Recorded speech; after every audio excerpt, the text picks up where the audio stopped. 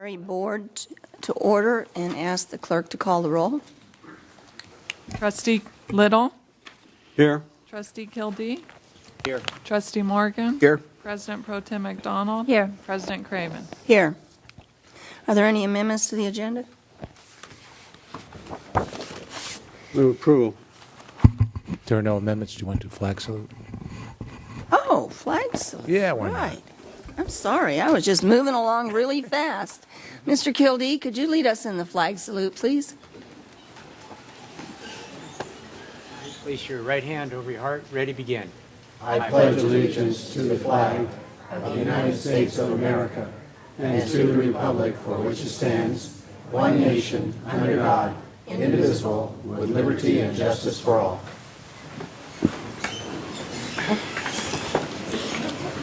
Thank you. Now, are there any amendments to the agenda? No amendments. Okay. Public comments. I don't have any cards from anybody who would like to speak to the Camarillo Library Board. Is there anybody who'd like to speak to us about an item that's not on the agenda? Seeing no one come forward, we'll move on to the consent calendar.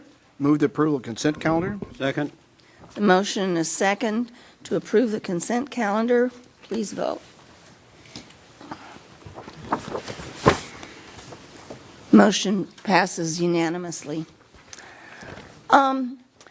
I noticed that we have a new March newsletter from the library. Mrs. Wolf, would you like to tell us what's coming up? Thank you, Board President and Board members. Yes, I would like to draw everyone's attention to the month of March, which is our Camarillo Reads One City, One Book. So it's a very special month for us, and we are celebrating a book about pets. Pets are very beloved. We have over 100 Pause for Reading events every year at the library, probably closer to 200.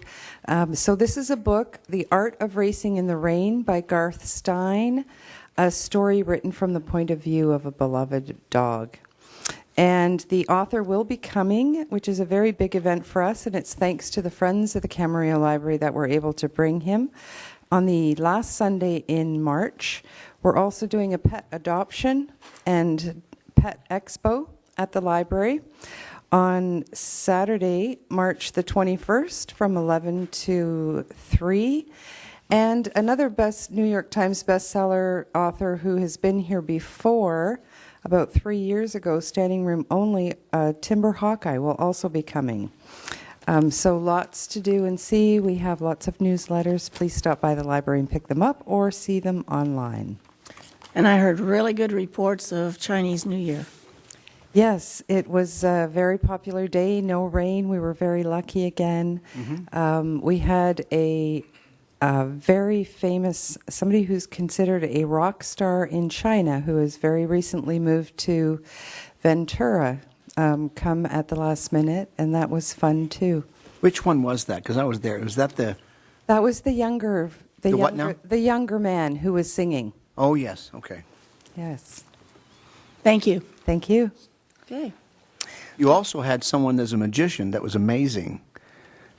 That guy, not just magician, but he's on Yes.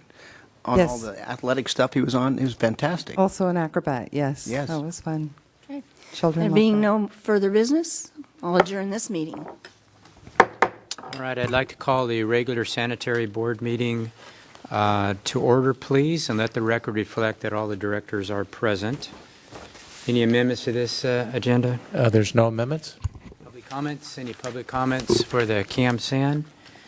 Moving along down to consent calendar. Move the approval. Second. Motion is second. Any further discussion? Hearing none, please vote. Okay, that passes 5-0. All right, departmental. Any comments from the staff? I don't have any tally. Do you have any comments? Okay. Tally, no comments. Any comments from the board members? Any comments? Okay, with that, we're adjourned. Thank you. Call the meeting of the Camarillo Successor Agency to order. Let the record show that all members are present. Is there any amendments to this agenda? There's no amendments. Thank you. Any public comments? Does anyone wish to speak to the successor agency of the city? Hearing none, we'll close the public comments. Consent calendar. Move the approval. Second. Moved and seconded. Any discussion? Please vote.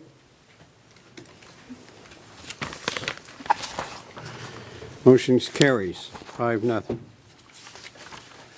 Is there any departmental, any city manager or any staff? We did have an oversight board meeting, and they did ratify and approve the action that we took at our last council meeting, the budget for the upcoming year and the ROPS, recognized obligation payment schedule. Okay. Anything else to come before this successor agency? If not, we'll stand adjourned.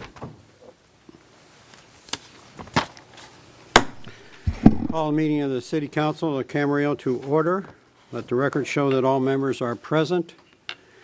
And I'll ask if there's any amendments to this agenda. There's no amendments to this agenda. Your Honor, Yes? I have a couple of items I'd like to pull from the consent calendar, please. Okay.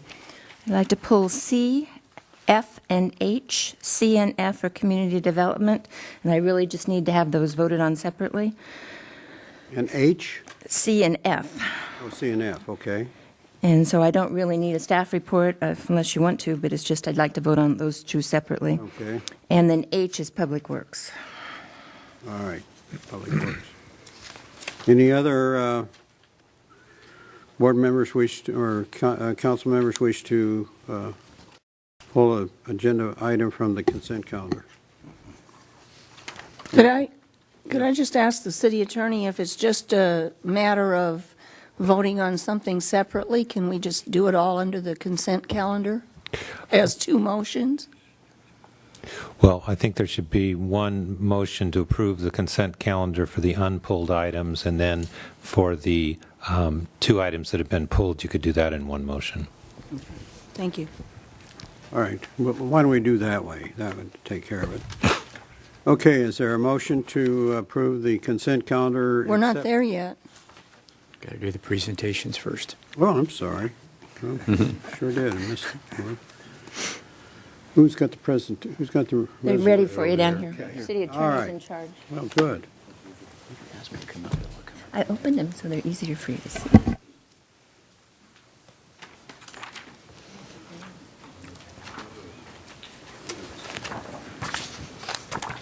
Well, it's not very often we can have a room full of state champions. Last time I remember we did it, it was sometime in the 90s, and the football team won the state championship. This time we have the wrestling team of Camarillo High School, which is, we're looking forward to being able to bring honor to our city, you bring recognition to our city, and you bring recognition and honor to your school, which we believe is one of the finest high schools in California. So with that, we're going to call all of you up, and we have a certificate of recognition for you that we hope that you will frame, put on your wall, take it to college or wherever else you're going in your life. And I'll just read it very briefly, and I'll just read one of them. It says, the Camarillo City Council congratulates the Adolfo Camarillo High School 2014-15 varsity wrestling team for winning its first ever California Interscholastic Federation Southern Section Northern Division Team Duels Championship title for Camarillo High School by beating Chaminade, Pioneer Valley, Pacifica, and Bishop Amont, executed this 11th day of March. So signed by all members of the City Council. So I'd like to have Vice Mayor Mike Morgan come up, and he'll read off the names, and then we have you up here, and we'll take a photo of all of you. I think we can get all of you up here, but we may have to stand. Okay.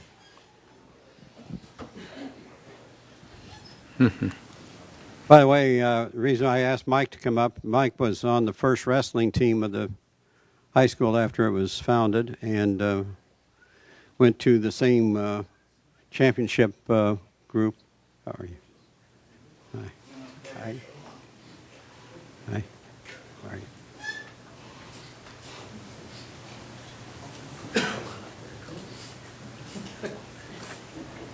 We need the coaches, too. See? Yeah, we need the coaches. Where are the coaches?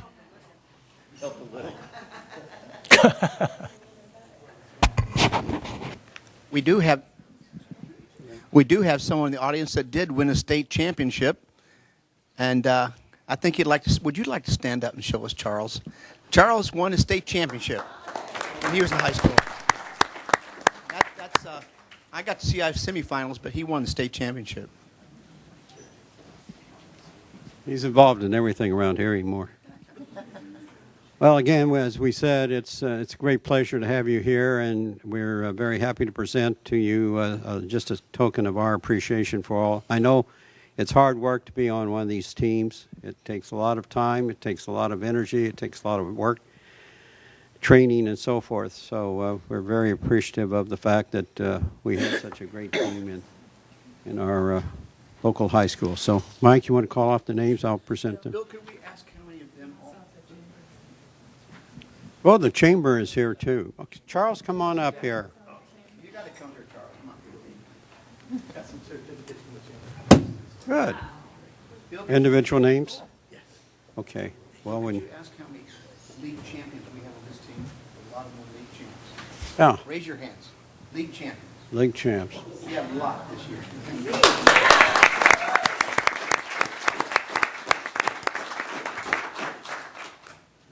Okay, we'll read off the name. I'll present their certificate. Vincent Plymeyer. Where's Vincent? Oh, hi, Vincent. Congratulations. There you are. Andrew Santiago. I've done this before. Santiago. Andrew de Santiago. There you are. There you are. Thank you very much. When you're done, come down and line up over here, and we can get a good picture of you all. Darren? Under the seal here. Darren? Congratulations. August Buchanan. August Buchanan. There's August. We'll get a good picture of you. Congratulations, August. Alex Medina. Alex? There you are. Congratulations.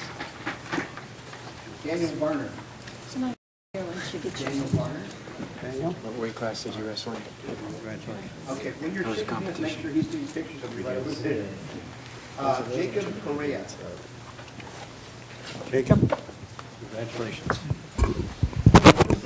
Oh, Vicky Santiago. congratulations. How did you get on this team?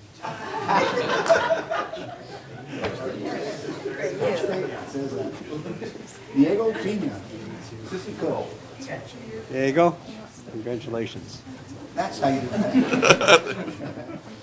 Ron Wilson, head coach. Ron? I haven't seen you in a while. Okay, look that direction. Good seeing you. Yeah, it's been a long time. Good to see you. And by the way, Ron was also a big champion in his days. Oh, John Ariola.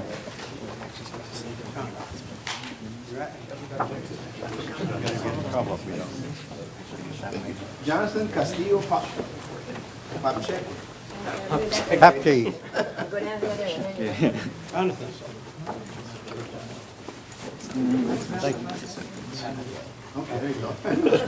Jeremy Montego. Jeremy?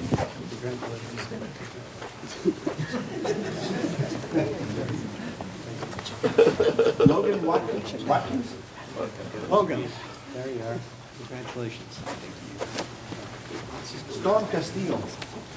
That's a name. I like that. Great team. Jason Ramirez. Jason? Glasses, please, with Mr. Only about the best boot guys. Jacob Cole. Jacob. Kevin, take him that way a little bit. Congratulations.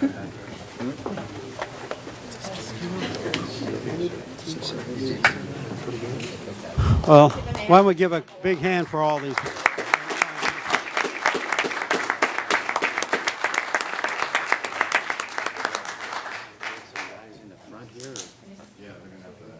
You guys want to make a line in the front here? Maybe two lines? You know what? Smaller guys in front. Smaller guys in front. That's you, Darren. Already in the front. Lighter weight classes in the front.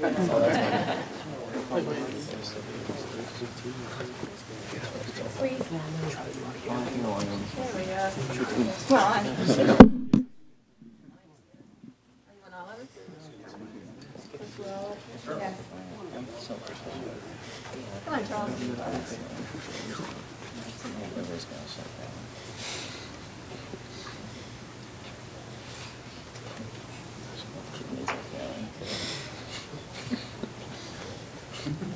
Paparazzi out there. I get used to it. One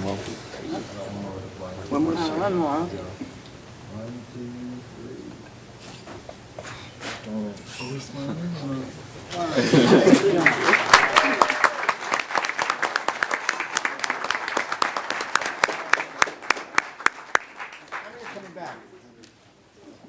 One coming back, two coming back, 3, 4. All right, 4 good. You know what you got to shoot for next year.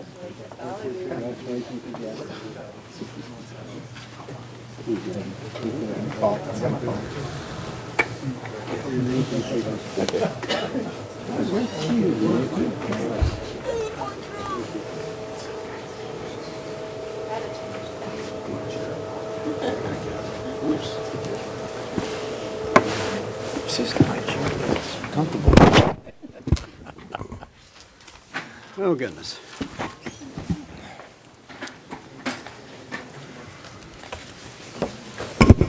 I hope the coach goes out and really works for scholarships for these guys. No pressure, but Mr. Wilson, that's how you get your guys in the other colleges. Go get them scholarships.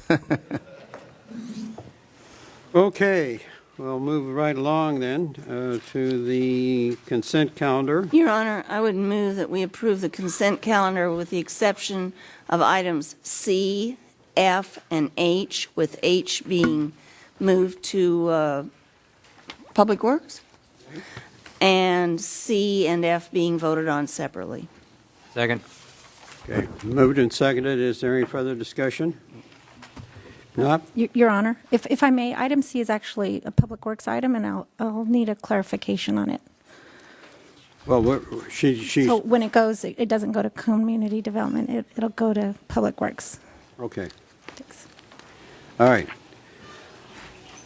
Any further discussion? Please vote.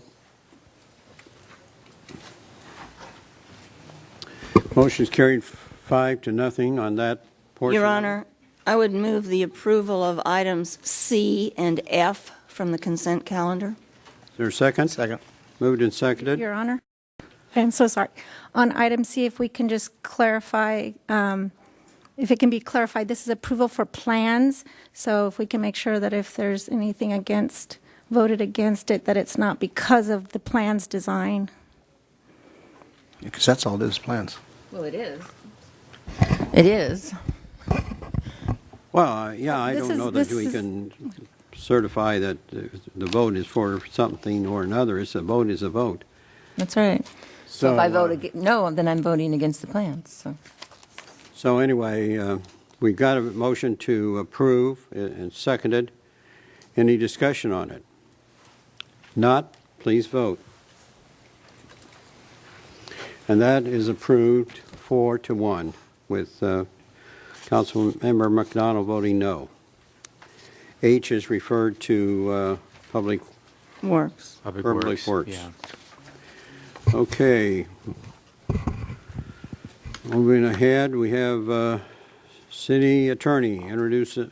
Public Works is Public Works, we next. got Oh, Public item Works H is now. there. This is not your night, Bill. Yes, I know. Okay, permanent easement and temporary construction easement, Santa Rosa Road widening project. Would you like me to ask my question? And I don't know, Tally, if you know the answer to it, I didn't know Tom wasn't going to be here.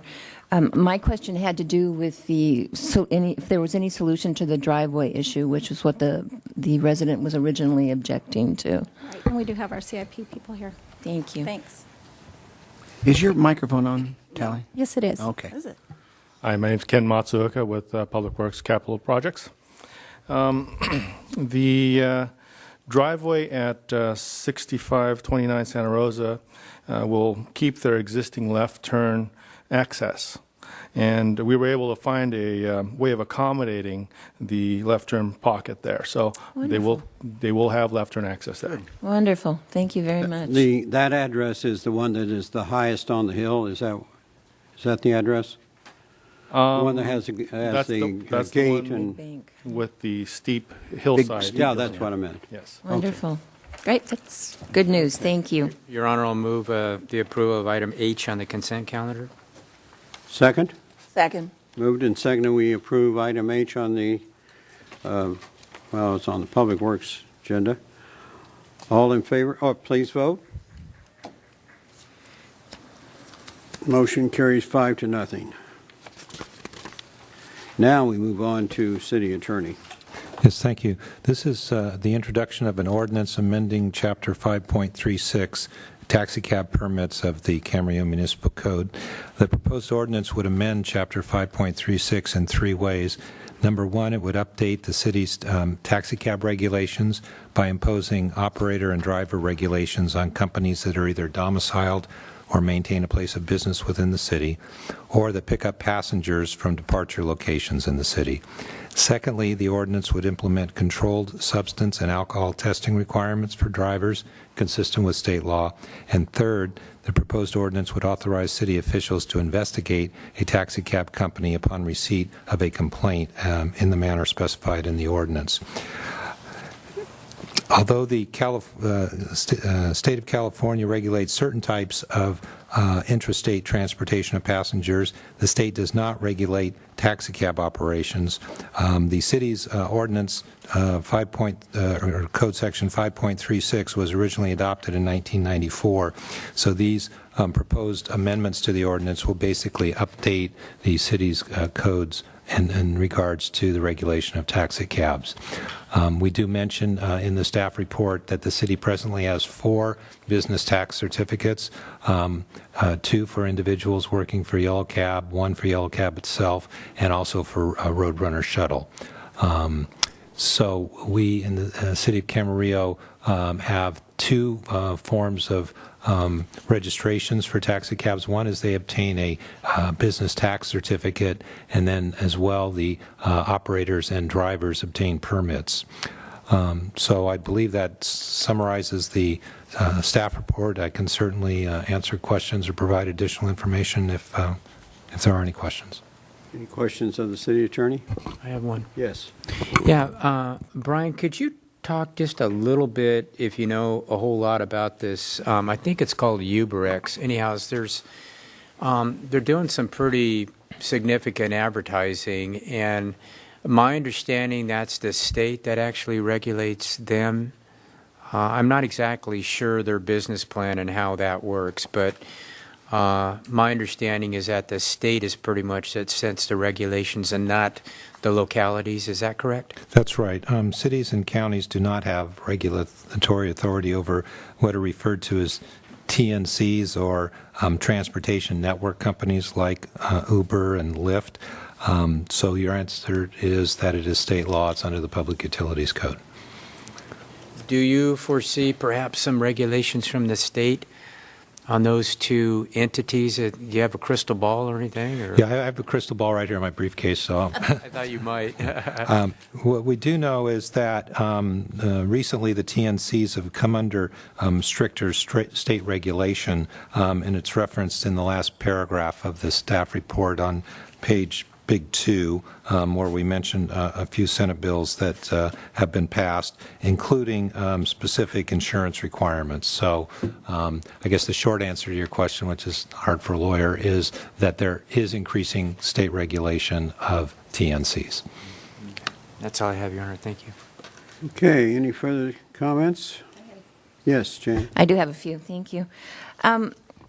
You mentioned that there are 4 that hold business licenses in the city. There's a lot more than 4 that I see around town. So am I to assume that those are people then dropping, or companies dropping off people that came from outside the city, or are they just ones that haven't been licensed yet? And then the second half of that question would be, how do we find those and ensure that they are indeed licensed and abiding by all the rules? Well, I don't know who to look for that answer. Well, I'll try to answer it.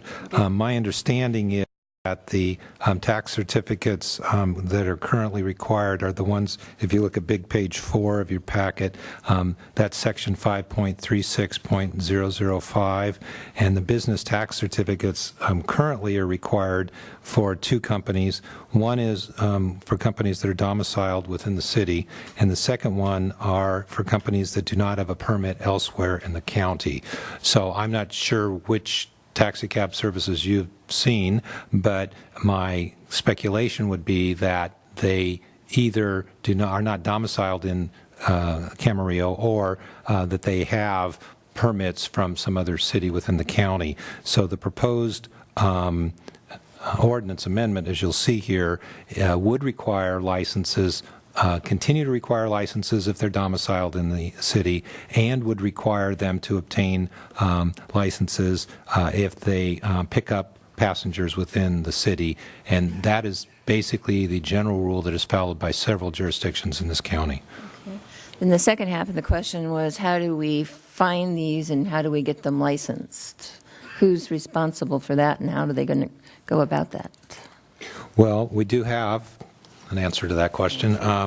That would be found in the ordinance. I know what the ordinance says. I want to know the practicality of it. Which department, and is it code enforcement, or do people call in? Well, I do have something to add on that. Okay. And it does require me to refer to the ordinance. All right. This would be big page 11. This is under taxi cab permits, and the provision here is new to your code, and it would allow for the city to investigate, and that would basically be based upon a complaint. So the enforcement, as with many code enforcement matters, is complaint driven. Obviously, if someone from the city observes the violation, like a city employee, that could be pointed out, or if a general member of the public does. I don't know that the police department has been tasked with that, although I suppose that could be discussed. I have a question on that. Maybe they do, because if the car is stopped for speeding and they happen to notice there's no device for checking your alcohol content like you're supposed to have under this new ordinance, I think they would be able to enforce that. Well, typically the police department would be enforcing state law, but they could enforce these city's ordinances if we wanted to. Then I guess that would be a subject of conversations with the police department, to the extent that they would be involved with enforcing the taxi cab ordinance. Yes. Could I follow up on this?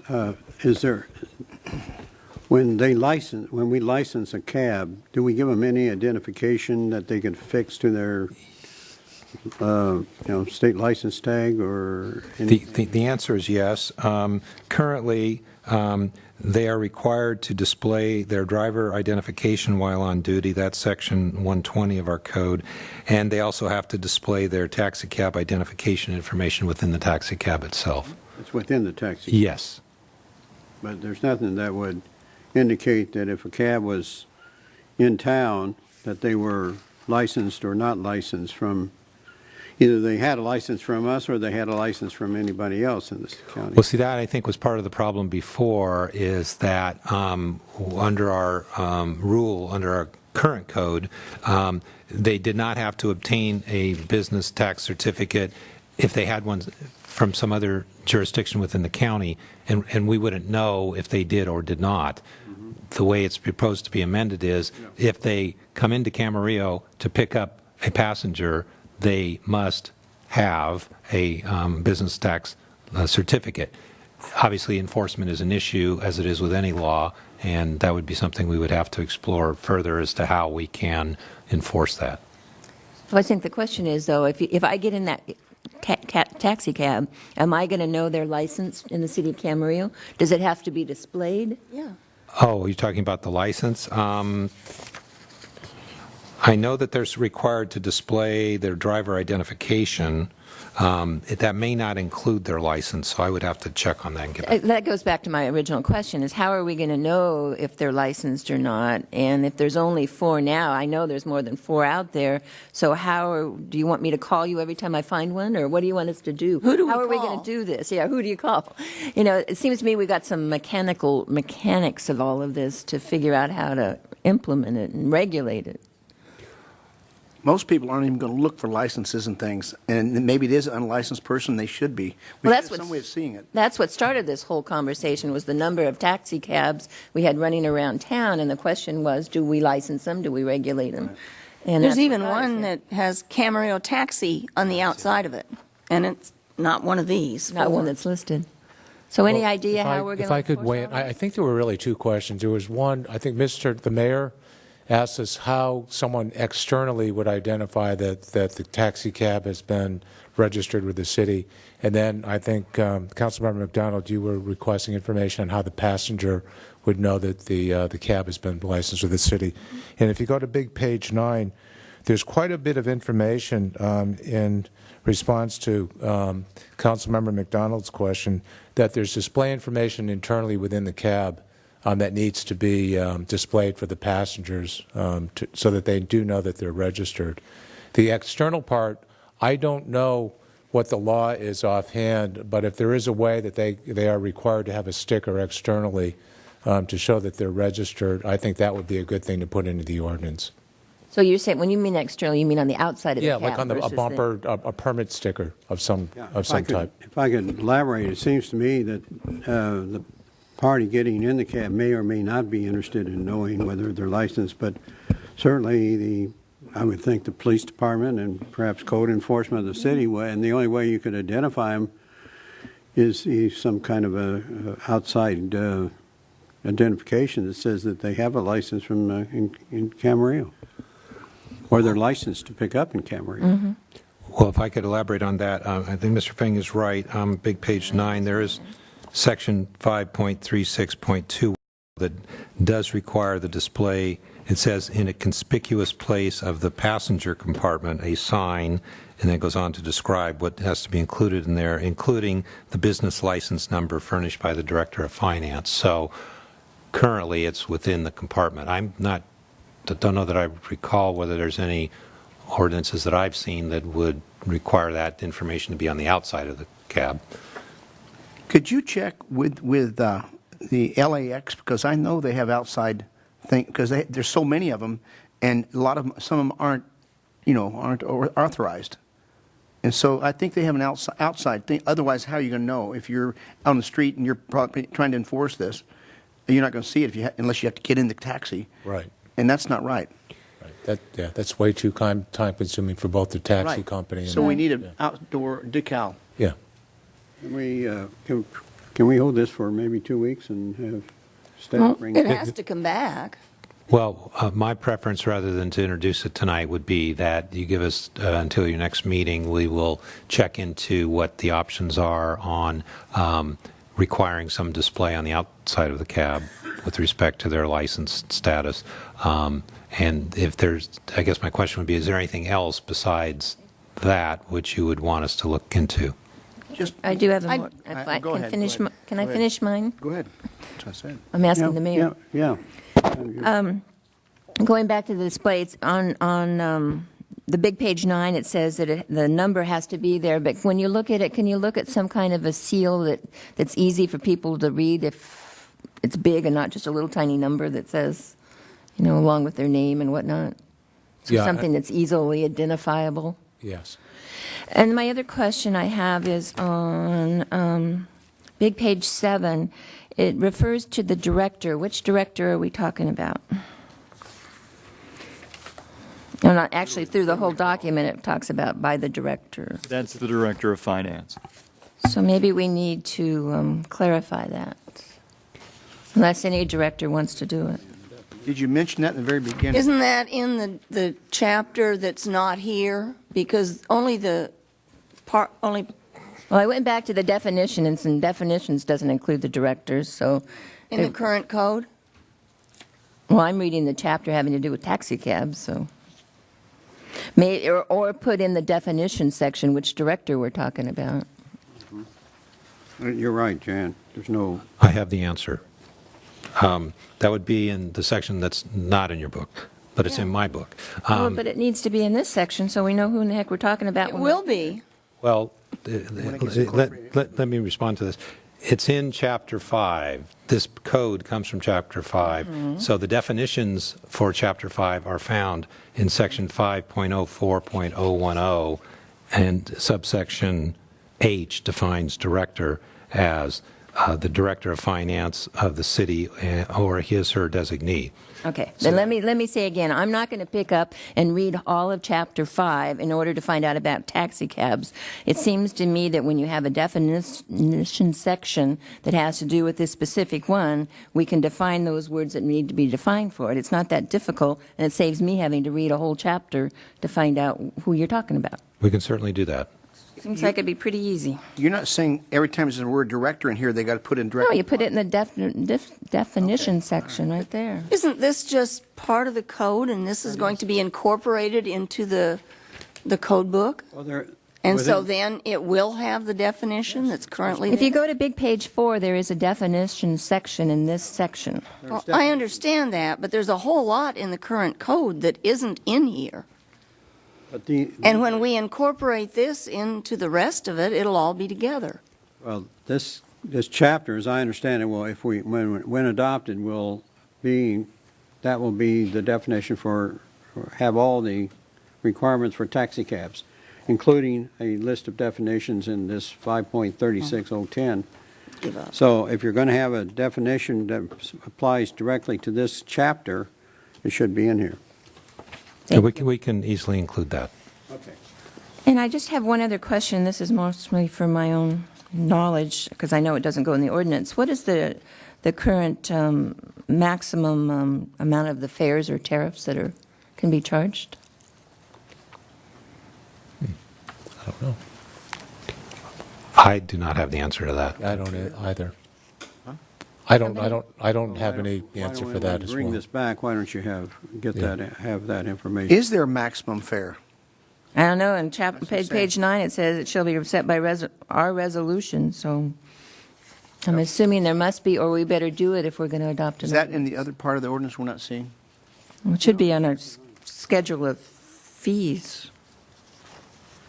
Okay, we'll ask that be included on the return of this ordinance. That's all I have, Your Honor. Thank you. So if I could try to summarize, so I'll be clear on what we're coming back with.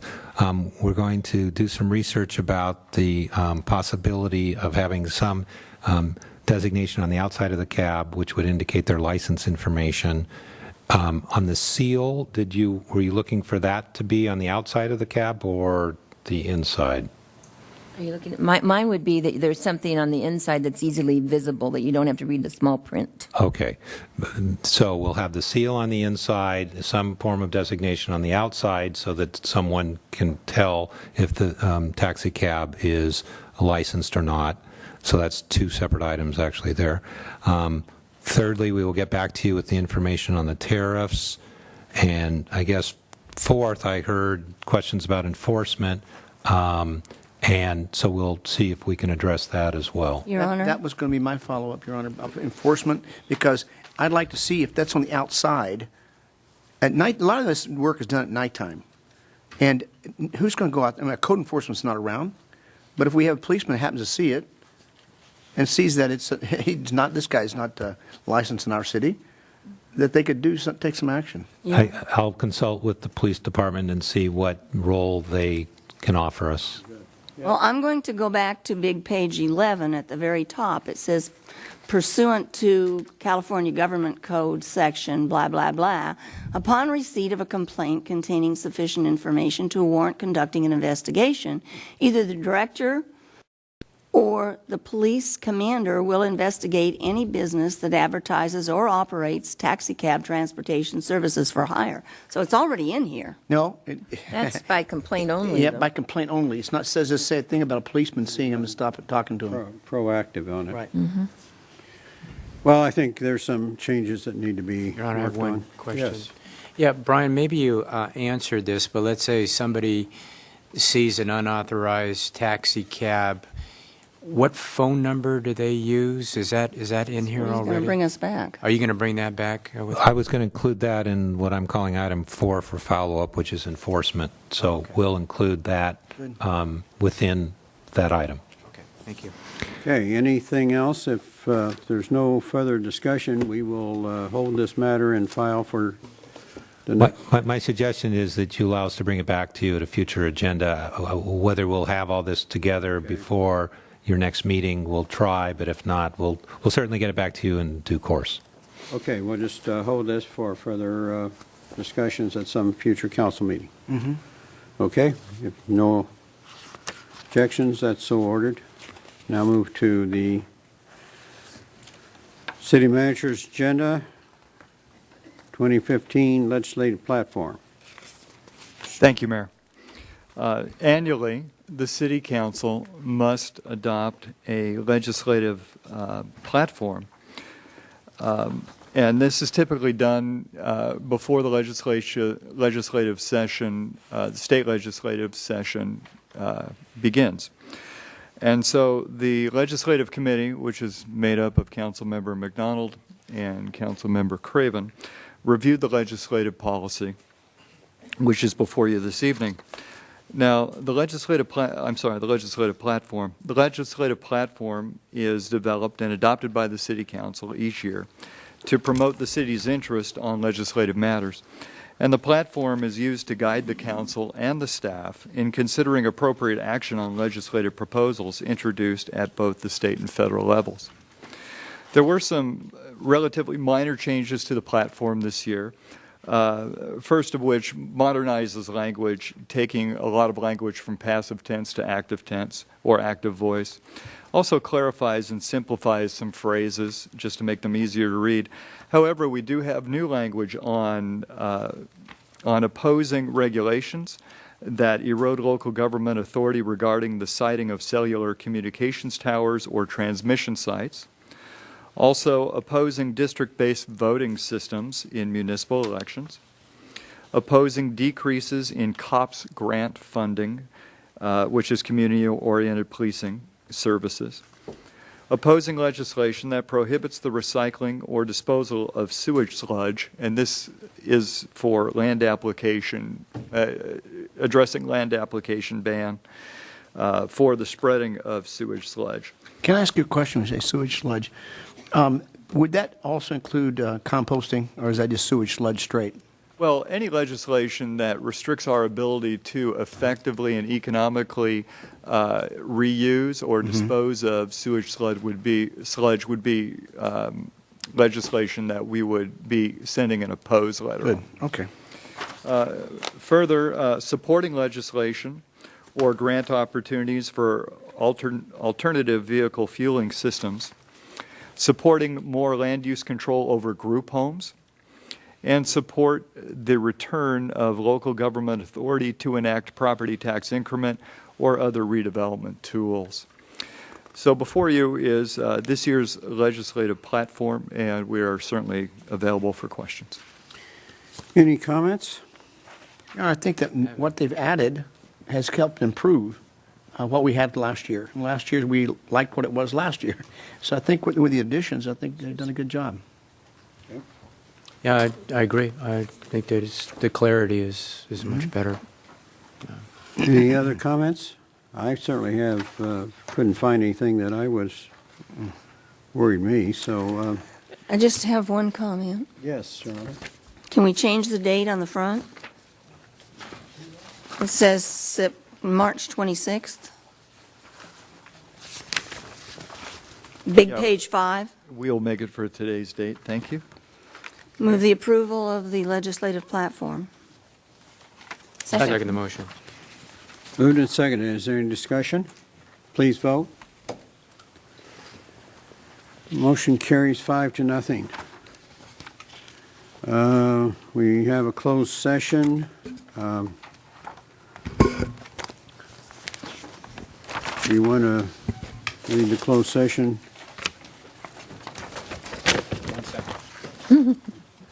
Got here sooner than you thought. Yes, we have a few closed sessions. We have conference with legal counsel, anticipated litigation, significant exposure to litigation pursuant to paragraph 2, subdivision D of Government Code Section 54956.9. Number of cases is 2, and we also have a conference with legal counsel on anticipated litigation, initiation of litigation pursuant to paragraph 4 of subdivision D of Government Code Section 54956.9. Number of cases is 1. Okay. All right. We've got about 15 minutes before 6 o'clock when we take our break for the study session. I understand there's people out here wishing to speak on an item that's not on the council agenda, and so we'll try to get those taken care of now at this point in time. Apparently all these involve the CSU-CI University Glen Housing, the 2025 Vision Plan. So I would suggest we go ahead since they're here, just so they understand we have a 3-minute limit. and understand that we're not involved in any other than just watching what's going on at the university. I am, Your Honor. Well, you're on it, but The site authority. the site authority, you're right. So if there's no objection, we'll ask you to come forward as we call your name, and please understand that there's a 3-minute limit, and we will have to ask you to stop if you exceed that. So I'm going to call him by name as Susan Engelman. Could we call myself first, please? We introduce the subject. He's one of the speakers. Oh, okay. Your name is? Oh, okay. Russ Petrusuli. Yeah, come forward, please. Thank you. And I will need the timer there, if you could help me out with that. Is the mic on? Yes, it is. Yes. And lift that microphone up, we can Please hear you. talk into the microphone. So I'm Russ Petruzzelli. I'm the chairperson currently of the Homeowners Advisory Council in University Glen. I'm here to discuss the brochure that recently came out from the university introducing the CI 2025 Vision Plan. It was also made public after a town hall meeting in the Ventura County Star newspaper. In 1998, the California Senate created a bill that created the site authority, and they stipulated in the bill that they would have at least 3 community members, 2 from the Board of Supervisors and a council member from here. And that's why I'm here now, because you are our public access to the site authority by virtue of the fact that they wanted you on the board, and that's why we chose to come here. I represent many residents and homeowners at University Glen who are opposed to the proposals for the housing development adjacent to the CSUI campus, and I have a written copy of this I'll give to the secretary after. On February 18th, about a month ago, the University Site Authority, which oversees the sales and management of these homes and apartments, distributed this brochure outlining their plan and their 10-year plan for the university. There's 4 things it called for that concern us. One is changing the original plan to build 590 apartments instead of 240 homes. They plan to sell, if the proposal goes through and is approved by the CSU Board of Trustees, all the rental townhomes and apartments and future apartments, sell them to an outside agency, not the land still in the ground sublease. They plan to outsource the property management. and they want to permanently house students in the town center. Despite our attempts to see the good in the president's planning committee, it appears they've kept the residents in the dark right up until the distribution of this 3 weeks ago.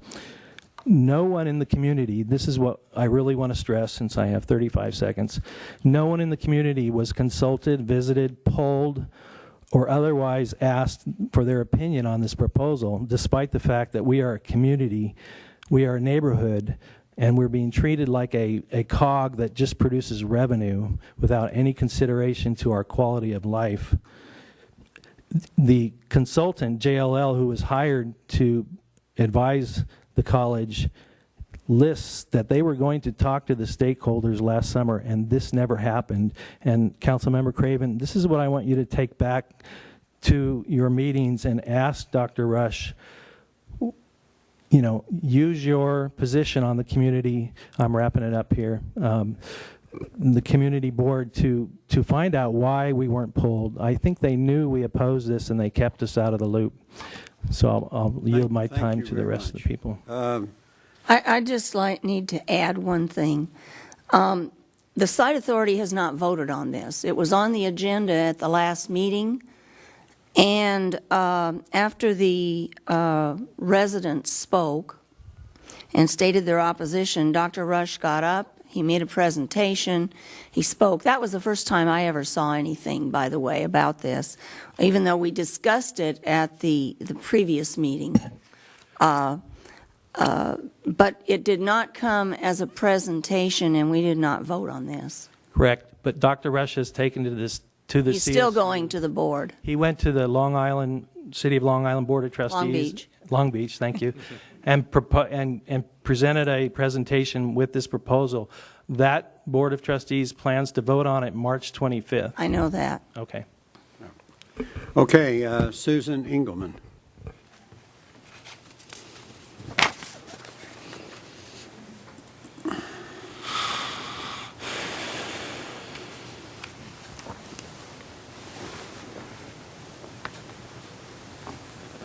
The next one up after Ms. Engelman will be Miriam Olson. Thank you, council members, for listening to us. My name is Susan Engelman. My husband and I purchased a home at University Glen when you had to be working at the university, a public educator, or a firefighter, a police officer, or a member of the armed services. We were told when we bought that home what the community would look like. The last phase of the community, which they are anticipating building, was to be homes, large homes. The president was supposed to have one of the homes on the hill. They decided, because they needed more money, that they were going to get rid of that idea and make almost 600? Thank you. Apartments. Our community, and that's what I want to impress upon you, is a community. We have all chosen to live there because it's beautiful. It's secluded, we're safe, we have very, very little crime. Everyone knows everybody else. You know who your neighbor is. Going next door, calling down the street to get a cup of flour is not a problem. Everyone cares for each other. I walk my dog at 5:30 every morning, and I feel safe as a woman to walk in an area that is surrounded by wilderness. There are not a lot of places in Southern California that have that luxury.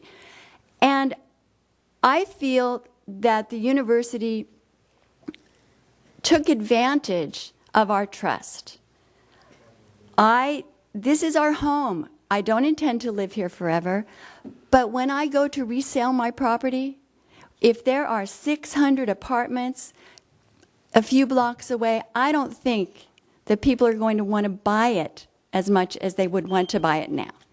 So I am just asking that you please consider that. I understand that you have little authority over the university, but Ms. Craven, you do.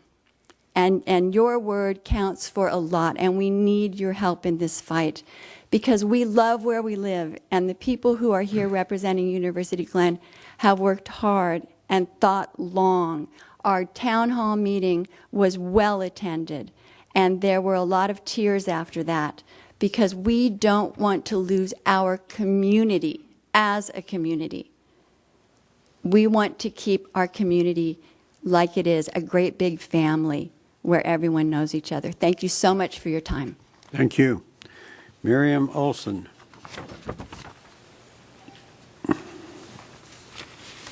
The next one up will be Kim Pazzulli. Hello, thank you for hearing me. First, I would like to Speak right into the microphone, please. I'm sorry. Before I run out of time, I would like to urge, because we have such this window of opportunity, if the Board of Trustees votes on this March 25th, I feel like this is just going to steamroll over us, and the community has not been made aware of this except for a couple weeks ago. I urge that, if nothing else, that vote be delayed. I have some serious concerns about safety for the region. As the Camarillo Springs fire was not too long ago, May of 2013. If we have 590 apartments there, I know what is going to happen. They cannot refuse to rent an apartment to anyone who can afford it. True, a student may not rent it, they may not be able to do it, but a mother and a father who can rent it for Johnny will rent it for Johnny. He will have his 3 friends there.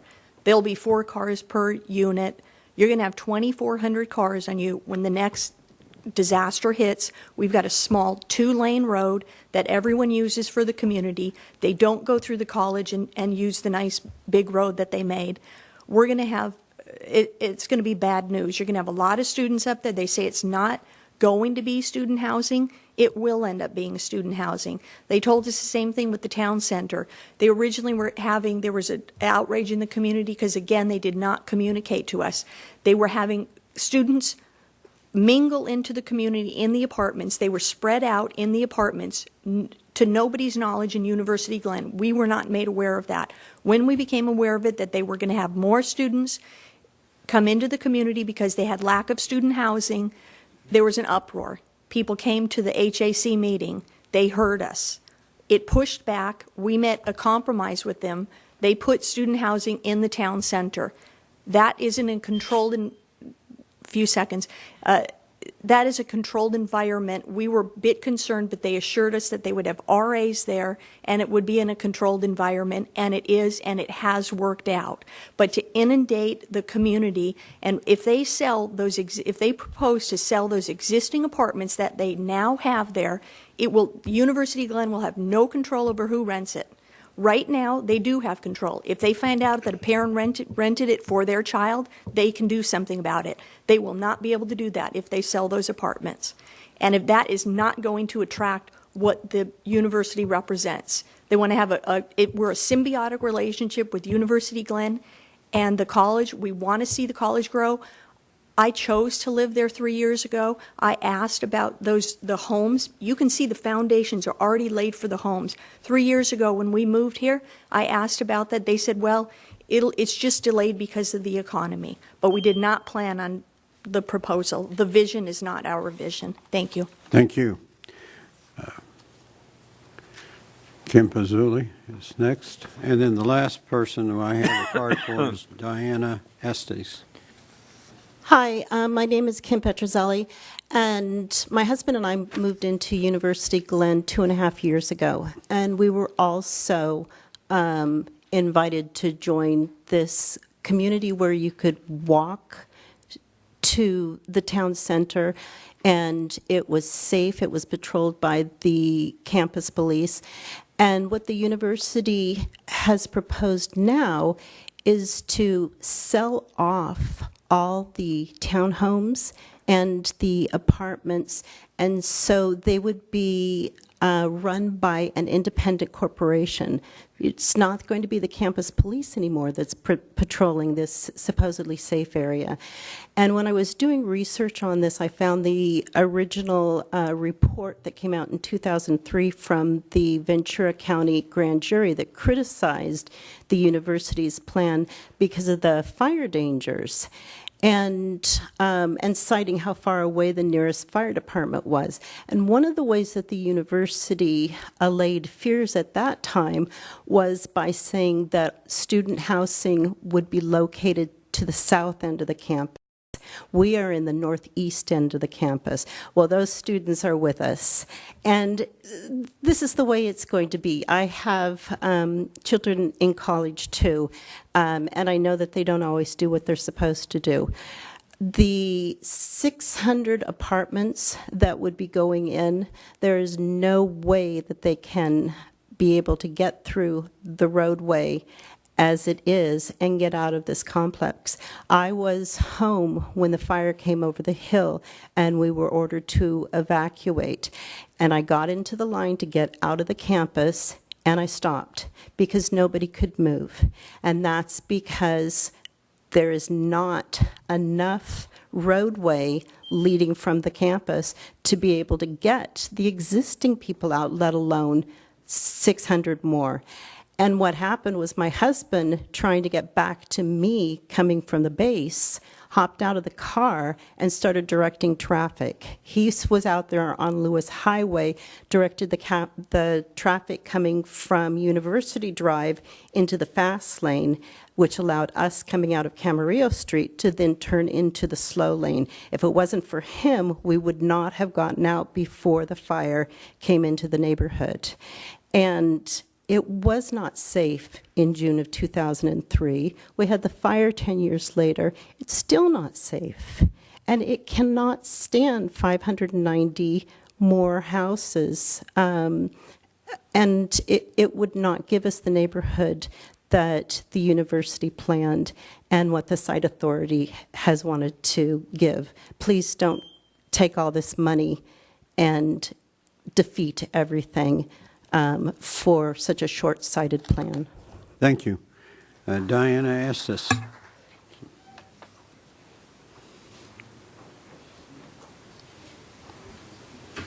Hello, thank you so much for hearing me. I just wanted to speak as a homeowner as well. My husband and I raised our children in Ojai, beautiful community, a very safe community also. We spent 3 years looking for another place to move that was a little closer for work for my husband, and we finally found University Glen, and we knew as soon as we found it that this was the place for us. And we've loved living there for the last 6 years. It's just been a wonderful community, as a couple other people have spoken of, and it does feel very safe. And, you know, this new plan is really disturbing because we know that the quality of life will be changed forever. And I've been speaking to many of my neighbors, many of whom are renters of townhomes, and some of them are just have been living there for a very long time, raising their families there, and the thought that they would have to be, you know, kicked out because they can't afford to buy a house. And also I've spoken to staff members and faculty who, again, are there for the quality of life. They are not in a position to buy, and they would be forced out of their homes. So I just really would appreciate your, help with this, Charlotte, and anything that you can do to speak to the board when you're there and try to, help them understand that this is not a great plan, that hopefully we can reconsider a plan that is, a compromise and addresses all of our concerns as well as the needs of the university. Thank you so much. Your Honor. Yes. Yes. I'd like you to know that I've been very, very concerned about this plan, and I've spoken to the City Council about it several times as I've been made aware of it. I was not at I think it was the August meeting where they initially discussed it, but at that time they hadn't told us they were going to sell off the existing apartments and that they were going to build privately owned apartments on the school or the density. But since then, we've discussed it, and we just get a little snippet here and a little snippet there. I do have an appointment on the 20th with Dr. Rush to talk about this very topic. I believe that all of the board members will. And as you know, the Site Authority Board was crafted very carefully so that it appears there's representation by local governments. There are 2 members of the Board of Supervisors, and there's me. but then there are a majority vote of employees of the university. So I'm very concerned. I will express my concerns to Dr. Rush. Have you gone and spoken to the Board of Supervisors to let the two members of the Board of Supervisors? Okay, I would do that right away if I were you. Let me ask a question. I don't know that much about how the system is governed, but they're going to have this meeting on March something down in Long Beach, I guess. The chancellors or Do these whoever people have an opportunity, if they were there, to speak before the assembled? I'm sure they will. It's a public meeting. Well, I wouldn't think you need to be there 3 days, but you would, you know. Well, I think, I mean, it seems to me that your future's at stake here, and I think I would really try to make it. I mean, it's, we'll do what we can, but as you've heard, we've got one person on a board that is apparently weighted in the favor of the university. So, you know, it seems to me you have a compelling story to tell, but you need to tell it to the people who are going to make the actual decision. And I think you can probably find out an agenda and find out when that item is on the consideration for that that board of. I think it's a board of people who will represent the entire CSU system, if I understand it. Your Honor, can I have yes, one sure. question to Charlotte? Maybe you can answer this now or maybe later. The new apartments to 590, they rental or are they for purchase? Rental. They're rental. But the other And they'll be ones owned by a private company who are buying the other ones up who are to? buying the other apartments. So one private company will basically be in charge of all apartments? Is that what? Okay. All right. Your Honor, may I follow up on that question? Will this be similar to what the Navy did with Navy housing then, as far as outsourcing or selling the property? And I believe so. We believe it's also similar to what Barbara and I listed. Okay. All right. I don't know what we can. I would suggest you stay in touch with Councilmember Craven, and I really think you need to have some representation there in Long Beach at the next meeting when this is being discussed. So if there's nothing else to come, we're going to recess till 7:30 and go to the study session. We stand recess.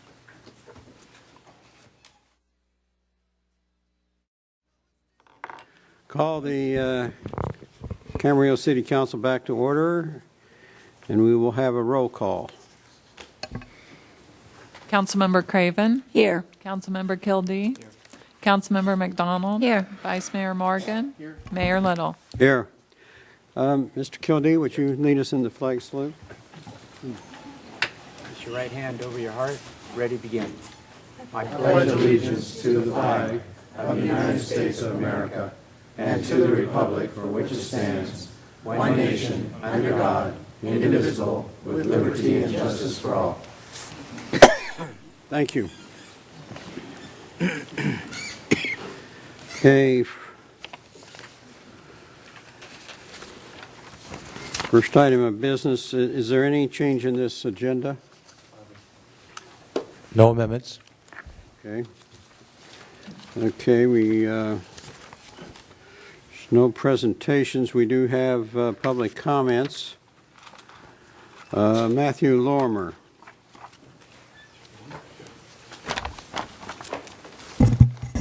Good evening. My name is Matt Lorimer from the Lamplighter Mobile Home Park. I want to talk about, we were talking about rent control, which you guys didn't want to do. One of the things we're concerned about, as far as from the owner, you have a packet in front of you. If you want to go to the rent review board, which you said it worked 30 years, you have 30 days to contest it.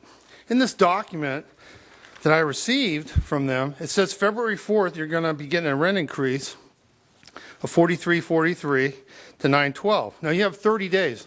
Mind that. Look on the third page, and you will notice that it's time stamped on the 18th and wasn't sent out to the 19th. Again, between the lines with IPG, more deception.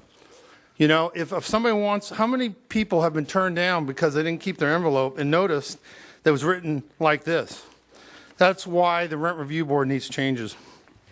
You know, I'd like to also comment, last week, there's a couple comments from councilmen I thought were inappropriate. People, we had a meeting and I wanted to address them. Ms. Craven, you said there was only 31 people that showed up here. We have 227 homes. You put us on the bottom of the agenda. Late at night, people had to go home. It doesn't matter if there's 31 people or 4 people. You push projects through with less than 2 people. Everybody's important that comes to this forum. So that being said, I need to state that. Kevin, you said your business increases have gone up. That's great, but you can close your shop and move on and not have that effect like we do because we bought our mobile home park. It's important the public understand the difference between a business owner getting an increase and a resident. The next thing I want to talk about is our factory outlet mall. We have a thing from the paper. Simon Group owns the factory outlet mall in Camarillo. They're worth $100 billion. Basically, they're going to buy their competitor for $22.4 billion. It is the only business in town that receives free police services at overtime. 2011, $4,000. 2012, about $5,000. 2013, $7,000. And I'm still waiting for figures from last year. The idea that a company worth $100 billion you're giving free police service for mall cops is inappropriate. Our police department works hard. We should use those resources for the city, not for a company. It is the only company in Camarillo that's receiving free police services. This has been going on for a long time. The public should be made aware of it. And again, this practice should stop. A company that has $100 billion and is planning to buy their competitor for $22.4 billion, and it was in the Ventura County Star on Tuesday, should not be receiving free police services at a rate of $20,000. Thank you. Thank you. All right, we'll move on to public hearings. And we will open the public, well, we will hear a report regarding the item in question, which is the introduction and adoption of a zoning ordinance amendment, Chapter 19.76, wireless communication facilities. Who's going to give the report? Don? I will, Mayor. Okay. Good evening, council members, members of the public. Before you tonight is the proposed wireless communication facilities ordinance. It has been 8 hard months in the making, and before I get into the details, I just want to point out that this has been a collaborative effort between the City Attorney's Office, Community Development, including Assistant City Manager Norman, Interim Director Vaca, and our planner Jackie Lee. We've had a number of meetings with industry and public representatives too, and I think you'll see tonight that this ordinance reflects input from a wide range of people, and I think we've resolved many of the issues through that kind of collaborative process. For a decade and a half, we've been working off of this code section when we've been reviewing wireless facilities here. As you can see, it's rather minimal, and our saving grace has been because basically new facilities have been subject to a conditional use permit, and through that process we've been able to work out many of the design and location and other siting and operational issues, but not without some hiccups in the process because of the minimal extent of the regulations. And so we've had to deal with public concerns regarding aesthetics and safety and health issues, and on the other hand, industry concerns regarding what are our procedures, what standards are we going to use. Despite all that, though, I think as you go around town that the facilities that are in place have been well processed in the sense that this tower here is actually a wireless facility here, and then we have constructed facilities in the public right-of-way that generally match existing utility poles and things like that, so that they really haven't stood out very much. Nevertheless, though, in the intervening years since we first adopted that regulation that we have in place, there have been changes in the legal landscape. We have, in particular, a new federal regulation that was adopted in 2012 as part of the Middle Class Tax Relief Act. We call it, in industry parlance, Section 6409A, because that is the actual section, and that places limitations on the city's traditional time, place, and manner regulations. As you can imagine, in something with a national importance like wireless communication facilities, lobbyists in Washington, got to the political powers there, and understandably, were concerned about multiple regulations in different jurisdictions, and the delays that they were encountering in implementing their projects. So the federal government responded with this regulation. Subsequent to that, the FCC, which oversees these facilities, issued a report and order at the beginning of this year. It has effective date in April, which is why we're doing the urgency regulation, and that added, after 288 pages, some clarification as to what that one section meant in terms of some of the language there, and we'll go through that. But those two things, both the regulation itself and now this clarifying order, really do change the legal landscape, and we need to respond to it, particularly with respect to issues about the timing and how we process things, because there are preemptions that we're not usually used to with respect to local land use control. There's also been evolving case law, too, to go with it. So that's why last year in May and July we adopted a moratorium to give us a chance to sit back, to study where we wanted to go in light of the evolving case law, the new federal laws. We've had 2 sessions before you and the Planning Commission already on this. We've met with industry representatives. We've met with members of the public, or given them an opportunity to comment. And finally, that has brought us to where we are today with the ordinance that we have that was reviewed by your Planning Commission a few weeks ago. They unanimously recommended approval of the ordinance. There were a few minor changes that were done at that meeting in response to industry comments. We addressed those. We made a few changes to the ordinance that evening. Because they were so minor, they were really some technical details that we had no problem with, and if that worked for the industry, we were comfortable as staff recommending it. And so tonight we have the ordinance, and we have not received any comments from the industry. So I'm optimistic, unless public comment fools me tonight, that we've really kind of worked through many of the issues here.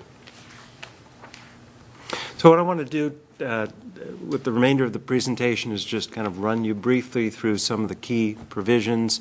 You've had the opportunity to see the ordinance. I just want to hit some highlights of it. In essence, the purpose section, and really throughout the ordinance, we're trying to strike a balance between community needs, particularly aesthetics, where we're citing these, reducing impacts on the public, trying to address their concerns about being close to some of these facilities, while at the same time ensuring that the industry is able to site these facilities and locations they need, because they're not deliberately choosing to put them in places where they stand out. They choose to site them because they need to fill coverage gaps. And what this usually is, it's an elaborate chess game where there are only so many moves that can be made in so many places where you can put these things, and that's what we have tried to address in these regulations there, and strike that balance between community and industry needs. As you can imagine, too, in recent decades, the type of equipment is quite different than what we had in the 1990s, when the 1996 Telecommunication Act came out, and cell phones were still pretty basic and large, and we didn't have smartphones. We have very different equipment today, too, so we've needed to update our definitions to address what the current industry standards are, and try to predict what things might look like in the next decade or two as well, but I suspect we'll probably be back for some changes as well. We've added terms that are appropriate to our land use regulations that we'll be going through, things like what is a camouflage facility, this palm tree here. Co-location is when you have placement of additional facilities on an existing structure. Stealth facility, which I will repeatedly state tonight is our preference here, and here's an example. This is actually, it's in that tower structure there. Again, it's a concealed facility. That's our preference. And one of the key definitions that we've had to incorporate in response to that Section 6409 federal law is the idea of a substantial change. Because if there's a substantial change in existing facility, then our typical land use regulations will apply in terms of a CUP or facilities and rights of way will be subject to administrative permit. But if there's no substantial change in existing facility, and you can debate what is substantial, but what the federal government is telling us are these standards here, which, you know, to many of us can be considered substantial. 20 feet height increases, 10 feet, increase in public rights of way. But these are, straight out of the FCC order and interpretation. So this is what we have to follow. But when you don't have a substantial change, then there's basically a federal mandate that we have to approve these facilities. We can't deny them. We also have significantly shorter processing periods than we normally would too. 60 days after an application is submitted, if the application is subject to this 6409A requirement.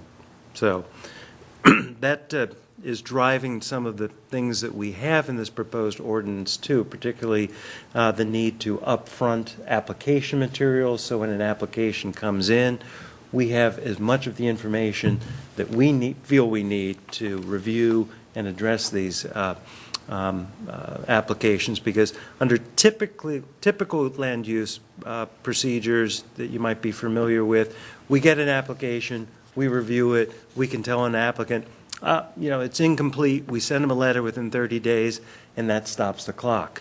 Under these new federal guidelines, it doesn't happen that way. Okay? When it comes in, yes, we get to stop the clock if we tell them it's incomplete, but we don't get the reset button. Okay? So if it takes us 29 days to process, to review the application at the onset, then we only have 31 days to meet the 61 day. We don't get to restart the clock. So that's, when you get to some of the lengthy application materials, that's why we're doing things, and also why we need to potentially retain consultants, because we don't have a lot of time to do some of this that we normally would. So again, substantial change is going to be, it's laid out in the statute there, but here's an example just to give you a sense how substantial, non-substantial change can be. That, let's say this is an existing facility on the left here. You have an antenna array here. You've got one here. Applicant comes in, and they don't add to the height. They actually just change this array down at the bottom. Okay? It's certainly larger than the existing one, but this probably falls, it's not an increase in height, and it probably falls within the permitted increase in width too of the facility. So this would probably be considered a non-substantial change, and we would have to do the expedited administrative processing. Take this, for example. Let's say this array. Unfortunately, we don't have too many of what we call an observable facility in town, but let's say this was the existing facility. If the industry came in and added antennas out here, that would be a substantial change, because they're far outside the width of the existing structure here. So that would be something that would be a substantial change and trigger different processing requirements. Even things that are less significant as that, though, could potentially be substantial change. This is actually a wireless communication facility disguised as a kind of structure in the high desert area. As you can see, it just looks like a stuccoed building. If the industry were to add some exterior antennas like this, arguably this has gone from what we call on the left a stealth facility because it looks like a normal structure.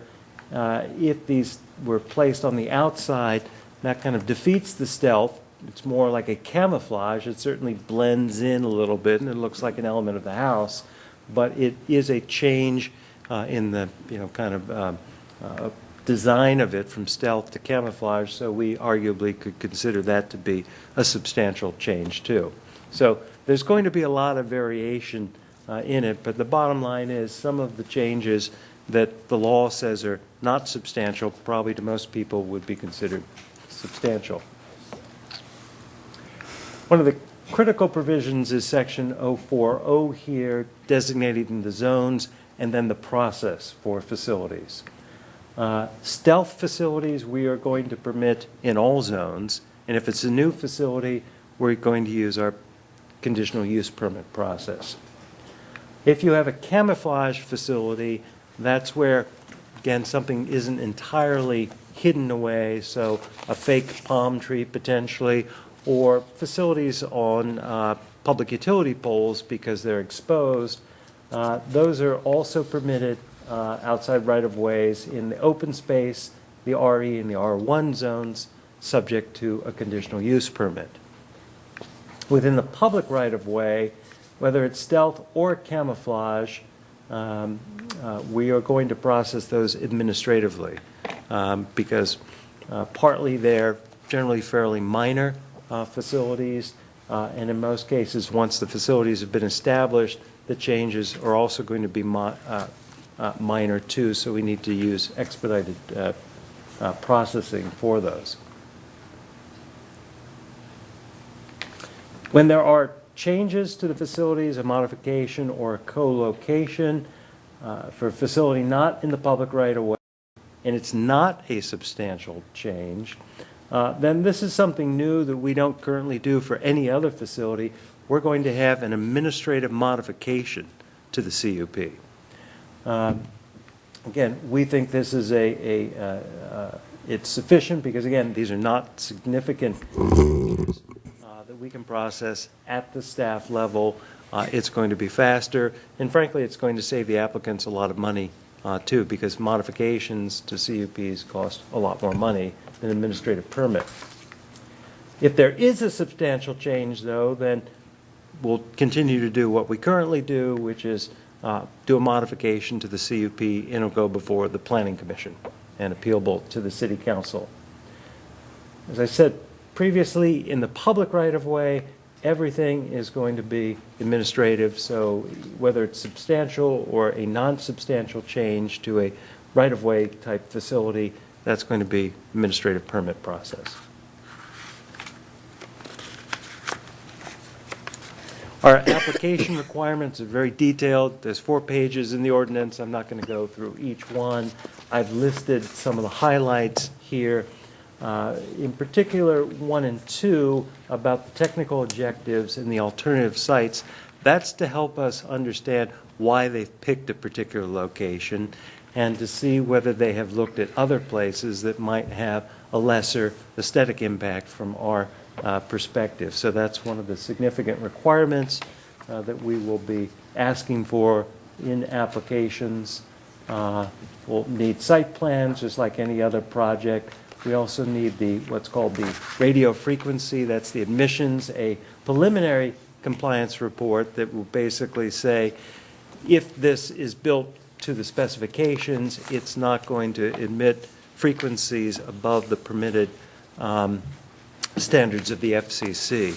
It's important to note, I think you're all aware, that we cannot regulate the emissions. That's something that the federal government regulates. We can certainly require them to be within those standards and check for compliance, but aside from that, that's kind of our limitation on kind of health and safety concerns regarding the frequency emissions of these types of facilities. In the right-of-way, I think what's new here is that we are requiring non-franchise holders, people other than Edison or the gas company, if they're putting in a wireless facility in the right-of-way, to have what we're calling a right-of-way agreement, because our franchises are subject to requirements that if we widen the street and we need to, they need to relocate, it's on their dime because they've placed these in the right-of-way. With our telephone carriers, they're permitted to be in the rights-of-way, but we don't have the same kind of contractual relationship that we have with our other utility franchises. So we've come up with a form of right-of-way agreement that will address issues like relocation and things like that. The applicants will only have to do it one time. So rather than adding 15 pages of condition to each permit, we'll have one application that will cover all the facilities they want to construct in city rights-of-way.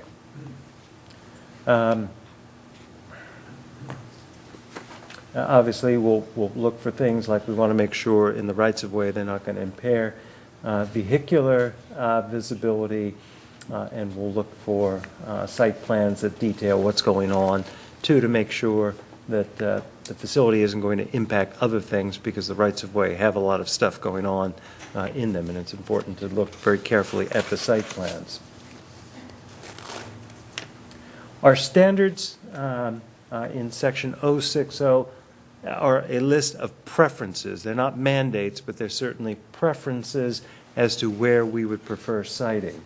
The bottom line here is that our preference is that facilities be sited to the extent feasible, not in residential areas. So preferences would be using existing structures in industrial, commercial, or open space zone. If there's not an existing structure where you could do a stealth facility, then new structures in those same zones would be the second tier, and then down at the bottom are residential zones. And I do want to confirm that yes, facilities are permitted in residential zones, but we do have a requirement that they can't be permitted on a property that's primarily used for residents. So you're not going to find a facility built in the backyard of a single-family home, for example. But our residential zones do include facilities like churches, schools, and parks. And so those are potentially sites that are open for use for these kinds of facilities. In the right-of-way, our preference is to co-locate on an existing stealth facility. If there is one, probably most will be number 2 here, co-locations on an existing camouflaged facility, which is basically putting the facility on top of a street light or some kind of other utility pole. So basically you're just seeing the equipment up above. We're not going to permit these kind of facilities, though, in any median areas. Those are reserved for landscaping. And except for the gas company or Edison, wireless carriers won't be able to install new poles where there aren't existing poles. They could replace a pole if they need to have a stronger pole, for example, for a co-location because they're adding facilities to it, but we don't want them doing fake utility poles in areas. So that's one of our compromises.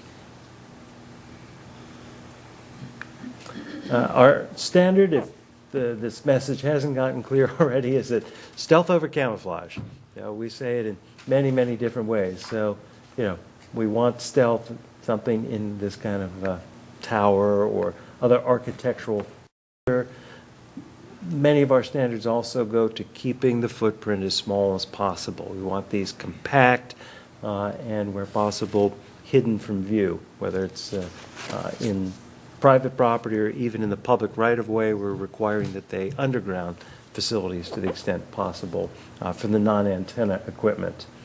Heights will be subject to heights in the permitted zone, but those can be adjusted through a CUP process. So just like this building could be higher than our maximum in a zone, let's say 30 feet, it could go up to 40 feet through a CUP process.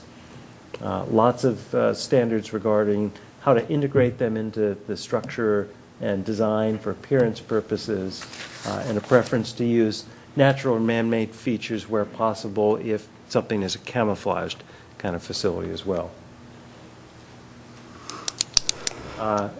In the right-of-way, key is to underground the equipment, so we don't want to see those big utility cabinets that were constructed initially, 6-foot-tall power boxes and things like that. We're going to require those to be undergrounded to the extent feasible. They'll have to make a strong case why they can't do it, and cost is not the overriding factor. It has to be something stronger than that.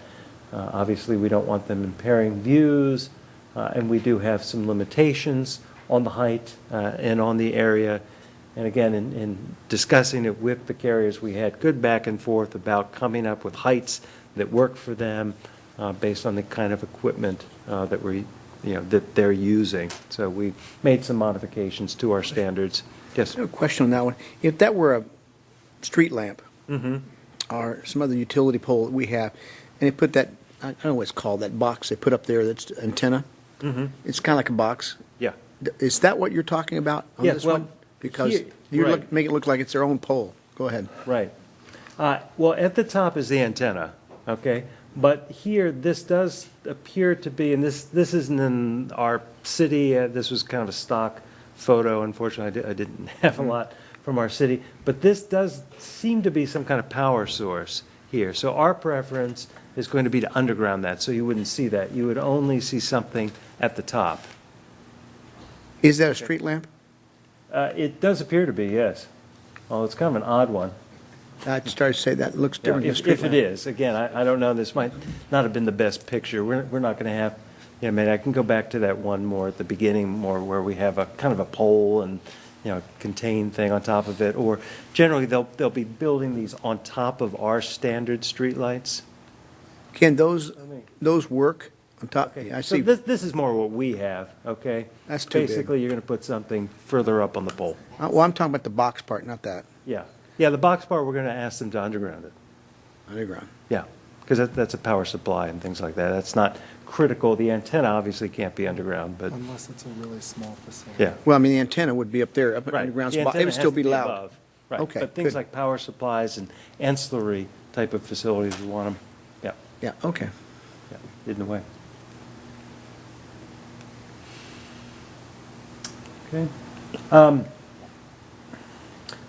Because we have limited time periods to process it, and because some aspects of the applications now are technical, because if we want to control the siting of something, it's really going to be a battle of experts on whether is there a gap in service and that they need this particular location.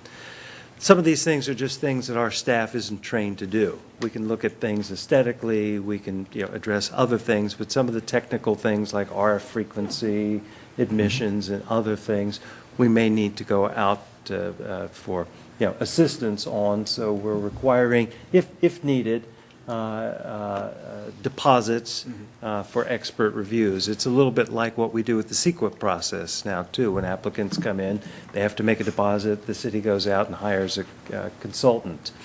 This has not been something we've done to date with applications, and we don't expect that this is going to happen very often either.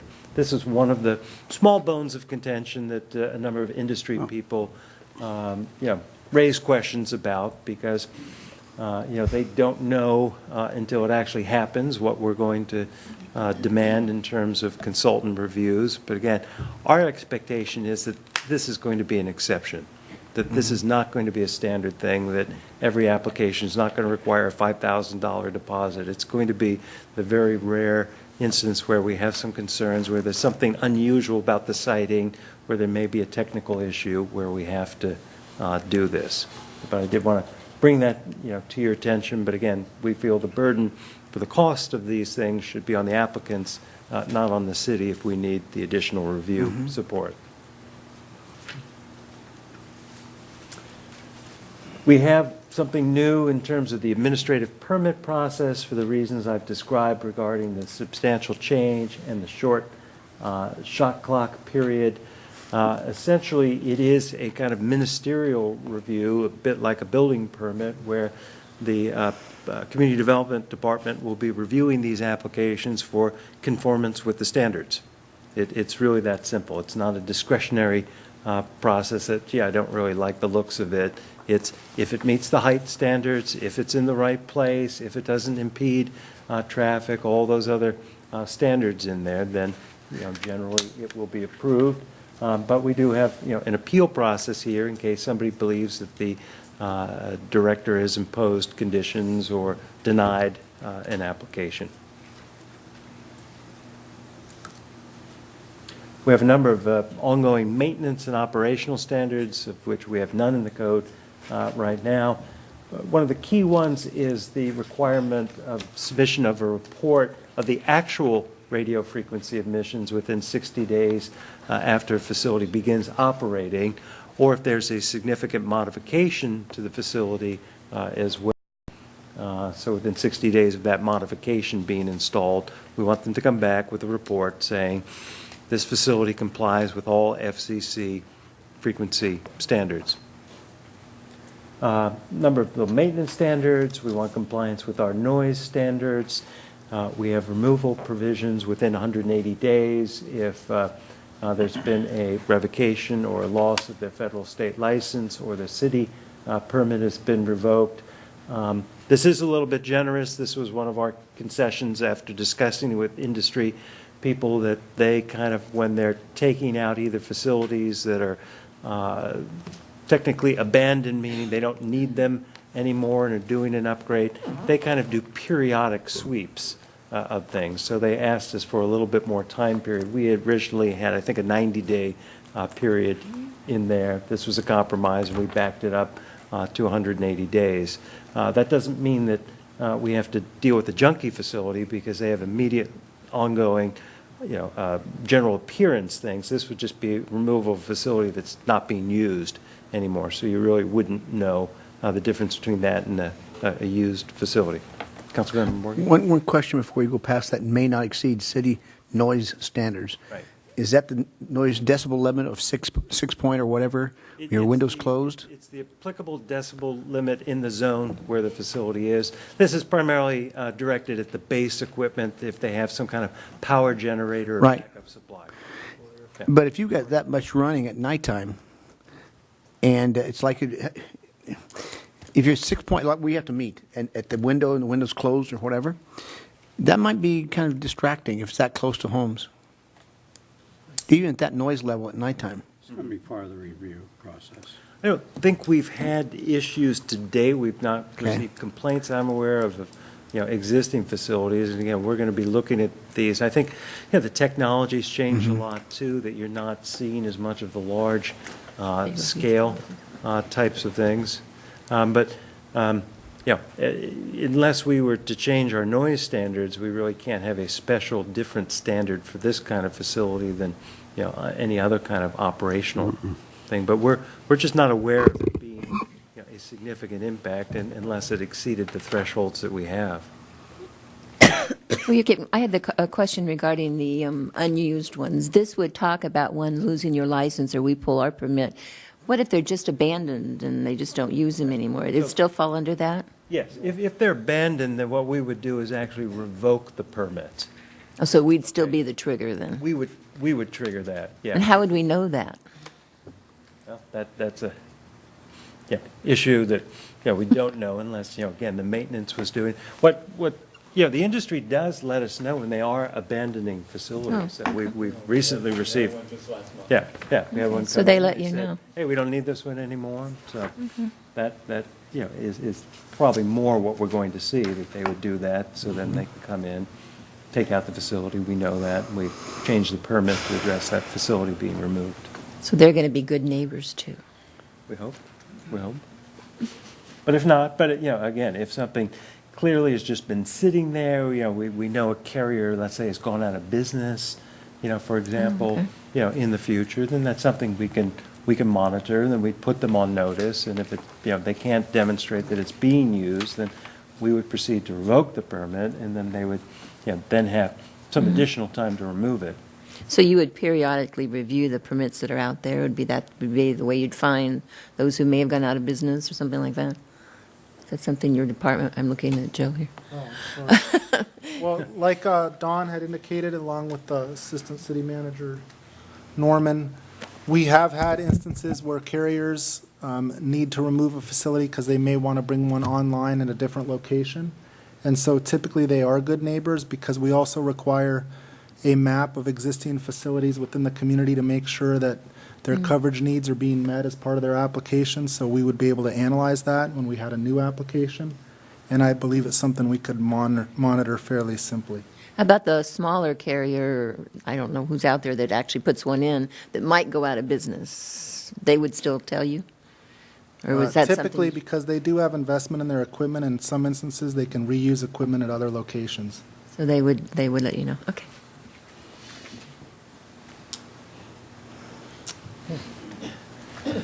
You know, we've really tried to, as I indicated, accommodate industry concerns, to have standards that we feel work for us. But if it turns out that because of changes in technology or there's some different need, we do have kind of what we would call a escape valve provision that would allow us to grant variances for things if it was demonstrated that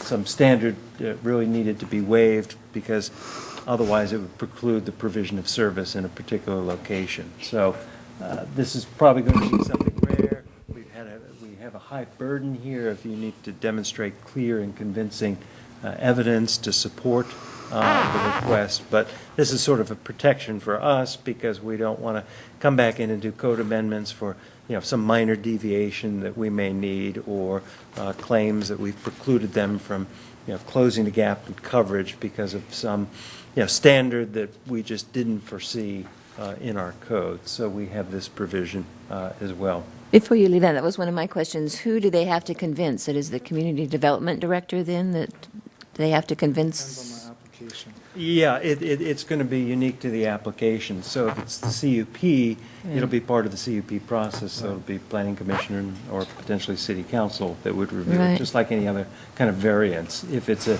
administrative one, then it will be a director. The director, okay. And we do have the ability to retain an expert if it is analysis that's beyond our technical capabilities. Okay. So we've written that into the ordinance.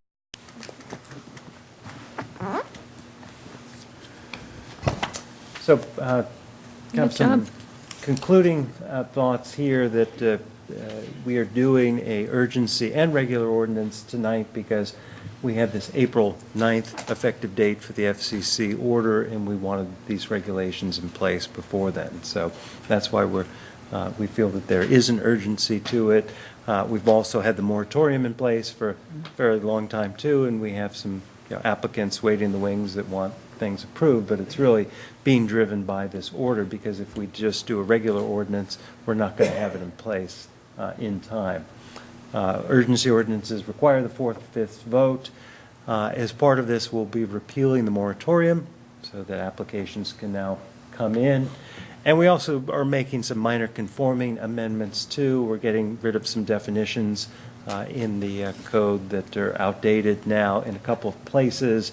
We had references to these facilities being approved subject to a CUP. What we've tried to do here, and what Mr. Vaca and I have discussed in code things in general, is the preference to put things in one chapter rather than scattering them throughout the code in different zones. You have a wireless facility, you look in the wireless facility chapter. It's all there. You've got all the definitions. You've got We had an all the earlier zones. discussion of that.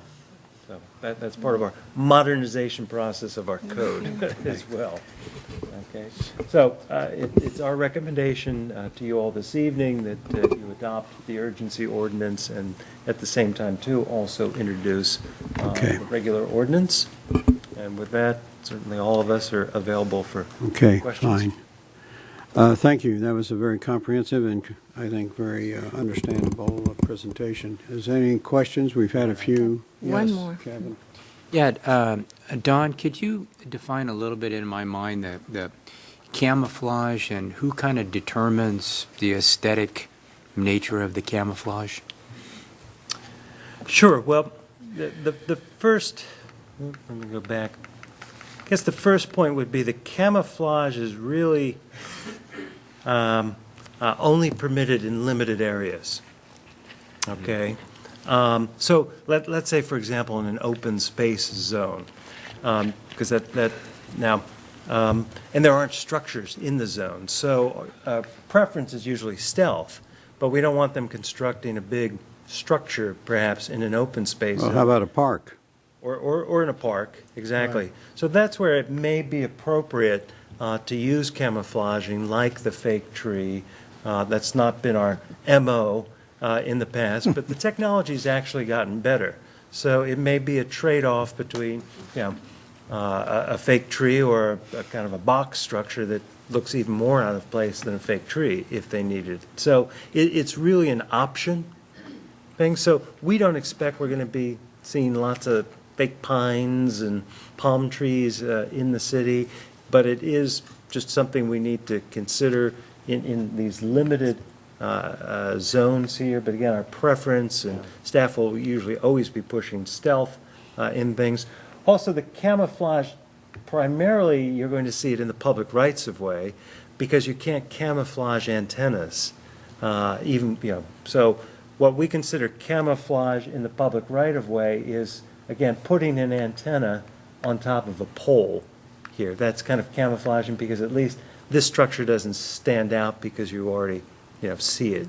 It's pretty much de minimis. So we consider this camouflaging, even though you can see it, but it blends in a whole lot better than if you had kind of a tower-looking structure or something else. Yeah, I think my point was, Don, is that, as I recall, and this goes back a few months here, but we had a pretty lengthy discussion what we kind of wanted to see in the city and what we kind of didn't want, what was tolerable, and some were not very tolerable. So hopefully, and I know they're limited, right, when the application is processed, that we have some sort of a standard that we can guide them by to say, this is what we are looking for and this is unacceptable. I don't know if we can do that, but hopefully staff would certainly have I think you've made your message clear to the man who's going to be responsible for it. You have Mr. Vaca's department. Yes, those facilities would require a conditional use permit. We have discretion authority. And as we do with architectural buildings, we're going to make sure that it meets a high level of design for consistency with Camarillo standards. Okay. Yeah. So again, any new faux tree or anything is going to be a new facility, and it's going to be a CUP. I have a question that you raised it when your comments was that you may need to hire experts to discuss why we don't think they need an antenna at a certain location. I guess my question is, if we're going to take that kind of position in our looking at these applications, and we're going to try to second guess the providers, we're going to be in an argument all the time. I mean, if they come in and say, based upon our industry standards, based upon our company technology, based upon this, that, and the other thing, we think an antenna should be in this location, I would hope that we're not going to say, well, we just think it should be a block away. No, I think that would be a last resort. I think we want to maintain the ability to use a technical expert in the event that someone wanted to do a camouflage facility that we weren't necessarily supporting, and we want to have some analysis completed to see if they could provide a more attractive facility within a certain radius that would still meet their needs that we could support. So it's not going to be the rule of thumb, but it would be a tool that we have to utilize to make sure that it meets the city's design criteria. Well, I just don't think we want to get into an adversarial discussion every time we have an application. We concur. We don't want to have substitute our judgment for that of the providers. We agree with that. Okay. And I think we have a history of doing that, because that's essentially what's been going on for many years, that applications would come in. And it's only in the rare one where something is going to be very visible that we may question why this location. Because if you're doing a stealth facility, that's never objectionable because it's hidden away from things. So it's only been a rare one. I can just think a couple instances like in the public right-of-way where something has gone in and we've asked, well, couldn't you put it here, because there appeared to be some other alternatives. So that's where really that comes in. That's not good. going to be, the rule Okay. at all. Okay. And I have one question. Under the administrative piece of it, so you're not going through the public meeting process, so it's not out there in the public, is there an appeal process for the public? Yes. Yes, there is. Can you explain what that would be or how it would?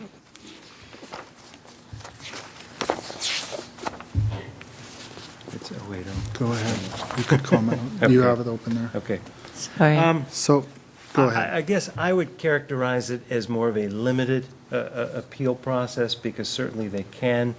I think I indicated in my staff report, it's primarily for the applicants, because it's more like a building permit process here, where we're checking to make sure it meets basic standards here. Let's say that somebody had, there's one in the public right of way, and their house happens to back up to that street on there, so they find out it's going to be kind of in their backyard.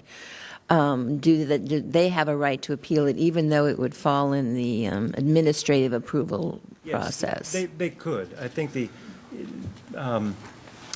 what we're hoping happens on those kind of situations where there potentially could be an impact on a neighbor is that we're going to, and Director Vaca can jump in on this one, but the discussion has been that we would ask the carriers to have communications with the neighbors about that, so they would know. Because to be frank, there is not a 300-foot radius notification requirement for these types of Right, things. and that was But the question. Staff will be looking at those things, and if something's particularly unusual and could block a view, it's right below some window or something, it's pretty obvious. I mean, probably we wouldn't even get to that point, because we'll tell them, put it on the pole down the street there first. But they would have the opportunity, but there's some limited notice requirements about it, because it's hard to strike that balance.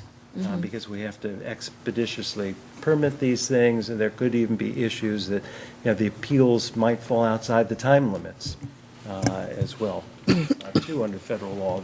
That's going to be some lawsuit, somewhere where we get to 61 days and there's an appeal.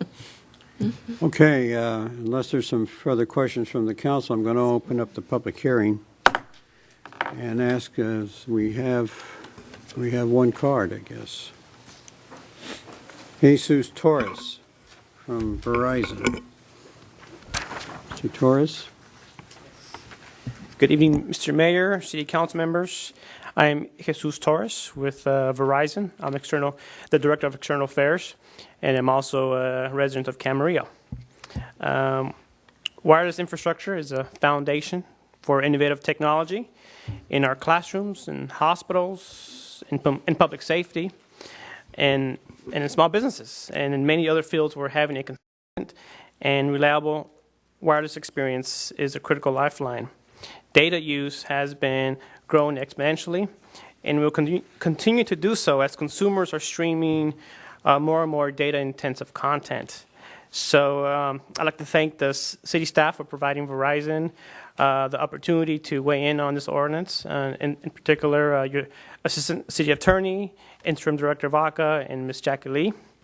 The intended purpose of this ordinance was to create a predictable and efficient system to process wireless permits that is intended to be beneficial both for the city and wireless carriers.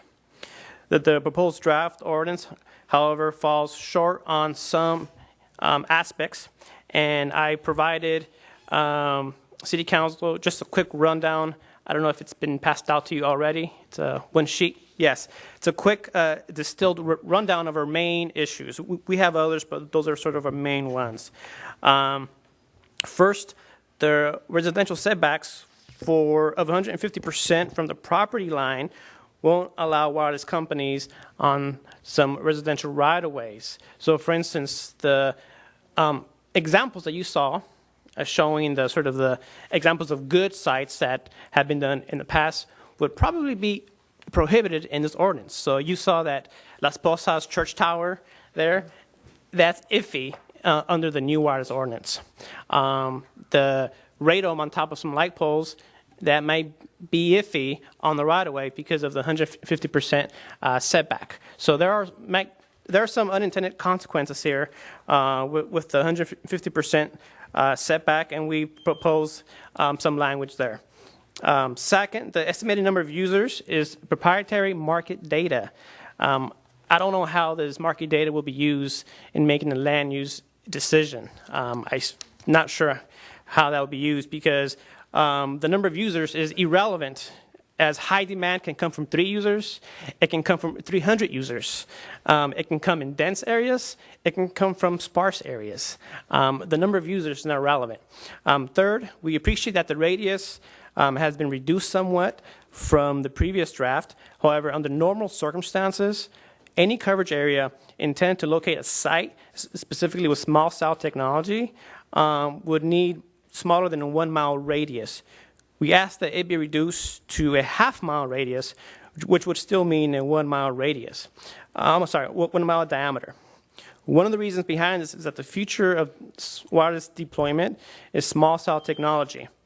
And so that only covers a few hundred feet of the search ring. And so we're being asked to provide alternative sites outside of that search ring, which won't work for us for our needs. So what we ask for is flexibility. When you have absolute numbers and limits, that changes aspects of it because each site is different, and each site should be measured on a case-by-case basis. So thank you. And I'm available for questions. Any questions of Mr. Torres? I may not have any questions, but I'd like to have some answers on some of these from the staff on why we put those. Why don't we wait till all the public testimony? You're right. Let's go. Well, forget it. That's the only speaker card we have. No, excuse me, there's another one here. Okay. All right. We'll have this Maria Ventura.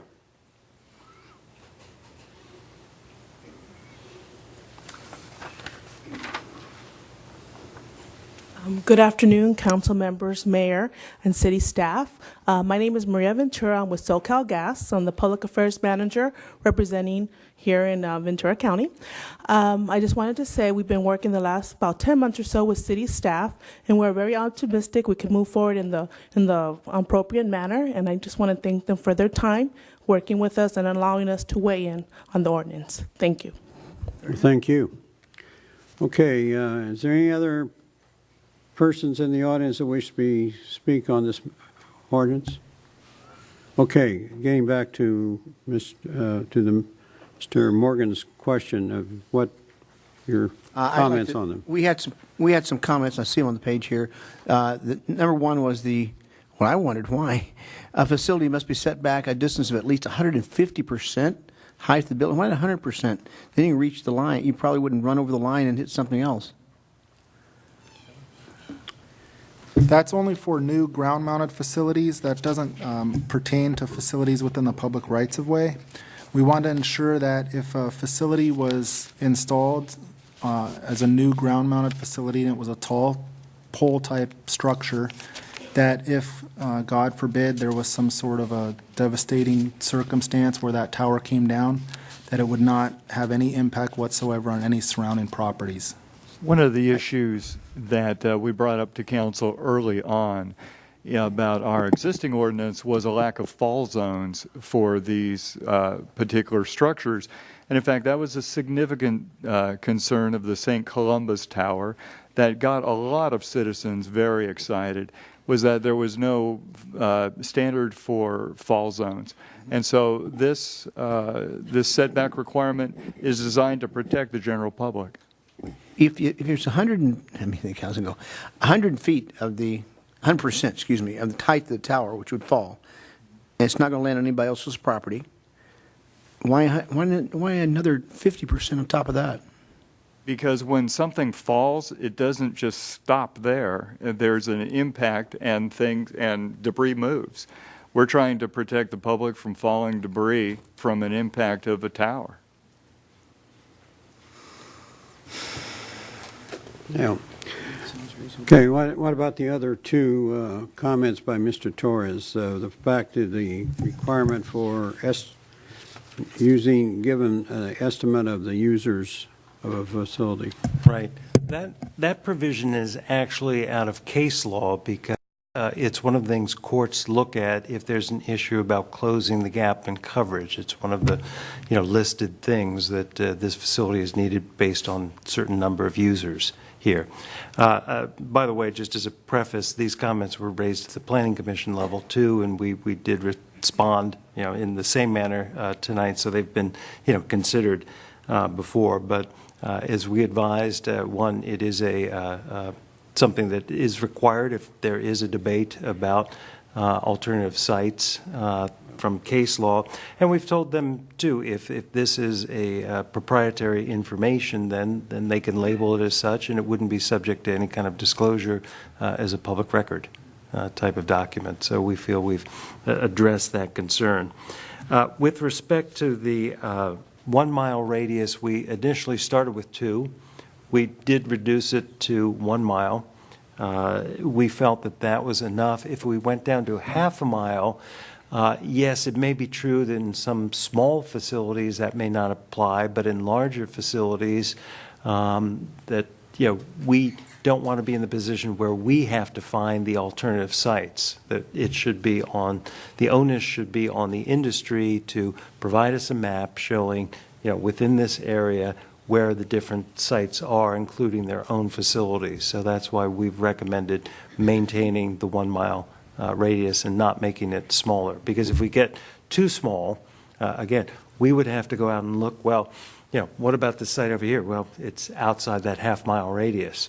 So we would have to spend our time, taxpayer dollars, to figure out. Well, I think he made, excuse me, Don, I think he made the suggestion because they're going to small cell technologies, which have limited application in an area that would be maybe only a half mile.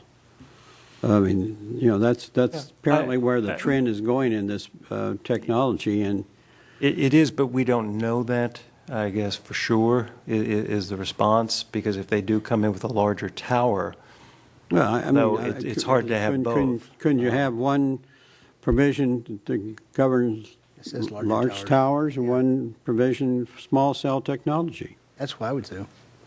Then you're prepared for it when it comes. It's something we could look at again. A lot of this goes to the alternative sites issue, which may or may not be much of an issue because, again, if it's a stealth facility, it's not going to be a significant issue. If it's a small facility on the right-of-way, again, not going to be an issue because there won't be objections to the aesthetics of them. So it's going to be something very limited.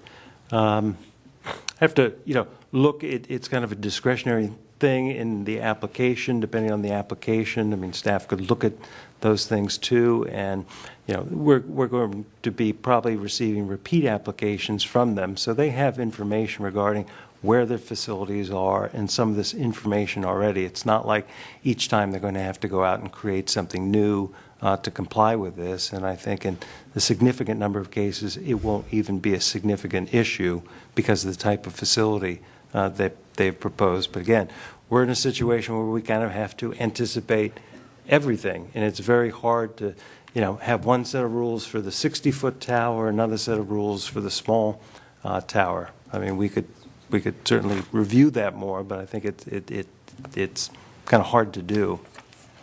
See, yes, and I'm sorry. I should have. We have a voice here. I also wanted to thank too our consultant on this, the telecom law firm, is on the phone. We have Tripp May, and Tripp, along with his partner Jonathan Kramer, have been instrumental in helping guide us here. So I'm going to let Tripp jump in if you'll allow me here. Before we do that, is that permissible under the public hearing? Yes. Okay, thank you. Go ahead. Go ahead, Tripp.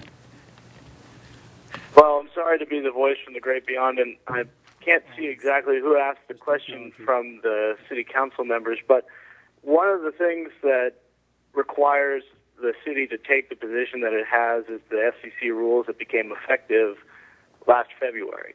And they state that if it's not required as part of an application, then it can't ever be asked for later. The local government could ask for it, but the carriers aren't under any obligation to provide it. So to the extent that the application process looks really detailed, it's detailed by design because it's required to be so under the rules if the local government wants to ask for that type of information at any point in the process. And to the extent that it would make sense to create different type of application requirements for different types of sites, you run into a real problem with the law when you start to make distinctions based upon what kind of technology the carriers want to use. So if it's, for example, much easier and less onerous to permit small cells than it is to build a macro site, you might be unreasonably discriminating against functionally equivalent service providers, which is prohibited under federal law. So because we try to treat all wireless facilities the same, and because we have a need to make the applications detailed, as detailed as we think we'll ever need, that's why we're potentially asking for information that might not always be used in each application. So it's kind of a double-edged sword. The rules were designed in order to make things much more streamlined from top-down type of perspective. The way that they don't leave a lot of wiggle room for cities that don't require a lot up front and then kind of pare back as they find necessary on a case-by-case basis. But the city might be putting itself at risk if it didn't adopt an ordinance that had detailed requirements that applied across the board to all applications. Well, okay. All right. Any other questions? While he's in the line, you still there? Yes. Okay. The one question I had earlier about the number of users, why do they have to have that total? Why do you have to have the number of users in the area? Because that could be in some areas all around you instead of one side, maybe. Why is that so important? Is that question directed at me? Yes, that was, Tripp. Did you hear it? Yeah, I did hear it. So the number of users is it's a factor that the Ninth Circuit in Sprint PCS Assets versus Palos Verdes Estates identified as relevant to whether a significant gap exists in that provider's coverage. So the question is, if they didn't have a site, how many potential people would be affected by less robust coverage in that area? And we go right back to what I just talked about. If the city doesn't have a requirement that that information is part of a complete application, then it could never evaluate that before it makes a decision about whether it wants to believe the assertion that a significant gap exists. So it's there to provide the types of information that the courts have identified as relevant to the types of inquiries that the city might undertake. Again, if the rules didn't require that we have to have it up front, and if we want to require it at all, then it probably would not have made it into the ordinance. Thank you. Any further comments of, okay, that's the council's pleasure. We need to close the public hearing. Oh, we need to close the public hearing? Yep. Comments. So, any comments from the council? I'll start it off. Yeah, I think that the staff and the consultants that we've hired have been really reasonable on this. I know we had some questions about the length of time that this would take, but I think if you look at the outcome of this, I think it's far better than what we had. I think it's not perfect, but I think it goes a long way. And as we all know, this is a growing industry, and I'm amazed at how many people have cell phones now. And, this council and previous councils are going to be faced with a lot of these type of issues, and I think this is going to go a long way in trying to make sure that we keep the standards up in our city to the best of our abilities. So I commend the staff members that worked on this and our consultants too, and I certainly think that we have something here that is good, and I can support it. Your Honor.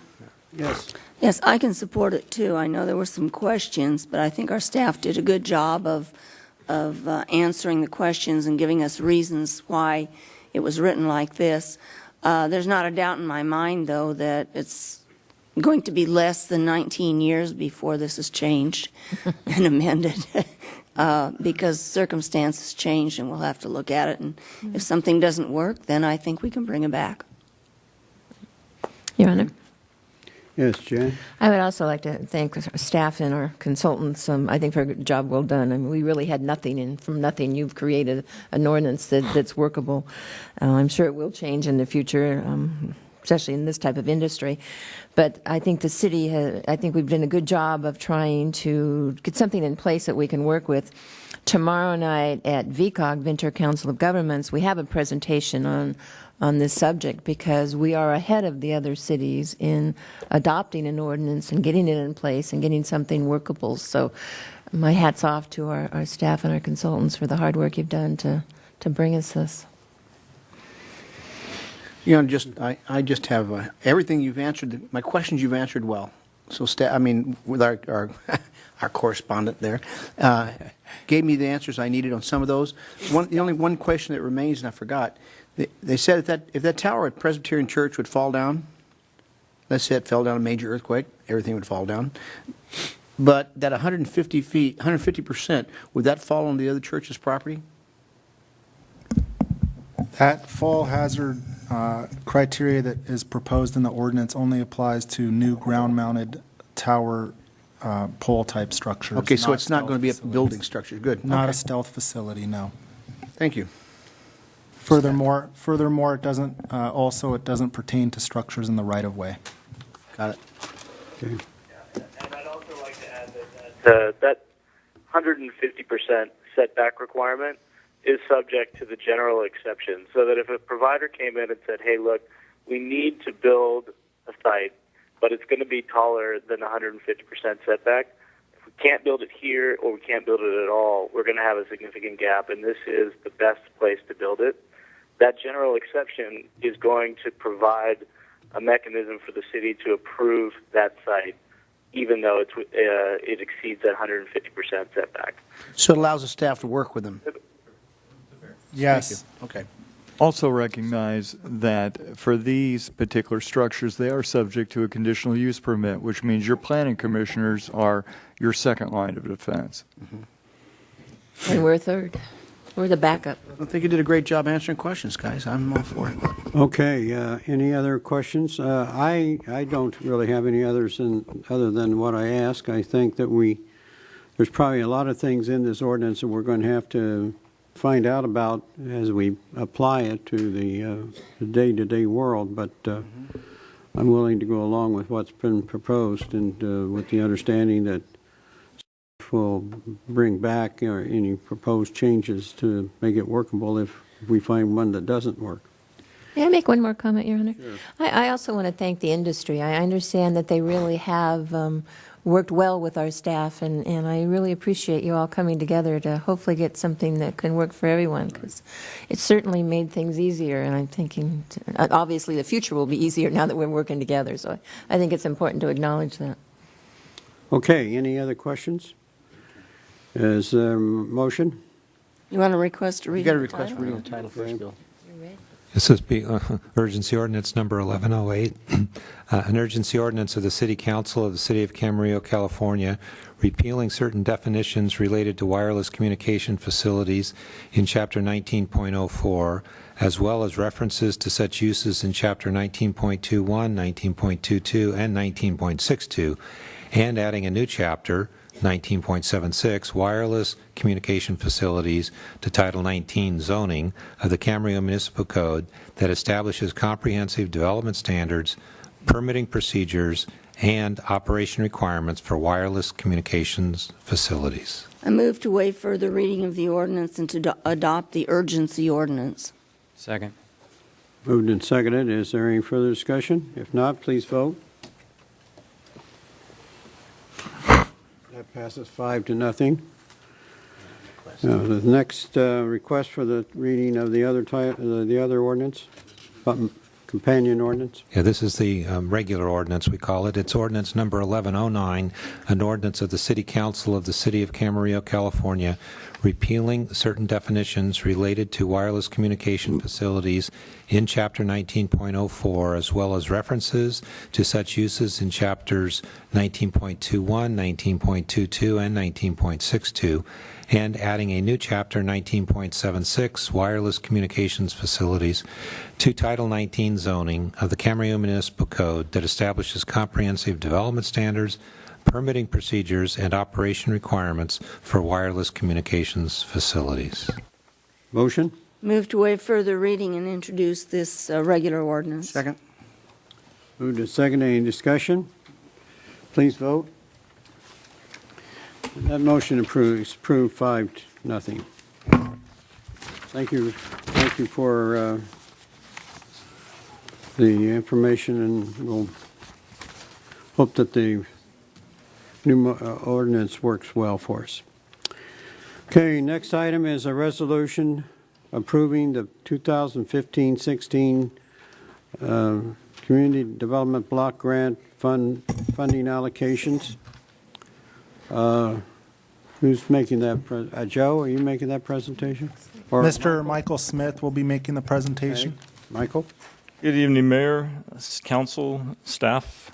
As an entitlement city in the Community Development Block Grant CDBG program, the city is required to hold a public hearing and receive input on the community's housing, social services, and community development needs for the use of CDBG funds. The input received will be incorporated into the annual action plan, which will be approved by the City Council at their meeting of May 6, 2015. The Department of Housing and Urban Development, HUD, has determined that Camarillo's fiscal year 2015-2016 CDBG funding amount is $285,078. HUD regulations allow for up to 20% of the city's grant to be used to defray costs of administering the program, which includes fair housing, and up to 15% for public service programs. The remaining 65% is available for other eligible programs such as affordable housing and rehabilitation housing. I prepared a PowerPoint to assist us in understanding this more, but we look at this every year. This is our third year of doing it with myself. It's the City of Camarillo Action Plan for fiscal year 2015-2016. What is an action plan? It's required to receive community development and housing funds from HUD, in this case the $285,000 and change. And also, that's our community development block grant money. It's part of the 5-year consolidated plan, which is a strategic plan. We're currently working with, we're partnering with the County of Ventura and a couple other cities, and we're going to be bringing back to council in a couple months the AI and the consolidated plan for your review, and this is a part of it. The consolidated plan is a strategic plan, and the action plan is more what's happening on a yearly basis. The annual action plan includes specific annual funding allocations, and it must be consistent with the priorities and objectives of the consolidated plan. What can be funded? Types of eligible activities and projects. It can be used for creation and improvement of affordable housing, infrastructure, community facilities, economic development, community services, and a majority of funding must benefit lower and moderate income persons. That's a HUD-mandated national objective. As you can see, our CDBG money in 2011 was all the way up to $322,000, and last year we got $299,906. This year, like I said, $285,078. It's a reduction about $14,000 from last year. Funding priorities. We've talked about this in the past. Our priorities typically are to provide affordable housing opportunities, provide fair housing assistance. Community development priorities is to provide assistance to the homeless, provide assistance to Camarillo residents, including seniors, youth, and families, and provide administration of the CDBG program. Prepared for you a chart, and we can take a look at what we've got going here. We received 10 applications this year, and the first portion is in our subrecipient column. That's the top 9 that you see there. And then let's talk about those first. Last year, we funded Interface, Long-Term Care Ombudsman, Oasis, RAIN, Turning Point, Memorial for the first time, and this year we have a new player, Caregivers. Noticeable this year is that we had 2 major players drop out of the competition, Food Share, and they indicated to me that the HUD rules were just getting too onerous and that it just wasn't worth it to them. and that they're going to go after some different funding for private sources, which has a lot less restrictions than the federal government. And then also, winter warming shelter bowed out this year also. They're going to be rethinking how they do the shelter system. And specifically, I think they're going to try to turn it over to the nonprofits and the faith-based organizations to run it in the future years. But they may come back next year for a funding opportunity in a different capacity.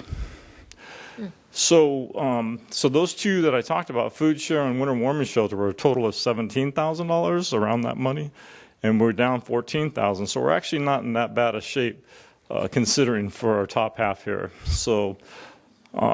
There's a chart in your notebooks, and unfortunately I don't think I put it in this application, but of all the money, of the $285,078, this top 9 group here, 15% of that money is available for this group, or about $42,761. So the right column is let's talk about the center column first. Let's talk about the left column first. First, last year we gave Interface, you see the monies that we gave Interface and Ombudsman in the first column. The request for this year is the second column. And what we're able to do, the recommendation from staff is that because we're down to 14,000, but we're up to 17,000 from food share and winter warming shelter not competing this year, is that we can almost fund everybody's request, which is in that far right-hand column. Caregivers is the new player in town, and the interim director and I went out to the caregivers facility and reviewed them and interviewed them, and it seems like an exceptional organization, and maybe it's something that council wants to consider, like we did last year with the Livingston Memorial Nurses Association, where we gave them a seed money of $2,000, and maybe they've proven that they can operate under our system, and maybe we can bump their monies up. So the right-hand column is what we're recommending, and it's pretty favorable in that everybody almost gets what they want. The second group is a little more difficult. Of the housing rehabilitation funds, 65% of that $285,078 can go for the next category, which includes the housing rehabilitation program, which is our city funding program, Habitat for Humanity, and this year Area Housing Authority is asking for money. The housing rehab program is administered by myself and Comprehensive Housing Services, and there is a definite need out there in our community. I put an article in the City Scene, and I received numerous requests for assistance. And right now we're processing 4 loans that are about to go to the loan committee, and we have 5 pending. So there's definitely a need still for the city to be involved with the program. Habitat for Humanity has been a great partner with us. They've only been with us 2 years, but what they do is they go after a very low segment population of Camarillo. They're helping out seniors in mobile home parks, and typically their average amount of money is about $27,000 of income. So they're helping us take care of the very low income population. Area Housing Authority, they have a request to renovate, or not renovate, just take a look at Bradford Apartments, which is over on Ripley and Ponderosa, and they're not in bad shape. I drove by and looked at them and took a walk around. They're circa 1970s, but they're looking for some money for new windows, new roof, and for energy efficiency and things like that. And then we're sort of mandated to do the fair housing based on the $12,000 a year, and then administration's $47,981. So our recommendation, and council is welcome to discuss this, is in the right-hand column. We have each of the speakers are here, and they can. I was going to give a story about each of the groups, but in the interest of time, I think I'll let them speak of themselves. The next step after we discuss this, and there will be a big discussion on what we're going to do here, but the next step after this is on what happened previously is December 3rd we held a workshop, and January 23rd the applications were due. March 11th is today, City Council public hearing, and then we have a 30-day public review of the action plan, and then it has to be adopted by the council May 6th. So I think what we'd like to do is, Mayor, if you'd like, is to read the speaker cards, and each of the groups can speak on their projects. Yeah, we could have the speaker cards. Call them up and. Can I ask Michael a question before we start with Any it? questions of the staff before we open it up? The one that I'm a little concerned about is the winter warming shelters. So you're saying that this year they're telling you they're not going to come back as we get towards next winter and say, oh, we need money, and then we're going to have to find it somewhere else. They really told you no. There's a little bit more than that. They had some staff turnover, and so the deadline was looming, and so I got concerned, and so I made an outreach to the different organizations that hadn't contacted me, and I said, hey, why aren't you applying? And they had a new person involved. The previous person left, so I made several calls, several attempts, and they didn't get back to me on time. And so he did get back to me eventually, but he said that they basically said the new staff has indicated that they'll be seeking funding in future years to assist in expanding case management, adding a housing specialist to assist the homeless and families into permanent housing. And then it said that nonprofit and faith-based organizations have been studying what will replace the shelter next year. The society has said it doesn't plan to run the shelter next year. So it's going to be a new animal. And we have to figure out what that's going to be and whether we want to be involved with that or not. Okay. Any other questions? Okay, I think we'll just stand by for answering a question we may have after the hearing. Well, we'll open the hearing and ask. First card I have is from Linda Helton.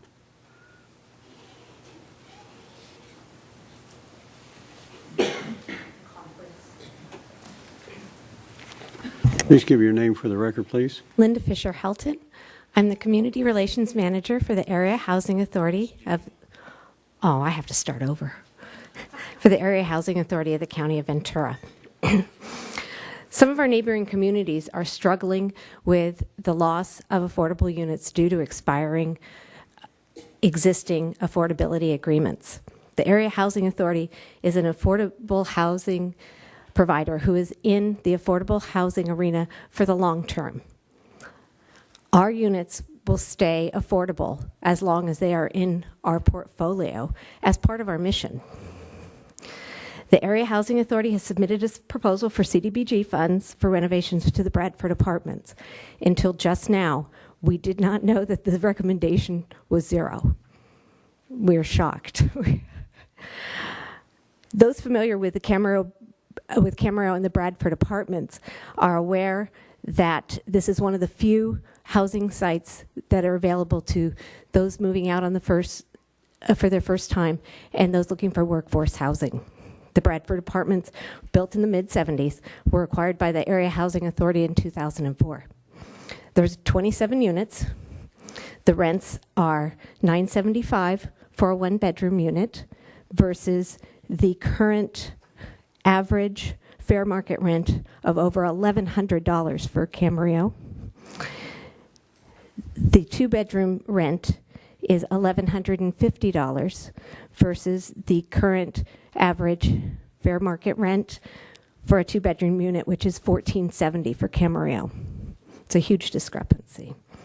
Our rents are also lower than the, quote, affordable rents offered at other newer housing complexes here in Camarillo. And the Bradford accepts the Section 8 voucher, which is not accepted at the newer affordable units here in Camarillo. HUD just released new income restrictions. 100% of our units at the Bradford are income restricted to not more than 80% of AMI, area median income, and that's low income. That, effective March 6th, is over $50,000 for a one person and $58,000 for a two-person household. Tonight I have Michael Nye, Deputy Director of the Area Housing Authority, with me, and we're here to answer any questions that you may have. Thank you. Any questions? Yes, Jan. This, as I'm understanding, you're requesting funds for maintenance of those apartments. So we're not talking about converting them or anything else. They're already there. How do you normally fund your maintenance of any of your facilities? Do you have a maintenance plan, or how do you normally? I'm going to ask Michael to address that. They don't let me talk numbers because I have a marketing background, and I make things up. Because we're really not here talking about the units. But we're talking They're about already there. We're talking improvements. about what you want, and that's for We're talking about improvements that will reduce the energy costs for the tenants and take a financial burden off the tenants. So they normally, they pay their utilities. They pay their utilities. How do you normally plan for your maintenance? I assume you must have some kind of program to maintain all the facilities throughout the county. It comes out of any proceeds from the property, and we provided that income in our plan. And other than that, I really need Michael to speak to that. Maybe we need to talk to Michael. Yeah. May I ask him Michael to come up? is he available? Oh, here he is. Okay. I think one thing I'd like to find out, are we talking about maintenance or are we talking about a renovation? Good evening. I'm Michael Nye, Deputy Director of the Area Housing Authority. To answer your question, generally for our low-income affordable units, we do have a plan in place. And as Linda mentioned, we like to take our revenue, any revenue that's generated from the property. We just recently, in the last 2 years, refinanced the property, so it is in a little better position. However, we're looking at major renovations as far as roofing, new windows throughout the complex, as well as energy-efficient lighting for both safety and energy improvements. So when you refinanced, you didn't take out money in order to do this large renovation? That wasn't part of the refinancing package? It was not. Actually, we did take some money out. We had some money in our reserves for the property to actually replace one roof. There's 3 buildings. So we still have 2 buildings remaining that we're looking to replace the roof on. So, I have a question. Yes. Yeah, in your rents, do you have a component for maintenance, major maintenance and minor maintenance? well, generally for our minor maintenance, yes. In trying to keep our rents affordable to the low-income community, we don't really have that major renovation portion that we set aside for reserve. So it's kind of, we're plugging the hole that's leaking at the time. We're trying to plan for the future, but since we're trying to keep the rents affordable and under market, we're having a difficult time doing that. Can I go a little bit further? In looking at your whole portfolio that you have, do you have a plan for all of renovations, or do you some kind of a building fund or because we're so diverse in our programs, we don't. This particular property is owned by the Area Housing Authority, and in what we consider a locally owned. There's no assistance, no federal funding, state funding, along with that property. Many of our properties do have that. That's where I'm trying to go. Yeah, Okay. and we're able to utilize those funds to help with maintenance, deferred maintenance on those items. Well, I'd like to go farther because you have another one, a really big one here in Camarillo, the 450-unit Mira Vista, and it's getting to be quite an age too. Not quite as old as Bradford, but if you don't have, for the locally owned ones, if you don't have deferred maintenance, or if you don't have a component of everybody's rent going for maintenance, you're going to be here asking for a whole lot of money for maintenance on that one too. Well, so I think we need to look at what we're going for here. That one is a totally different program. That's under the tax credit program, and when maintenance is needed on that one, we'd be able to refinance and get additional tax credits to assist with that maintenance. When we did acquire that property, we did quite a bit of upgrading at that point in time. So there is that opportunity with a program like the tax credit program to get additional funds to help with that maintenance. Okay. Any other questions of Mr. Nye? Okay, thank you, Sue. Thank you. Thank you. All right, that Housing Authority. Michael Weaver, Turning Point.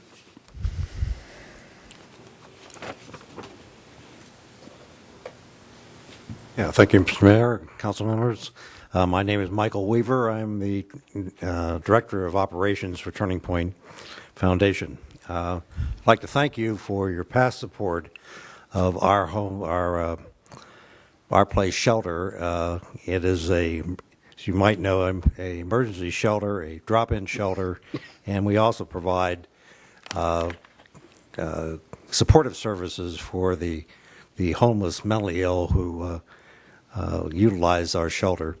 It's the only shelter that's open year-round and for 24/7.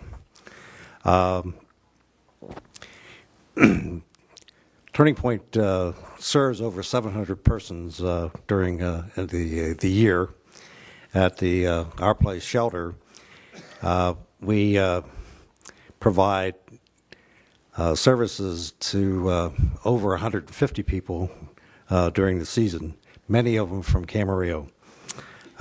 This year, we are expanding our services to another vulnerable segment of our community, that is the homeless veterans who suffer from mental illness.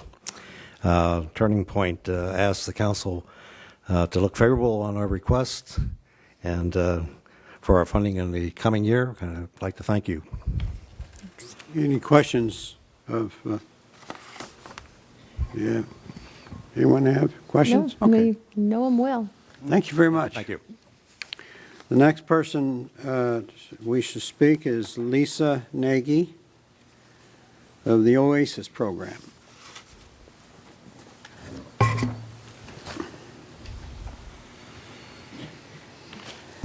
Good evening, everybody. Thank you for having me here.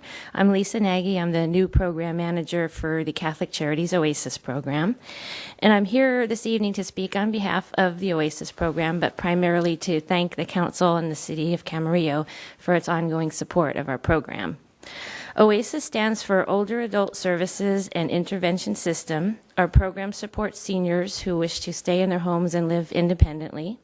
And we do this by case management, care planning, as well as information and referral. We also use volunteers that provide friendly visiting, shopping assistance, transportation, phone reassurance, and holiday assistance, which is really great. We have been known to deliver turkeys at holiday time, and we have about 85 Easter baskets that we're going to be delivering countywide.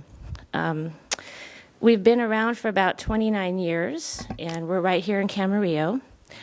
We serve about 360 or so seniors countywide and about 80 here in Camarillo.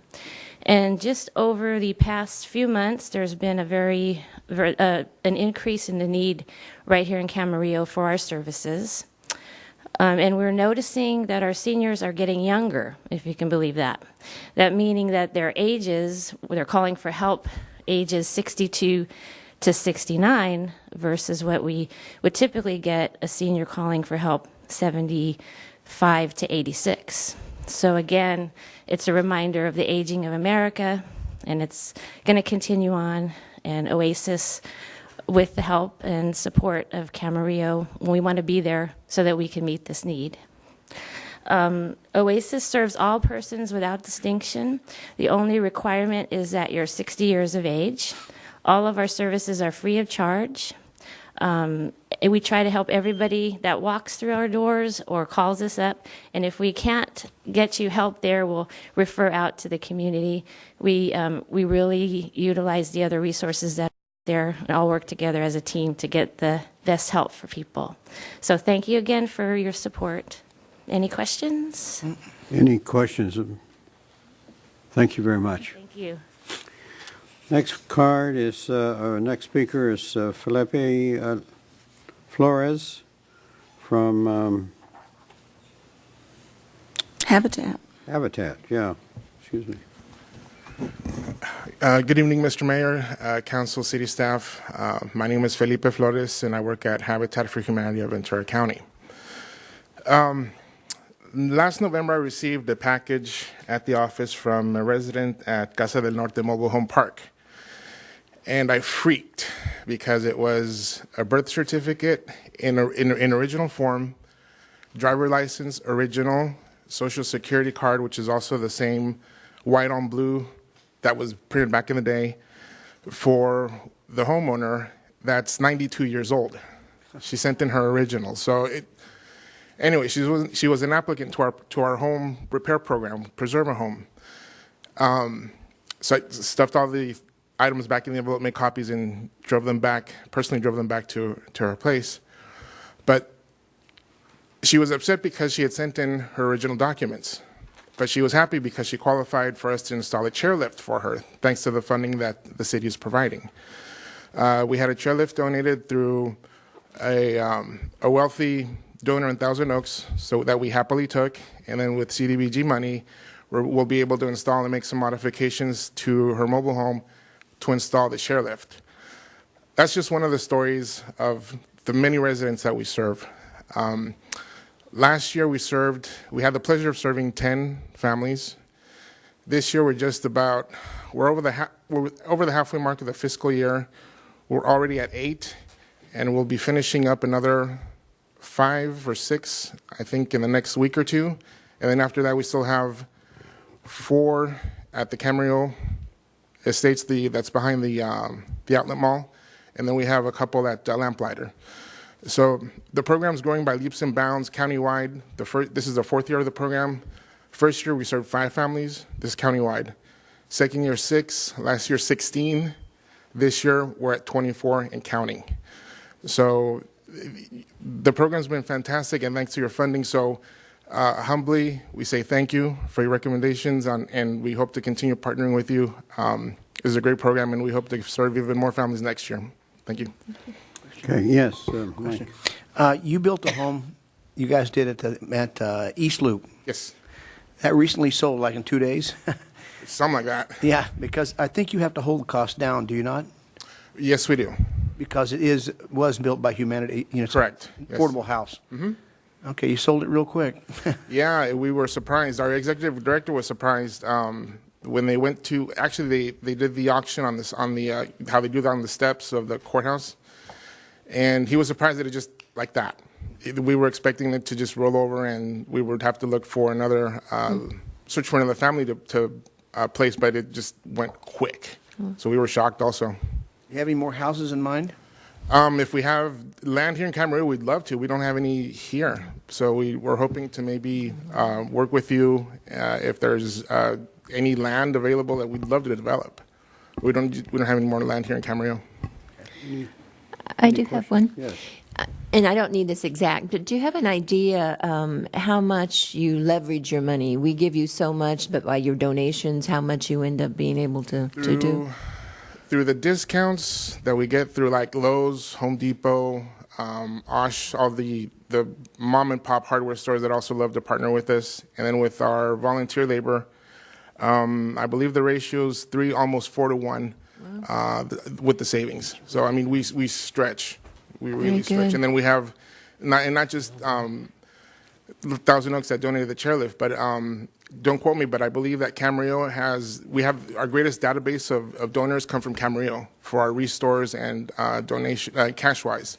Wow. So yeah, so we just stretch as much as we can. Very good. Thank you. I've got a question. The information we have says that you, at least as a result of your application, that there's a current balance of the money we gave you last year of $52,000. Correct. Is that going to be spent by the end of the year, or? Yes, we will. We submitted a recent billing, and then with the completion, and then we were accumulating billing already to dig into what's remaining, and then we still have another 6 homes to go. So we will go through just about, if not all, of the remaining funds available. Okay. Any other questions? Thank you. Thank you. Leo Molitor. Mayor, City Council members. Ombudsman. I'm Leo Molitor from the Long-Term Care Ombudsman Program. I've been a volunteer for 60. Could you speak right into the microphone, please? Yes, thank you. I've been a volunteer for 16 years. In fact, most of the people I serve are younger than I am now. We are state certified, and we want to thank you for your past help for us, past support, and also for our continuing support. I thought I'd just give you a few facts about our service for within the city of Camarillo. We have 32 facilities in the city of Camarillo. We serve approximately 1,200 elderly residents, of which we're estimating 60% of them don't have any other visitors but us. We are their advocates. We have performed 578 monitored visits. These visits are unscheduled and unannounced. We come in at any time so that they don't know when we're coming. We have 8 ombudsmen assigned to the city of Ventura, to these facilities, 1 ombudsman at large, which is a staff member who picks up things. We've helped resolve 185 complaints during this past year, and we've attended 59 resident council meetings. The larger facilities have resident councils, and we meet with them and help them. We also have provided placement counseling for 72 Camarillo residents. We wish to thank you for your support in the past and also for continuing support for 2015 and 16. I've got a question. Just for the information of the public, you deal with seniors that are in care facilities. Yes. That's care facilities to check on the care facilities to make sure that those seniors are being properly cared for. Exactly. Care facilities and nursing homes. Yeah. Okay. Thank you. Any other questions? Any questions? No. Thank you very much. Next one is Mark Wild, Livingston Visiting Nurses Association. I said Wild. I'm not sure. Is that Wild or Wildy? Wild. Wow, that's good. Okay. Well, I'll go by Wildy, though. Good evening, staff and city council. I feel privileged to be here tonight. I'm Mark Wild with Livingston Memorial Visiting Nurse Association. I am the development director. I would like to thank the City Council for partnering with Livingston Memorial Visiting Nurse Association to ensure that no Camarillo resident goes without vital home health care and hospice, regardless of income or financial situation. In 2014, we provided care to 739 Camarillo residents, 53 of whom needed subsidized care. In the field of home health and hospice care, Livingston quality of care is unsurpassed. 98% of Livingston home health care patients would recommend our services to family and friends. Camarillo residents are in good hands with Livingston. I'd like to read a patient story from this last year from Camarillo. Joseph is a 63-year-old man diagnosed with diabetes living in Camarillo with his son. In August, he had a major stroke on the left side of his brain, causing significant damage and loss of his ability to use the right side of his body, along with a loss of speech. His stroke was so significant that remained in the hospital for 4 weeks. When Joseph came on Livingston Home Health Care, he could not walk, transfer from bed, toilet independently, or provide for his own activities of daily living. While under our care, Joseph had 3 nursing visits, 32 physical therapy visits, and 18 speech pathology visits.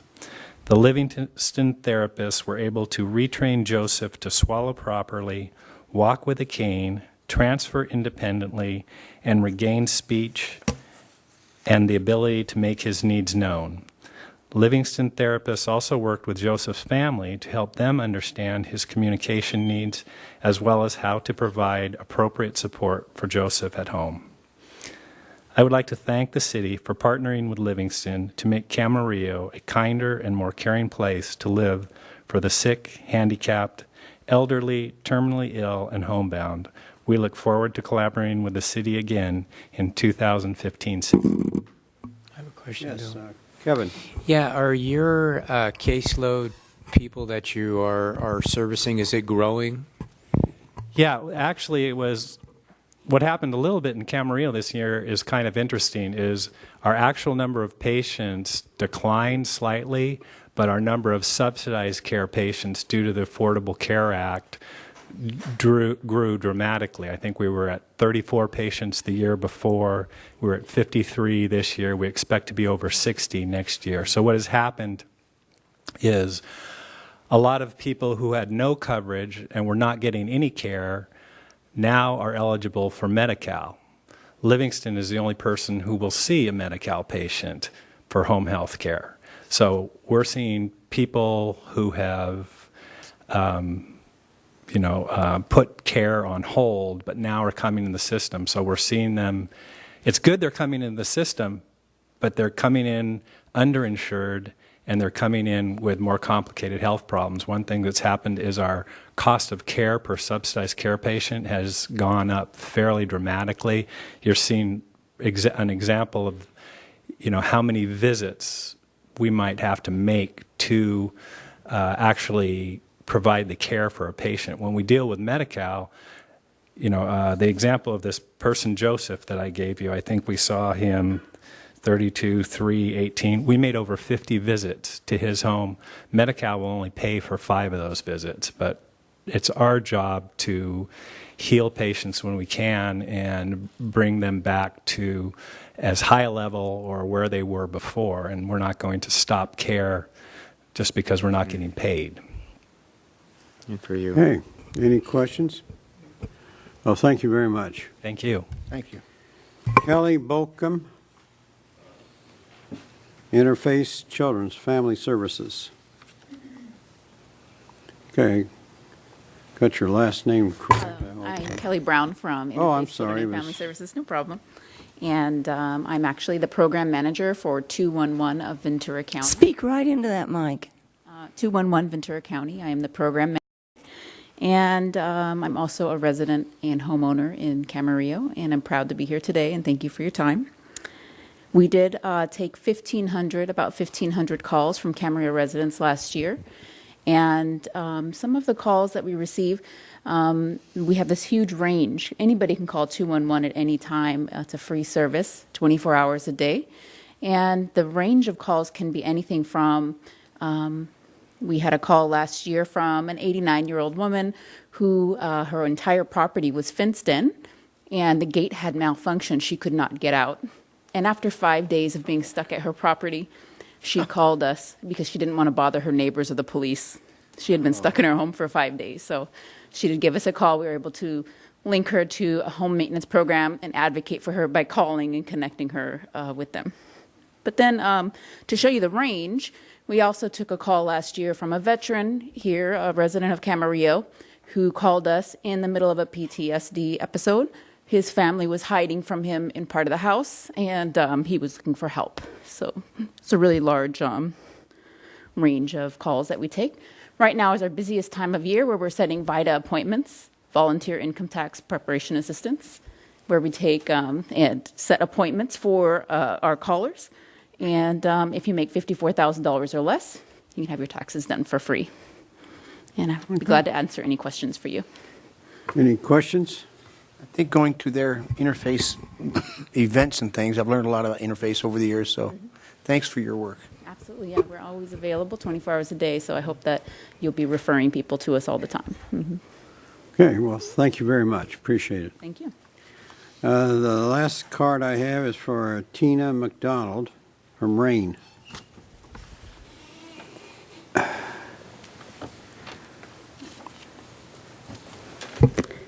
Thank you, Mr. Mayor and City Council. I'm privileged to be here, and I welcome your support in the past and in the future. This was a particularly productive year for Rain, with the help of Michael Smith and our good friend Joe Preciado of the Camarillo Sheriff's Department. Also with Lutheran and Family Services, we've been able to identify homeless, literally homeless individuals and families very quickly in the city of Camarillo. which has allowed us to get them into shelter, to provide them the resources that they need, and to get them into housing much faster. This quarter, we're into our third quarter. We've already had 13 individuals at RAIN. Of these, 6 were children, 7 were adults. Of these, 8 have already left RAIN. They are all housed. 100% were housed. 4 of those were children, so they are safe and in homes, and all the adults were employed and are self-sufficient to date.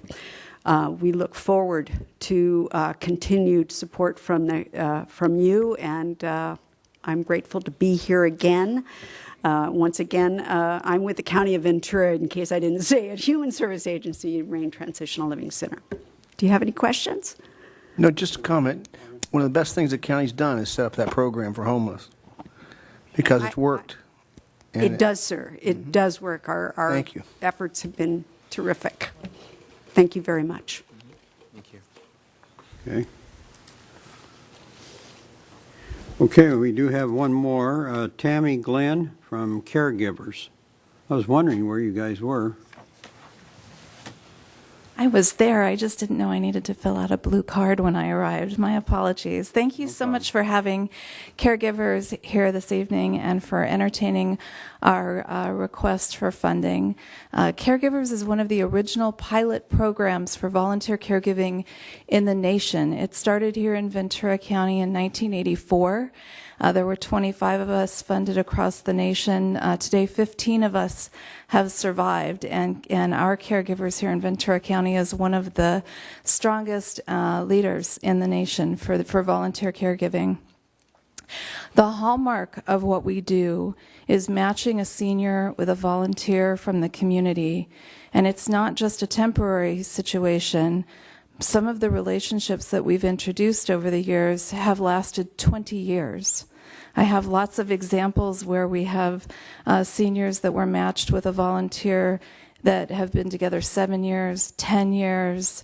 Some of our volunteers have followed the senior from their home to their original home, to a transition home, to assisted living, to memory care. So we really stick with people throughout their entire life journey. And we're there where family may not be able to be there if they live across the country, or where someone may not have family left. We help with neighborly deeds. We have a high school program that's a wonderful after-school program that helps with yard work and housekeeping. They decorate for the holidays. Sometimes they just visit and exchange ideas between a 17-year-old and a 92-year-old and where the world's been and where it's going. It's just a wonderful program. I'm honored to be leading this organization. In Camarillo, we started our program in 2007.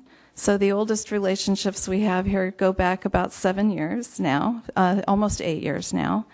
And last year we served a little over 80 seniors, and 32 of those are those one-on-one matches. Not everyone wants to have a one-on-one match, but we help them no matter what with the different services. And I have to applaud you for the folks that are presented here tonight. These are many of the programs that we work with. We actually work with about 120 programs throughout the county to serve the seniors that we serve. We couldn't do it without them. So I'm just delighted. OASIS, Area Agency on Aging, Camarillo Healthcare District, A to B Transport and Duran Care, the Camarillo Methodist Church. These are all good partners here in Camarillo. And about 14 of those seniors that we're serving right now are in Leisure Village. So thank you so much for having me. And please join us at the Celtic Fair. The McGrath family Wearing of the Green is this weekend, right here in Constitution Park. So I brought popcorn coupons for everyone. I have a question. Yes, go ahead, Charlotte. Did you say, excuse me, did you say 80 people in Camarillo? We have a little over 80 here in Camarillo okay, right now. you. We served more than 500 in the county last year. Okay, thank you. Tammy, it's nice talking to you on the phone, too, Nice about to the see you. fair. Thank And you. I tried to help you best I could on getting some donations for it. So you're Yeah, thank you so much. We're really excited to have this event here in Camarillo this weekend. So, I'm still trying to understand what you do that is different from, say, Oasis or some of the. I think the hallmark of what we do is the fact that we pair someone for the long term. When a senior enrolls in our program, they're not just with us for 3, 5, 6 months. They're with us for till the end of life. We have a record of 95% of the seniors that we enroll in our program stay with us through end of life. The ones that transition out leave us to go to God. They leave us to maybe move with family, or they might move in with to an assisted living facility, and then the ombudsman's program will pick up and things like that. Well, these people that are assigned, are they like companions to these people, and they're not necessarily skilled nurses? They're good neighbors. One of the things that we try to do is match a senior with a volunteer who's local in their neighborhood. We look for things to build a friendship on. And it starts off as a volunteer and a senior just being introduced and spending a little time together. And when we do it well, and often we do, that becomes a friendship. And that friendship endures the test of time, and it becomes family. And I would say when you think about caregivers, volunteers assisting the elderly, we're the family that people choose to have. Any further questions? Okay, well, thank you very much. Thank you so much. Mm-hmm. Mayor Lewell, if I may make some closing remarks. Sure. I just want to let you know, as the only housing planner we have, I'm pretty much a one-person staff, although I have a lot of support from the community development department, how much I lean on these groups. I get probably 15 to 20% of my career, my day, my week is spent answering questions from people. People call the city. They think the city can cure all ills, whether that's affordable housing, whether that's senior housing. A couple other examples. Rain, for example, we had a homeless person, and she moved into the Rain facility. She now has 2 jobs. She applied and received a job with the Sheriff's Department. I can call Tina on a moment's notice. If I have somebody over in the park that looks like they need help, I can call Tina and she can tell me there's availability or not, and I can make one phone call and she answers the phone. Another example is I had 2 seniors in Leisure Village call me, and one was going on disability and the other one was disabled. They were about to lose their place. They had no way to pay the rent. And so I said, why don't you call 211 and do me a favor, call me back and let me know how it goes. So she called me back and she just said she wanted to share her experience. As a result, they were offered assistance, help with first and last and for a new rental, and possible help with storage costs. And she just said it was a remarkable experience. Oasis, they had PD called them one time. And Oasis responded immediately, and there was a welfare check for an elderly woman living in an apartment. They discovered the senior living alone without a phone and not much food. She appeared frail. PD called numerous agencies and found Oasis. Oasis responded and worked to reconnect her phone, provided food, and set up appointments with her. So all these different agencies, I can make one call. We have a very diverse group. But as a one-person staff department, these guys are invaluable to me. So I just want to appreciate them for that. And we have a good opportunity, I said, to maybe fund everybody as recommended. And we have one new care provider, an interim director, Vaca, and I went out and interviewed them. And it seems like a well-run organization and possibly a great fit for our program. And then we'll have to have further discussion on the residential rehab. All right, I think if there's no objection, I'm going to close the public hearing and turn it over to the council. Can I ask a question? Sure. Michael? Oh, yeah, absolutely. Yeah. Before we start, why is the money going down? What's participating in that? It's allocation from Congress, and it's based upon a formula. It was refreshing this year that we actually found out the money beforehand, because typically we don't find out the money till afterwards, and we're having to approve these things proportionally. So it's actually kind of refreshing. It's bad that Food Share felt that the HUD rules are so onerous. We were audited by HUD, and HUD is very, very, very, very strict. I don't know if I have maybe a few more varies in there. And they went out to the Food Share program, and they were just brutal. HUD wants to make sure that they're meeting national objectives, which is benefiting very low or low-income housing and all those other things that I pointed out in the previous slides, that we're making sure that we're using the money correctly. And it's been in the paper, a couple other cities they're having to answer right now to HUD, and they're very strict and they go by the book, and we need to make sure that we're abiding by the rules. But I think we're blessed to get the $285,000 that we got, and so we'll just have to use it the best we can. Okay, thank you. Any question? Your Honor, Yes. I'll jump in with comments. Sure. Staff has done a good job of coming up with recommendations. I initially had some comments, but after hearing the presentation and the people's comments, I no longer have those concerns. I do share Mrs. McDonald's concern about the winter warming shelter. I brought in a paper from Sunday, and it said that the current winter warming shelter, boy, I try to say that fast 3 times, winter warming shelters statistics are rising. That means they've had more people this year. And I'm sure Staff was very concerned that I didn't receive an application. Like I said, we had the workshop on December 3rd. We gave them till no, I understand that part of it. I still believe that whoever takes it over is going to be here next fall asking us for money. And I think that we may have to make an exception and do something at that point, because that winter warming shelter fills a great need for a lot of people in Camarillo who, for other reasons of their own, don't want to or don't qualify to get into all these other programs. But it does provide a bath, a good night's sleep, and something to eat in the morning. Yeah. And with our limited funding, we do have the 2 programs that help the homeless, not in the same capacity as a winter warmer shelter, but we do have rain and turning. Right. But anyway, I share Mrs. McDonald's concern, and I had that written in capital letters all over. I think you've done a good job of dividing up the money.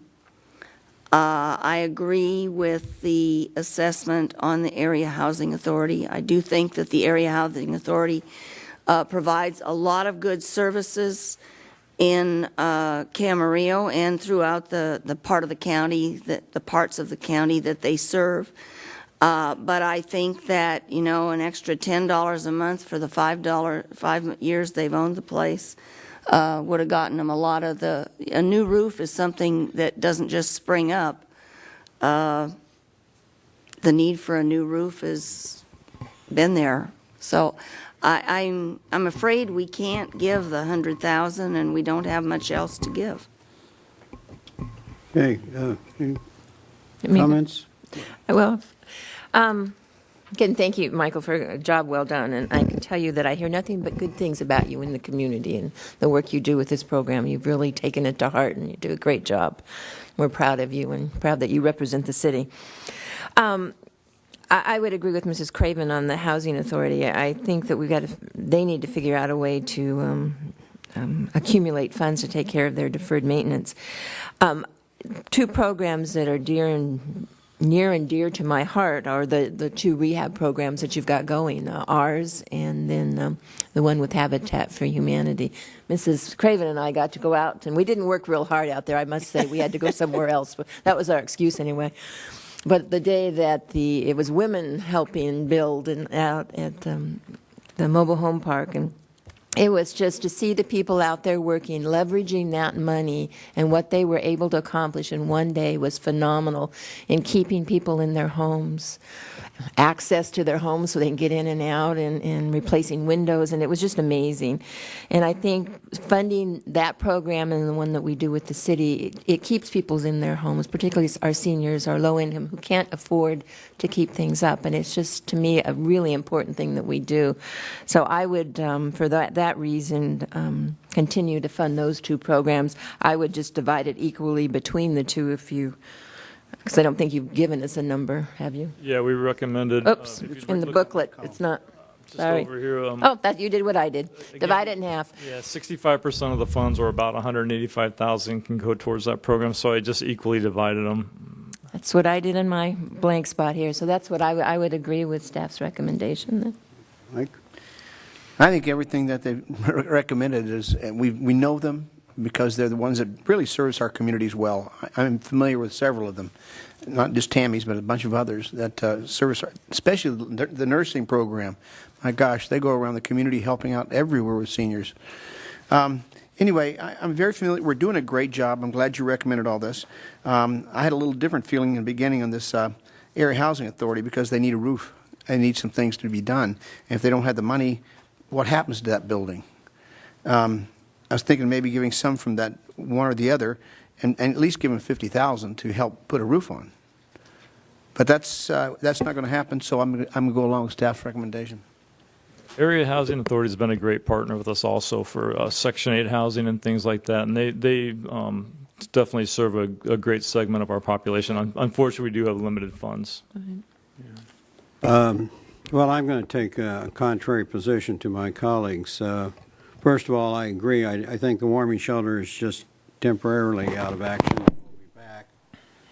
And we gave them $10,000, or I gave them $8,200 last year, and they'll be back for at least that and maybe more next year. And that means that whatever we give to these people, and assuming we're not going to get much more money, if any, and I think that's a good assumption for the program, means we're going to be back, instead of increasing the money we give them this year, we'll be cutting them next year. So that's my concern with that side of the coin. On the other side of the coin, I'm just looking at these cash balances. First of all, I think we've got or the Housing Authority's got a very valuable asset in our community with that Bradford Terrace, or whatever it's called, Bradford Apartments. And I would hate to see it get into a bad situation. You could argue all you want to about whether they should or shouldn't have done it, but they have a situation that needs to be dealt with, and I think we should step forward and at least help them to some extent or another.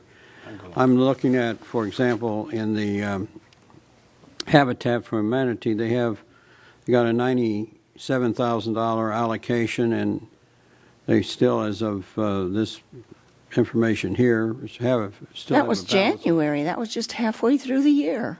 52,000. Well, but that's. They don't spend it all in the first 6 months. Let's look at the housing rehabilitation program, which is the one we're in charge of. We gave them $97,000, and they had $126,000 balance as of January. So there's some money there, and I think some of that money could be, some of their allocations could be reduced to make some money available for Housing Authority.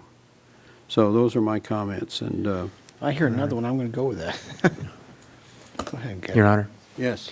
Yeah, I think that staff's done a really good job on this, and yes, the comments have been that we have. Every year we have, increasing needs, and the money just seems to be less and less every year. My concern is to the Area Housing Authority, because it is a local entity, and it's probably, I imagine that was built in the 60s somewhere. 70s. 70s?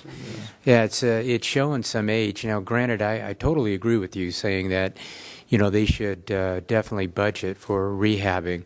I would be in favor of giving some money. However, I don't know how to do it, because, it's a couple of rules of thought here. You can either, take a little money here and give it to them, but would it be better spent to give those entities enough money so they can really do what they need to do during the year? So I'm a little torn with this, because I don't know if there's any more monies you think that are out there that can help them perhaps get this maintenance going.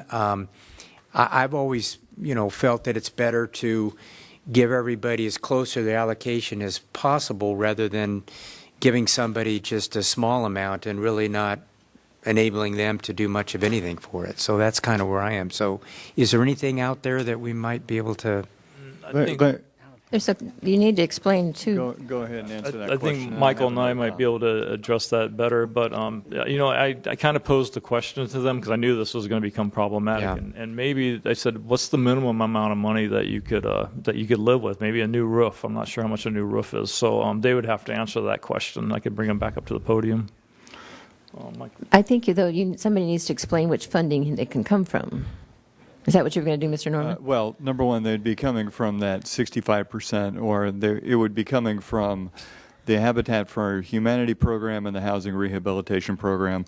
One of the vital considerations with the Housing Authority's use of this money, especially for the amount that they want to use, is that their rehabilitation and capital improvement program will trigger the prevailing wage requirement under the Davis-Bacon Act. And quite frankly, our staff is not prepared to be able to administer prevailing wage in Davis-Bacon.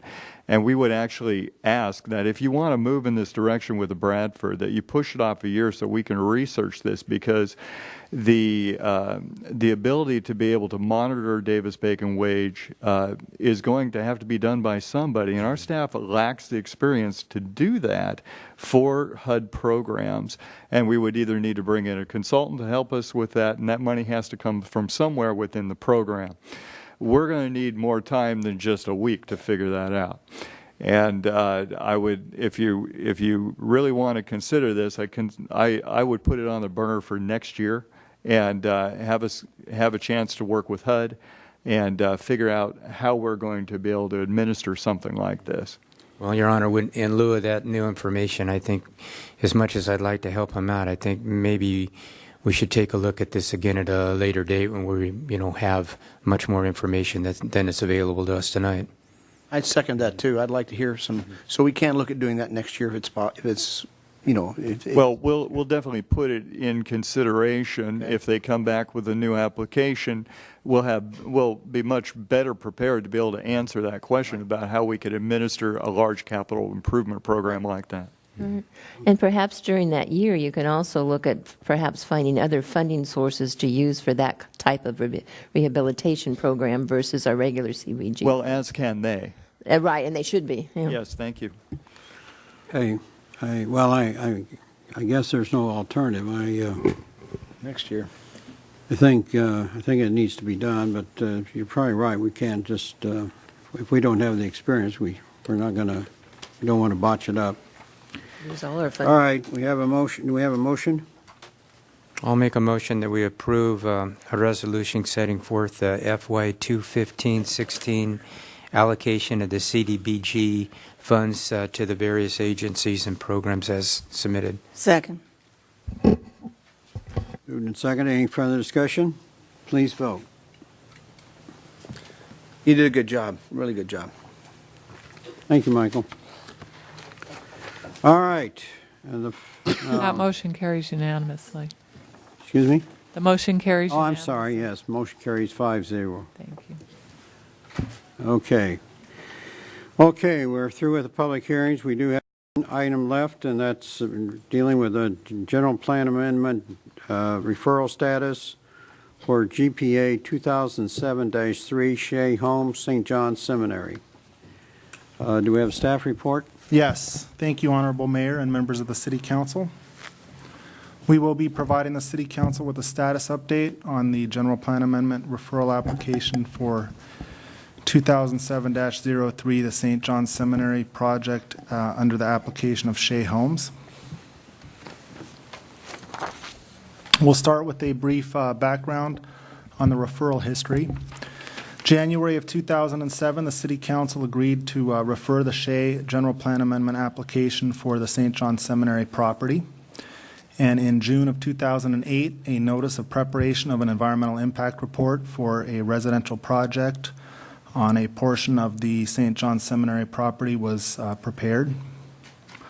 A specific plan draft was put into preparation and work commenced. Then in February of 2013, based on updates from technical studies as part of the environmental analysis, a second notice of preparation of an EIR was prepared and distributed. And the draft EIR was never put out for public review. The project description was evolving, and studies were being enhanced and refined. Shea put the project on hold due to economic downturn while they continued to have work performed on the environmental analysis and technical studies. Then in the summer of 2014, Shea completed some updated market studies and updated their pro forma for the project, which resulted in some updated project concepts. It's important to point out that a new project description would restart the environmental review process, and that would most likely require additional technical studies. This slide demonstrates an aerial photograph of the subject site. The overall St. John's Seminary property is 134 acres, and the original general plan amendment referral addressed the entire site. However, it was ultimately focused to 90.6 acres for the eastern portion of the property for subject residential development, with the far west being preserved for a park and trailhead facility.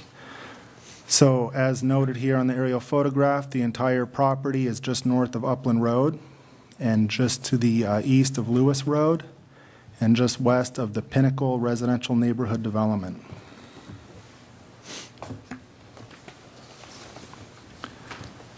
So as I indicated earlier, Shea has updated their project concept, and while we don't formally have a very detailed project description, as a result of enhanced market studies and updated pro formas, they have come to a revised concept, and I will point out the differences between what was originally proposed for referral and what is the current concept that Shea has now begun analyzing. So originally, there was a proposal for between 390 and 430 total residential units, and now they're proposing between 270 and 290, so they've reduced the number of units overall. Originally, they anticipated providing a mix of attached and detached housing products that would all be 2- and 3-story structures that would have 2-car garages and guest parking. They've updated their concept to have traditional single-family detached units along with some detached and attached cluster housing product. One big difference is that the new concept they're proposing would be primarily single-story with some small second-story bonus space, but all functional living would occur on the ground floor. They are also proposing 2-car garages. Most of those garages would have driveway aprons, and they will be providing additional guest spaces and clusters with designated guest parking, and they've been monitoring the parking updates that the council has recently enacted, and they feel that they could satisfy that criteria. The original project was proposed to be open to your traditional retail housing market, and the updated concept would be age qualified, and it would be a requirement that property owners would be at least 55 years of age or more. The original development was non-gated, had open access, and now they're proposing gated access with private streets. There was a centralized amenity for residents anticipated with the original concept, and that remains. They do want to provide an enhanced walking trail system with additional open spaces and pocket parks as part of the updated concept. They've also preserved the original plan to provide a 7.6-acre agricultural heritage public park and a regional trailhead off of the Lewis Road area. So I just wanted to point out, before I outline some of your options, there were some questions related to the funding agreement between Shea Homes and St. John's Seminary.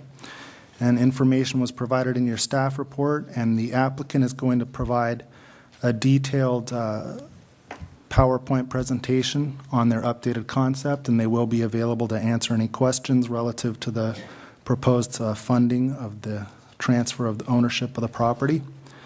I did want to also point out that the former college campus buildings are vacant and in a state of deferred maintenance, and the balance of the property is mixed with irrigated orchards and some landscaped areas, but there are also some landscape areas that are in a state of deferred maintenance. However, the graduate seminary campus remains in use, and the grounds surrounding the campus are very well maintained. So the council has at least 4 options that we've prepared for them to consider this evening. The first would be to make a motion to allow the general plan amendment referral for the project to remain in place and continue to process the general plan amendment. The second option would be to make a motion to amend the general plan amendment referral for Shea Homes to have continued processing and study of this most recently proposed updated development concept as described by staff and will be further described by Shea for future consideration of a general plan amendment. The third option would be to make a motion to rescind the general plan amendment referral for Shea Homes and direct staff to stop processing this general plan amendment. And then, of course, you have the ability to come up with an alternative motion to provide direction to staff regarding the general plan amendment referral. So, Mr. Kevin Harbison, the Community Development Manager with Shea Homes, will now be providing a presentation of the current project concept. Following his presentation, I would be available for any questions, or if you had any questions for me at this time, I'd be happy to answer those. Before we start the presentation by Shea, is there any questions of Joe Vaca or staff? Okay, all right, fine. Okay, who wants to make the presentation? Please come forward and identify yourselves. John Danvers with Shea Homes. Kevin is here with me as well, and he'll be speaking more to the specifics of the project. Thank Yeah, you. kind of speak into the microphone if you would. That's Will do. directional. Yeah. Okay. So I briefly wanted to touch on the history of what's been going on with this project for the last 8 years. Mr. Vaca's done a fine job touching on that already. He mentioned that 2007 was when the general plan amendment referral was approved by City Council, and it was indeed to switch the general plan use from agricultural to residential, and that remains our objective today. I did want to point out, and then, again, it was touched on previously, that the quality of the existing agriculture use out there is very poor. Most of the trees are over 40 years old. Some studies were done, part of the EIR, indicating it's not a viable agricultural use, and that there's no significant impact by eliminating that agricultural land. So you'll see we kind of put together a timeline here that walks us through year to year what we've been doing. And again, since it was touched on earlier, I'll try to keep this pretty brief and let Kevin get into the details of our plan. But the message I'm really trying to send is that we have been actively and continuously pursuing this project. 2008 is when we really got into producing the EIR, producing the specific plan, going back and forth with City, doing outreach meetings on the project itself. In 2009, we got some formal comments back on the specific plan, and understand that by processing both of these documents at the same time, it was a very iterative process. So if one thing changed in one place, it kind of had a very big ripple effect. Going through into 2010, we updated some of the technical studies. As you go through layers of CEQA and sometimes the regulatory climate changes, additional things are necessary to study. So those were ongoing technical studies. In 2011, we updated both the EIR and the specific plan based on those previous comments. We added a three-dimensional grading plan to help kind of understand the contour and topography of the land. And in 2012, we did some further updates to technical studies. Thought we had the specific plan pretty well wrapped up. And going into 2013, our goal was to publish the EIR. We decided, jointly with the city, that it was necessary to republish a notice of preparation, giving all stakeholders an opportunity to review what we were trying to do with this property. Out of those comments to the notice of preparation, we were required to update the traffic study, which we did, which in turn led to 4 sections of the EIR having to be updated again. We got that complete towards the end of 2013. We're again at that point where we thought we were about to go to circulation, kind of did a final review of that document, and it was determined that because of the age of some of the sections and because of the revisions to some sections and not all, that we had some staleness issues and some inconsistencies within the documents, and that we basically had to update the whole document kind of top to bottom. So that was when 2014 came around. Here we go. So at that point, we took pause and decided if we're going to have to start this process over with the EIR, we wanted to look at all the potential land uses, make sure we're moving forward with the best possible plan. We studied and dismissed several non-viable uses and landed on the active adult or the adult lifestyle community that Kevin's about to present to you here in a moment, which again, in terms of footprint, is very similar to what we've been processing before. In terms of product and the targeted market, a little bit different. And it also brings reduced impacts that we think are better for the community overall and better for the entire project. And I forgot to mention in that 2013 discussion on the traffic studies were obviously done. I know an issue had been raised earlier about traffic on Upland Road. We heard that at our community outreach meetings in the last few months. And what those studies determined was that the project at that time, which was more intense than what we're looking at now, did not reduce service below C within the city, and that the studied intersections had no negative impact, and that a traffic signal wasn't warranted. But I will go on record saying we would support, if the city would so desire, a traffic signal at Upland at the entrance to this proposed project. So going back into where we kind of are now, we started community outreach once we settled on this age-qualified and active lifestyle concept. We've done some additional outreach and sort of spiffed up our presentation information so everybody really understands what we're doing. And we've got a proposal for the new updated EIR that we're ready to launch, and we have gone ahead and launched an update to the specific plan.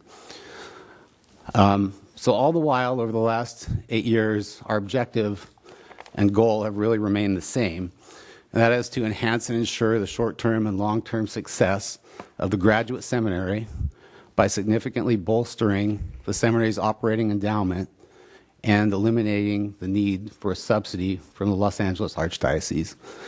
And with that, I will turn it over to Kevin Harbison for some project specifics and will remain available for questions. Thank you. Good evening, council members. Kevin Harbison, Community Development Manager with Shea Homes. And I'd like to take this opportunity to walk you through our updated plan for the seminary property. It's an active adult lifestyle plan.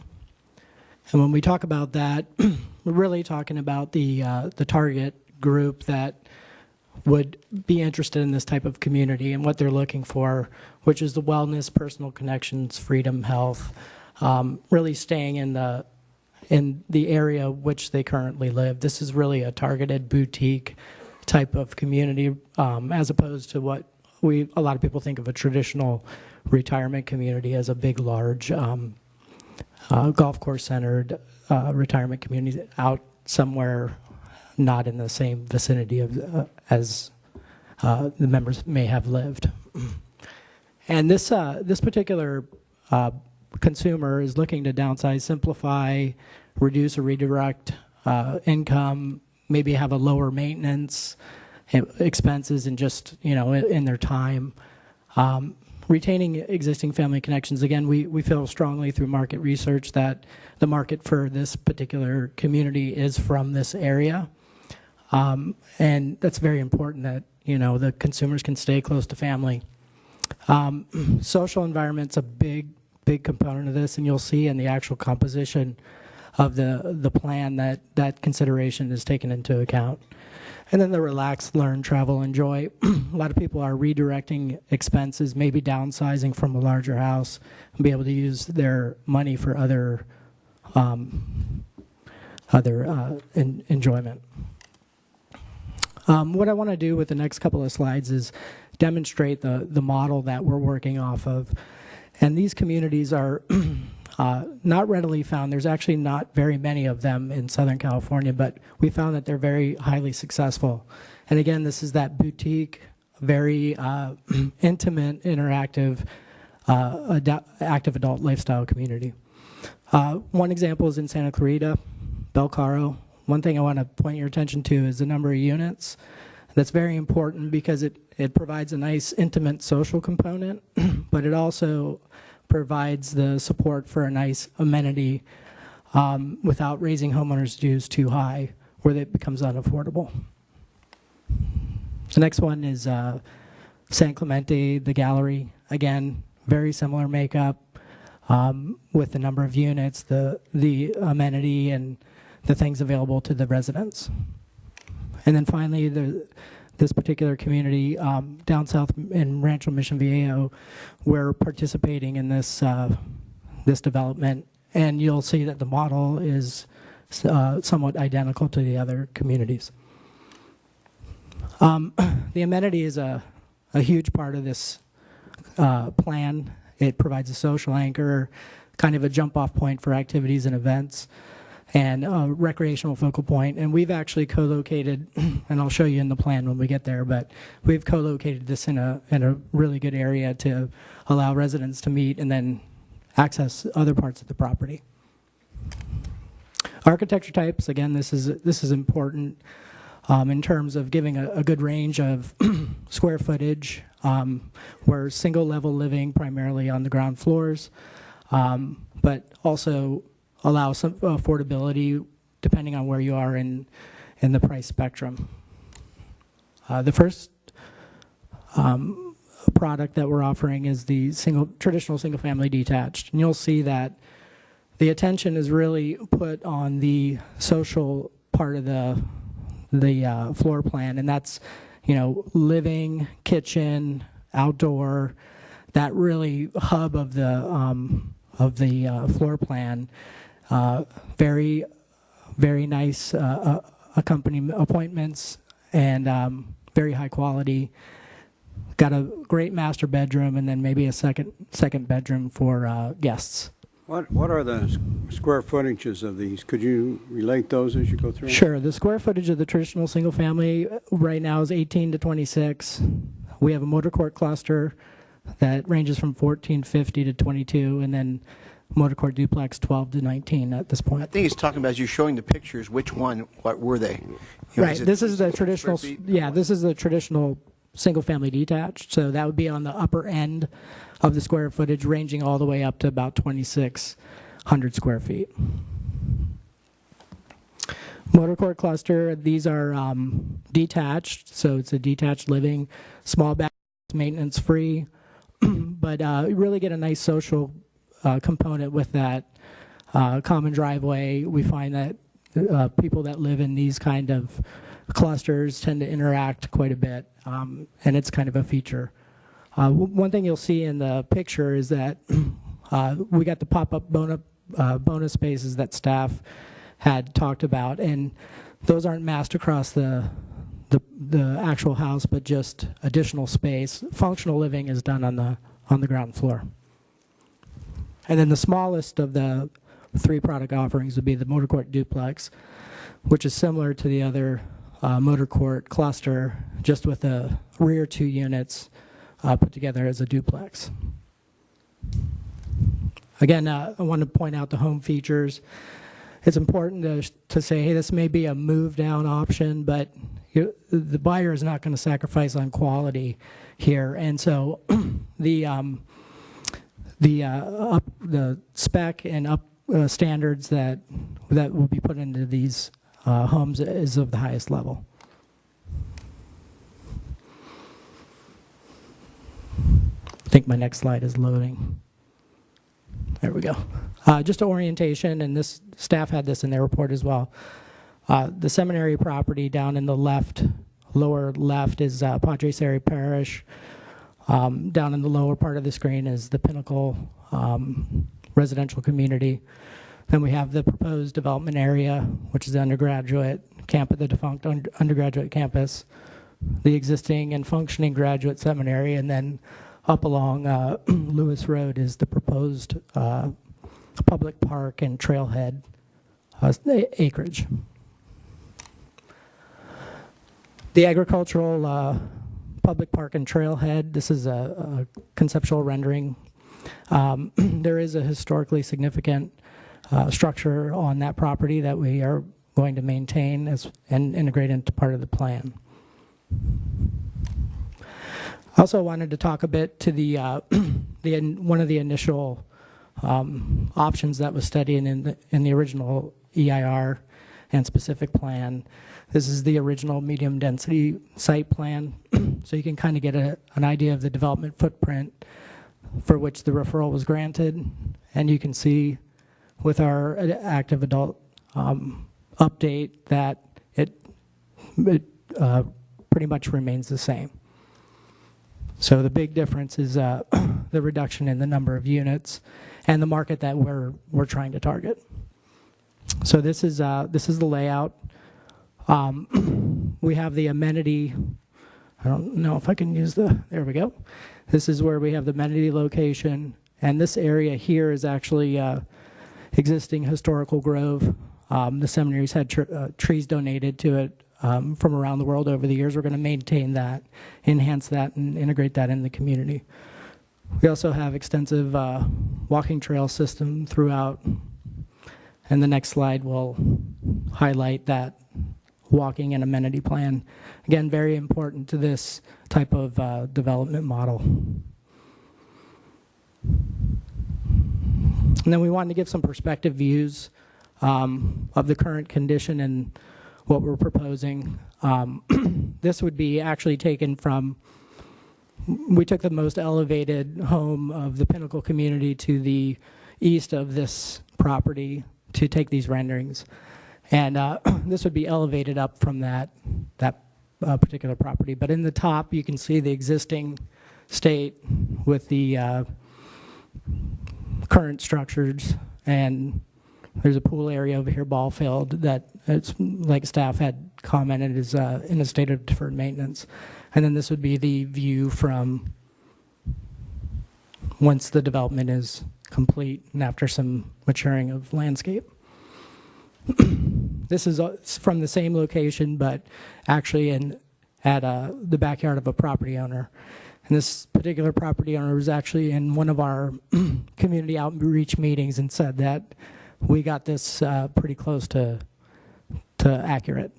So above existing buildings and then below what the view would look like. And this screen of eucalyptus trees existing, we plan to maintain that in place as a nice buffer between the two communities.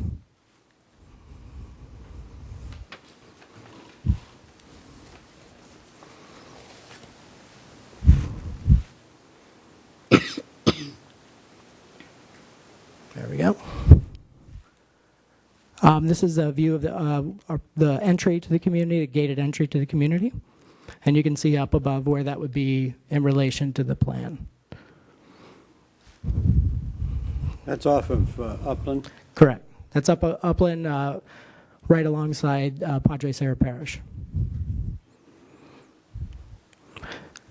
View 3 would actually be as you come through the gate and around the first corner, down what we're calling a spine road or entry road into the community.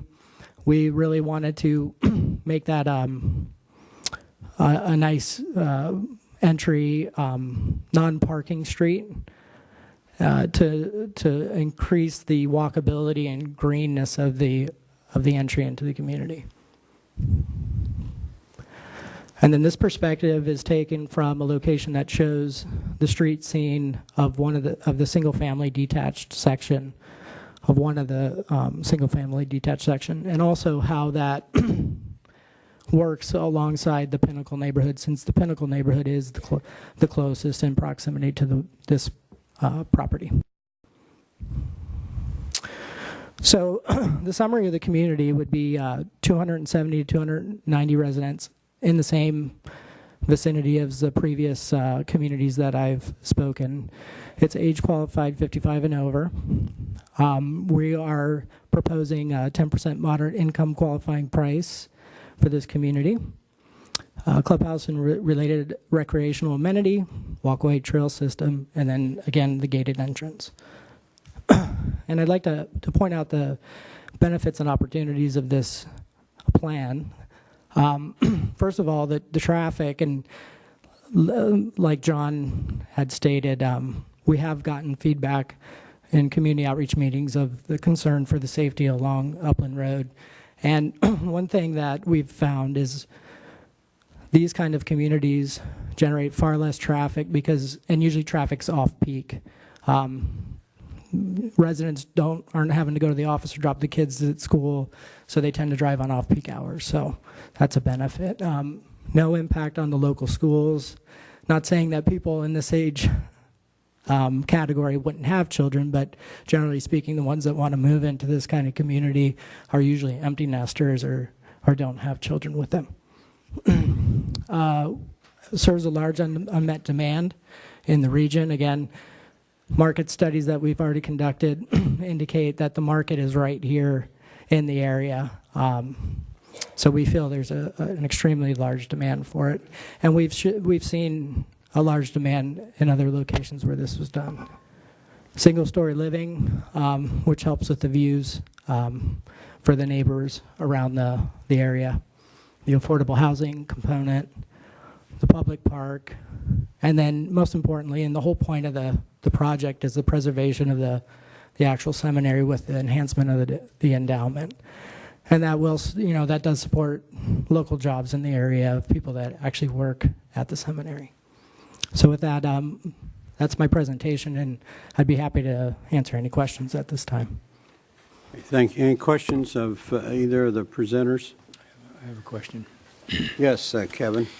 Yeah, maybe you could kind of update me a little bit. Years ago, have you looked at any other uses of this property? And years ago, there was a rumor that a high school was interested in that. And I had heard, it's been a number of years ago too, that a college was interested in actually going up there and seeing if that would work. Was there any other uses that you were aware of that are out there? John, I'm going to let my colleague John Danvers answer that. John Danvers again. Most of those inquiries from these other uses went directly either to the seminary or to the archdiocese, so we weren't directly involved either, but yes, basically we heard the same things, that private high schools had investigated the property, determined it really wasn't viable because even though there's buildings there, the amount of retrofitting that would be required was just, astronomical cost-wise. Private universities as well basically came to the same conclusion. So there's been several entities sniffing, I guess, but nobody biting.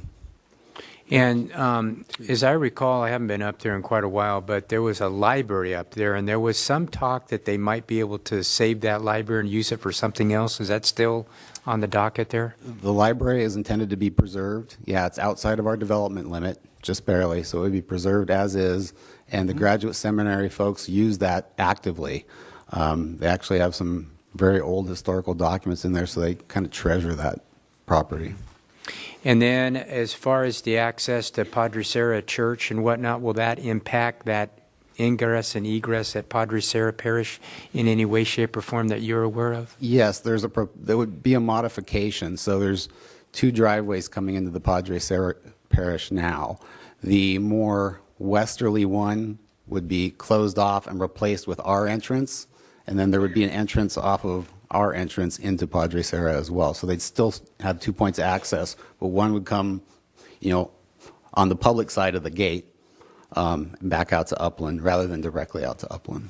And have you had a discussion with the Archdiocese on that and whatnot? Yeah, absolutely. You have? Okay. So run that by me again. Exactly where is it?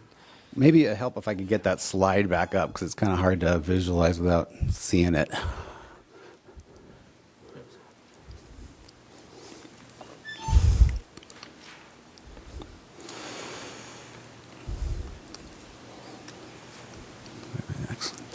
Yeah, it's a little small at this scale, but can you somebody hit it with a, there you go. Oh, but yeah, basically right there. So you'll see. Right there. Yep, that's that right where This the shows arrow the is. shared access to the Padre Serra. So this would be a primary public access, and the gate would be somewhere back in here or in here. And this would be open and accessible. So they would merge and then make a real quick left and go right down Is that right? Is that how they're going to leave if they're in the parish there?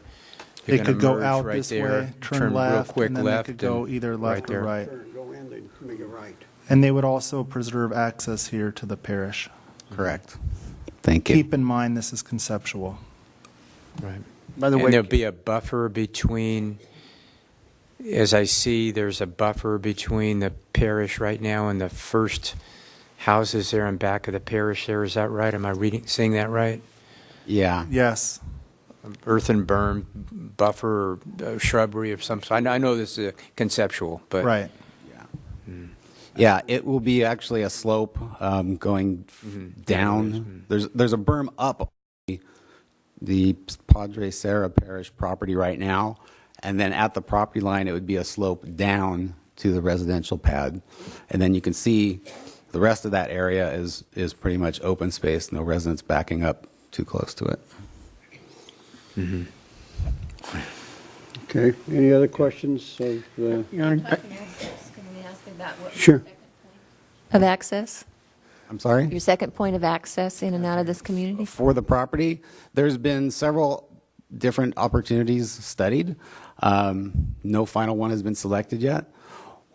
It's kind of hard to see on this slide, but if you can see at the very bottom right corner of the property, of the image there, there's a water tank. So just to the left of that, there is a access road that runs out to Worth Way. Well, that's another access road as well. So there's that one there that runs out to Worth Way. There's an existing access road that just parallels the property line and goes all the way out to Upland, which we see as the preferred option.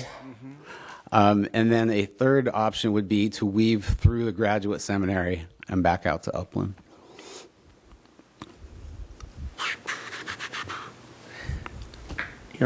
Yes. A couple things I wouldn't want to see weaving through the seminary. Pretty soon the church is saying, oh, we can't have what we're doing here and we're going to leave. But that property goes back to the family by title. And so I'd hate to chase that Catholic seminary off the hill because of traffic and other people, going through the church. This would be emergency only. It would be an entrance, period, he said. No, it's emergency only. Emergency only. Okay. Okay. Anyway, questions I had, let's see, what was it? Crud. Oh, at one time, the two churches, by the way, the Catholics, the college, by the way, was a Catholic college out of San Diego. Because I spoke with them, and they didn't come through. But they were looking at that building, the whole shot, to build a Catholic college there. The high school was, what's the one over in Ventura? St. Bonaventure? Yeah, St. Bonnie's was looking. And then they changed their mind because they want to put them over and see me somewhere. And so I think that's where they went. But that were the two that were looking at one time. The real problem with that is that the buildings that were built, the construction techniques that were used for the college buildings at the time they were constructed in the late 50s and 60s did not meet the seismic requirements for schools in California. That was a big problem because I was involved with the private high school at the time trying to see if they could be located there, and it just wasn't feasible. You'd have to basically tear down all the buildings and start over again, even if the... But the high school wasn't looking at that building. They were looking at a whole new site. But it didn't come forward, so it didn't go forward. Oh. They changed it and put it in Simi. That's what they said there. Go ahead. Okay. Have questions? Any more? Do you have an idea on pricing on what these are going to come out at? The coach came to me. Yes, right now the market research is showing in the 500s up to the mid 8s at this point. Say that again? Starting in the 5s up to the mid 8s. That's what our market research is showing now. Okay. All right. And I think we've asked this question, I'm sorry, can I keep going? We've asked this question last time. Tell us the difference between this and Leisure Village that we already have here in the community. Right. This is a much more intimate, smaller community. It's really attracting age demographic that usually these attract around 57 and up. Very high quality construction, very active resident component. And a new high-quality senior option for the city. Okay, any other questions? One more. Yeah. The affordables, did I see Correct. there'd be about 10%? Well, that's what we would be requesting, 10% moderate. As affordable, 10% of the total unit, or 10% of one model, or 10% of the total units? We've had preliminary discussions with city about that and have been advised that it would be spread across all, most likely be spread across all floor plans. The affordable housing would be accomplished in accordance with our density bonus ordinance. Okay. All right, any other questions of either of the gentlemen? No. Okay, thank you. Stand by for Thank you. questions afterwards. Okay, we have some cards here where people want to express themselves. Tom Underwood.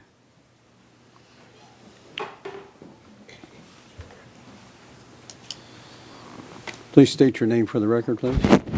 Yeah, my name is Tom Underwood, and I want to thank everybody for being here. In this community itself, especially in Camarillo, we have some unique opportunities here. Originally, my wife and I are from Santa Barbara. We've lived here for over 30 years. During the time that before we moved here, I was in cattle ranching, then again in agriculture and different development and so on and so on. And, I'm in favor of this development, and I'd like to have the opportunity, which you've given me, to explain to you why. My background over the last 30 years has been in development, construction, building hospitals, maintaining facilities. I currently maintain 60 facilities, and up to about 3 years ago, I had 70 facilities and 2 hospitals. These are local facilities. I also was the one that renovated and got back the Santa Paula Hospital. Myself and Mike, who is the head of the county right now, Powers, worked on that project in the mid-2000s to get that going. I believe you've asked many questions council has about this project. I also have looked into this project over the years, and most recently a little bit more in depth as to what these two gentlemen are proposing. When we ran cattle, the most important thing was water. And I understand that there's a lot of opposition pertaining to water use and shutting housing developments and stuff down. When you look at the water for that area there, just to maintain the agriculture there, it's going to equate out to the same amount. And that's from soup to nuts. That's from the beginning to the end. That's the digging and the rest. The main concern I have is I have walked that property. I've looked at that area. The runoff from that has contaminated the entire valley that's there. I don't know if anybody lives up in that area. I know, Mike, you've driven by there a couple times during the rainy storms. So has Jan. I'm sure, Kevin, you have. And you'll look and see at the runoff. And that runoff is from the chemicals and stuff from the agriculture. Those trees are dead. They need to be gone. I don't believe you can reuse that area. As far as the high schools looking at it, you're absolutely correct, Mr. Mayor. I am very familiar because I am an OSHPD licensed inspector as well. So, yes, SB 1961, the Seismic Safety Act that OSHPD came into effect, you're never going to be able to build a high school there. Not unless you've got ultra money and you can run pylons and the rest. There's just no possible way based on the type of soil amendments, the soils there and such, that with the earthquake faults that run through our valley. The other reason is because this is a no load. It's really, in my book, a no-brainer. There's no load on the high school there. This is a 55 and older community that probably is going to have 600 to 800 people. In my estimation, again, I haven't got the information from them, just from what I've researched in some of the other trilogy areas. So you've got maybe 600, 700 people, maybe 800 people in there, and the direct revenue is going to be at least $3 million right from the get-go. And that's just going to be in property taxes. The indirect, as far as doing business, is going to be probably twice that. I understand the time is up. Yeah. My wife was going to fill a card out, so I'd like to take her time from her. Okay? But just let me say this in closing. Wrap up your This community is a small community. It's not a large development. It's a very unique fit. It's one that we can be proud of as a city. This allows us to be able to transition from the homes that we're in that can afford a family of 6 all the way down to 2 without having to buy a house that has a family of 6 intended for it. So this allows us to have some sustainability, which I think is what we need to look at. And finally, shame on me for not coming forward and helping you with all your different projects. Now, I'm not talking about theirs now. I'm talking about the rest. As far as the internet and the rest of the stuff and there is a way to monitor it.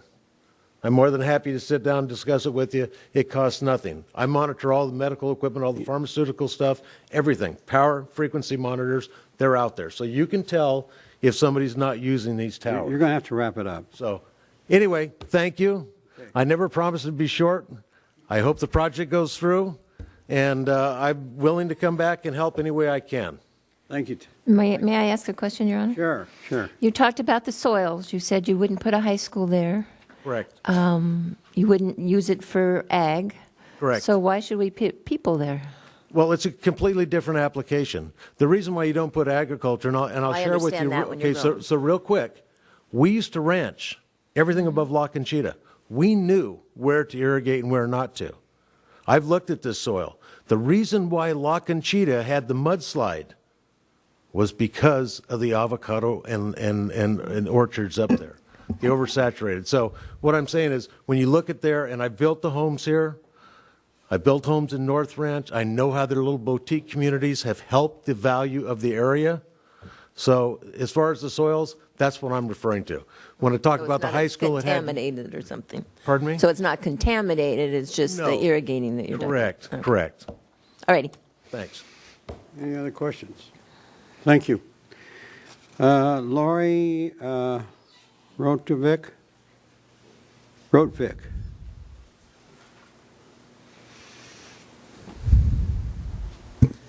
Good evening, Honorary Mayor and Council members.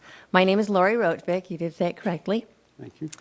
And I'm here this evening on behalf of my parents to talk about the St. John's Seminary development by Shea Homes.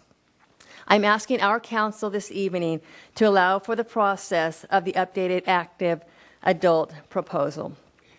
My parents are senior citizens. They have lived in this community, they have lived in Camarillo for 50 years, and they wouldn't live anywhere else. They also will be looking to move into a senior community. At this point for them, Camarillo Springs is not an option. That was at one point, it is not now. I feel the St. John's Seminary development would be a very viable option for them.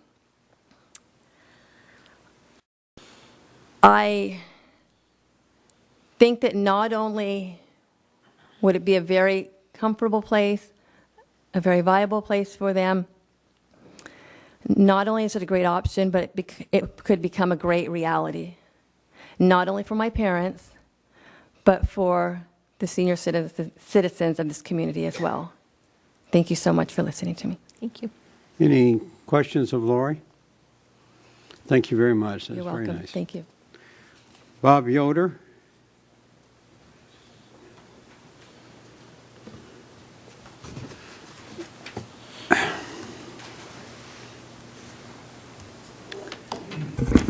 I'm Bob Yoder with Shea Homes. Mayor and council members, thank you for your time and attention. I just wanted to hit a couple points, reinforce, and appreciate the thorough staff report. In addition to everything that's been said about the schools and the high schools, and it's really a compatibility issue for the seminary and the archdiocese. They don't see that as a compatible use. So even if the buildings worked and it was financially viable, they feel that it's not. They really like what we've kind of drifted to, and I apologize for taking them so long to get here, but they feel that this kind of age restricted is much more compatible with what they want, which is quiet surroundings and all that. So I think I wanted to point out the compatibility. Another point is we have a lot of experience in this. The Shea Trilogy brand is really the premier active lifestyle community. Those are big master plans. This, as Kevin explained, this is kind of a boutique. We are building in the Gavilan community, so we've done product there. We have a couple more products on the way. So we've studied this consumer a lot. And it's not, it's honestly, it is not for everybody. This consumer wants to engage in the social part of it. There's a lot of people that like to age in their existing home. But for the people that want this and want to downsize and want to lower their maintenance, it's very popular. And we think, this not only serving Camarillo, but the general region, it'll do very, very well. Then I guess there was a little discussion on the gate. We prefer a gate. It doesn't have to have a gate if that becomes a product issue. We're talking a lot of specifics. Our goal really tonight is to continue the referral that you had approved before, and we feel this is just I guess it's option 2. It's the amendment because we're morphing the project just a little bit, but it fits well within the envelope of what we were studying before. The products and everything we've shown are subject to kind of, refinement. I guess that's really it. I just wanted to share that, Shea's very experienced. We think this is a really special and unique property, and we're privileged to be able to work on it. We're disappointed that we've been working on it this long, but we think we've landed in the right place, and we look forward to, bringing this forward. We've got a long way to go in terms of public outreach, going through the public process. We're not asking for approval of this project. We're asking for the approval of the continuance of the referral so that we can go through the public process. Thank you. I have a question, Bill. Yes. Just one question before you go. Yes, sir. With this current project and the fact that it's a lot less dense than what the original one, would it be a fair assumption to assume that the amount of money that's going to be given back to the Archdiocese will probably be less than potentially it could have been? It is. And honestly, it's, in all honesty, it's one of the reasons we've, took us a while to get to this because in theory, if the other project was approved, it would have been more valuable, and that value does go to the Archdiocese. But given the climate, and we think in response to the comments we've gotten from the neighbors, we think this fits better.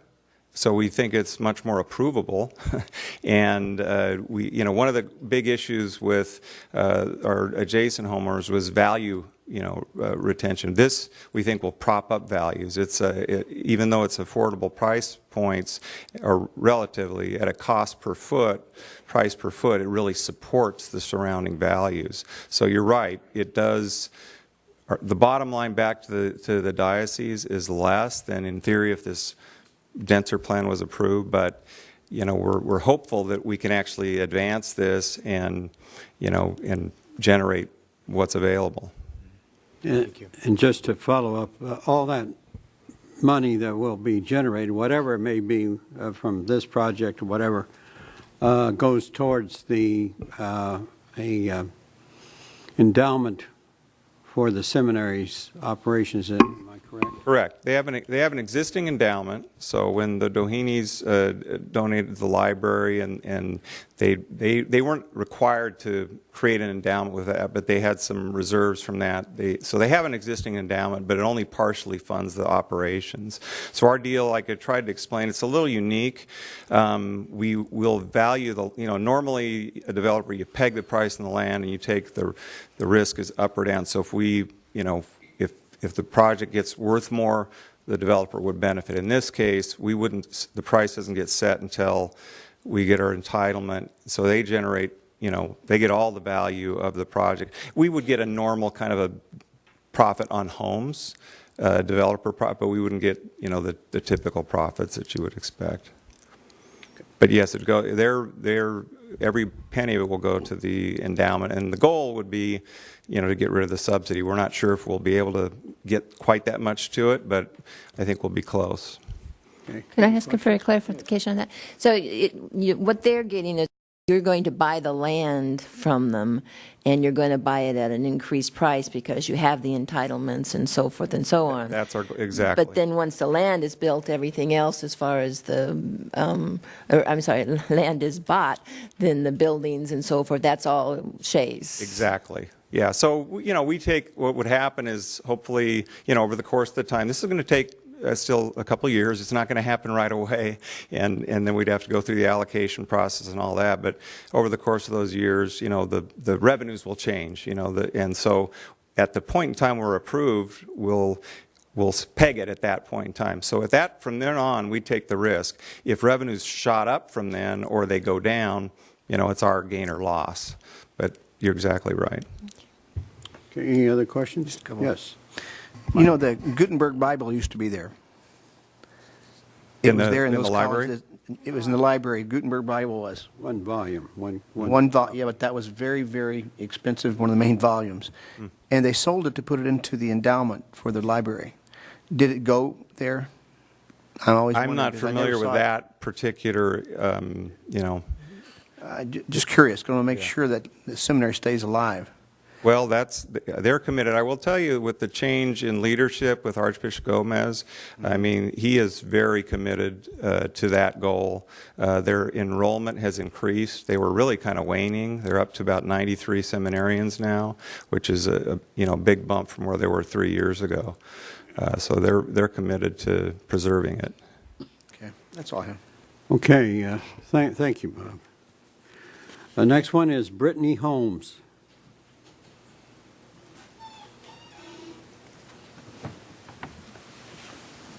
Please identify yourself for the record. Hi there. My name is Brittany Holmes, Mr. Mayor, members of the council.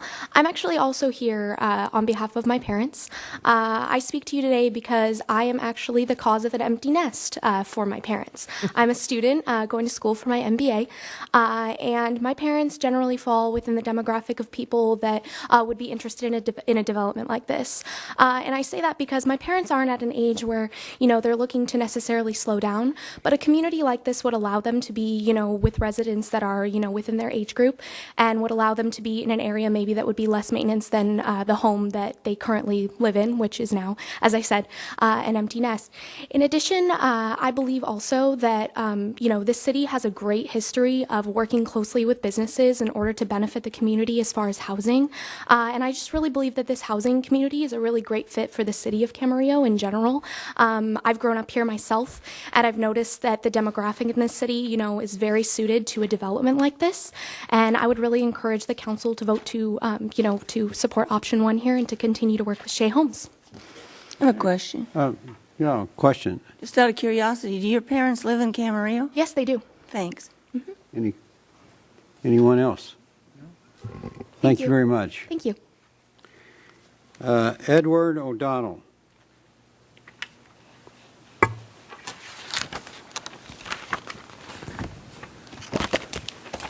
Good evening. I'm Ed O'Donnell. Presently, I live at 5930 Heritage Place here in Camarillo. I've been a resident of Camarillo since 1977, and as my family has grown, I've bought bigger and bigger homes. Now, I'm a single nester with a 4-bedroom, 3-bath home, and I really would like to downsize and really would like to get a single-story home. It makes sense for me. I belong to the parish of Padre Serra. I have been here for many years. I really don't want to move. My doctors are here. My family's here. My grandchildren are here. They go to Terra Linda and to other schools, Montessori. But I don't need a 4-bedroom, 3-bath home. It's just cut to the chase. And my neighbors, before I came here tonight, I asked them, would you downsize? And 7 out of the 10 are all single nesters too, with 4-bedroom, 3-bath homes. They're the Party Heritage Tract. This project is just, to me, outstanding. It gives me the opportunity to, first of all, be close to my church, be close to the banks, people, my friends, family, same shopping, everything is the same, but it gives me the opportunity to stay in my neighborhood. I hope you'll let them continue the process. I really mean that. There's such a high demand for single-level homes, our single-family homes that are one level, especially a person like myself that has problems walking. Walking upstairs is a killer, especially in my situation, they get worse. I'd like to downsize. I'd like to stay in the neighborhood. I know many, many people would like to do that too. And when I asked my neighbors, why are you staying? They said, if I sell, where am I going to go? And they really want to stay in Camarillo, and I know I do too. So I really hope you'll give this consideration. It's a great project. It looks great. I go to church about 4 times a week. I see the trees. They're all dying up there. I mean, it's time for it to be changed and move forward with the seminary, give them a chance. And, of course, it gives people like myself a chance to stay in the neighborhood. And I thank you all very much for your time. Any questions? Thank you, Ed. What mass do you attend? Curiosity. 9 o'clock. I see Kevin there. You must be at 11. I can't hear you. You must be at 11. Okay. Thank you. Any questions? Any questions of Mr. McDowell? O'Donnell? Okay, thank you very much. Roy Villa.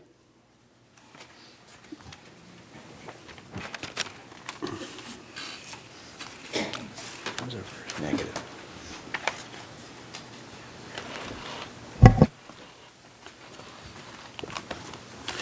Identify yourself for the record, Roy. Yeah, Roy Villa, 5476 Quail Ridge. I'm here to support the option number 3, the rescinding of this general amendment. As you know, the regional housing needs are fulfilled up to 2021, so there's no need to move on this project. Number 2, you just approved last month 130 units, a general plan amendment. With this 290, you're looking at 400 just in the past month. So I don't see this as an urgent thing. And I'd like to speak to a market that no one has spoken to this tonight, and that's the millennial generation. Kids that are like, well, they're not kids, but 20 in their early 30s that are looking for homes, and they can't find it. We all know there's an affordability problem, and they can't afford I think the reported $550 price, even if there were, if there wasn't an age restriction. So I think you're concentrating on a market that you shouldn't be. You should be looking at more modest, affordable units. Also, the website, the housing element on the city website says there's approximately 3,600 homes existing that appeals to 55 or over. So that's a lot of homes. Currently, and I checked tonight, there's 10 homes listed for sale under 500. 10 homes. 2 of them are detached. 8 are single family. There's other homes, but they're senior homes. So the other thing is, over the past year, we've heard many of you say you're going to protect the green belts, the ag land, you're going to oppose high-density homes, and you've asked the public to be water-wise. We see this sign all over. But to approve these number of units, is that water-wise when we have a shortage? You asked the staff to do get into the details of the financial arrangement between Shea and the Archdiocese. Why is that important? Why, whether Shea makes $2 or the Archdiocese makes $5 or $5,000, why is that a criteria for moving forward or not? That should not be the case. You should judge this project on the community needs, not the seller's needs. And the community needs more affordable housing. It's a worn-out word, and nothing gets done. It's because we're building these types of projects. So I'd ask you to redirect yourself and concentrate on more modest homes for Camarillo, because that's what these younger people need. Thank you. Merrill Burgee.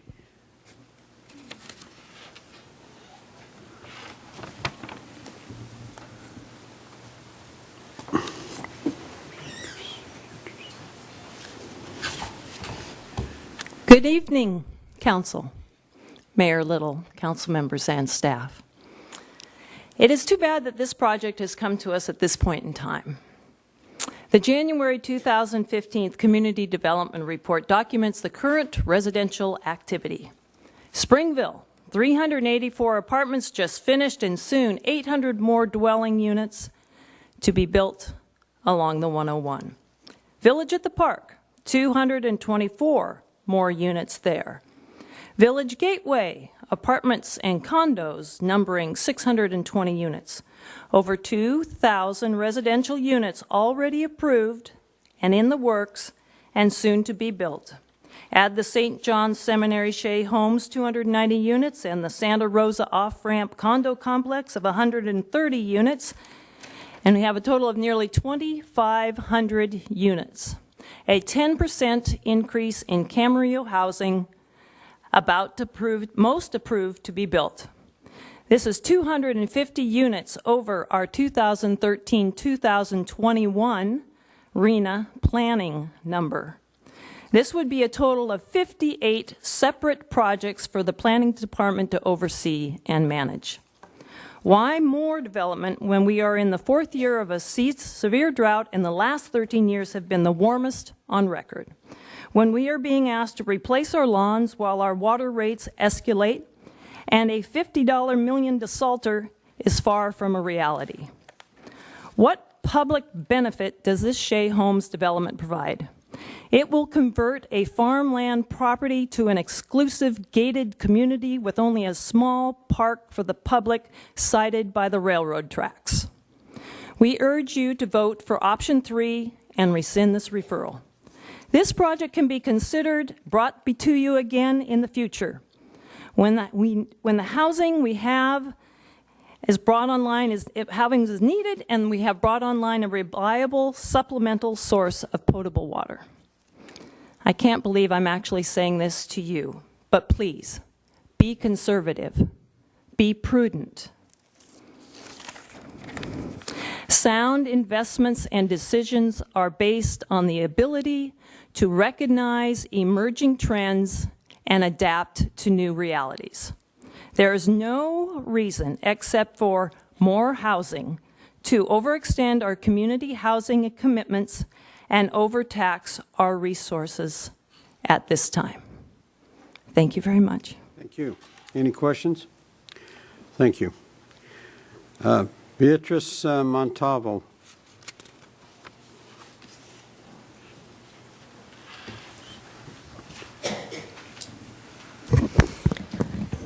Good evening, members of the council. My name is Beatrice Montalvo. I've lived in Camarillo for just a tad over a quarter of a century. And I don't have to tell you, you've probably been serving longer than I have, that a lot of houses have gone up in that time. And it's not the city that I moved into way back when. I'm really concerned that we stood here last fall and the citizens in numbers of hundreds literally overflowed into the entry and into the sidewalk outdoors to let you know that we do not want any more housing development in this city.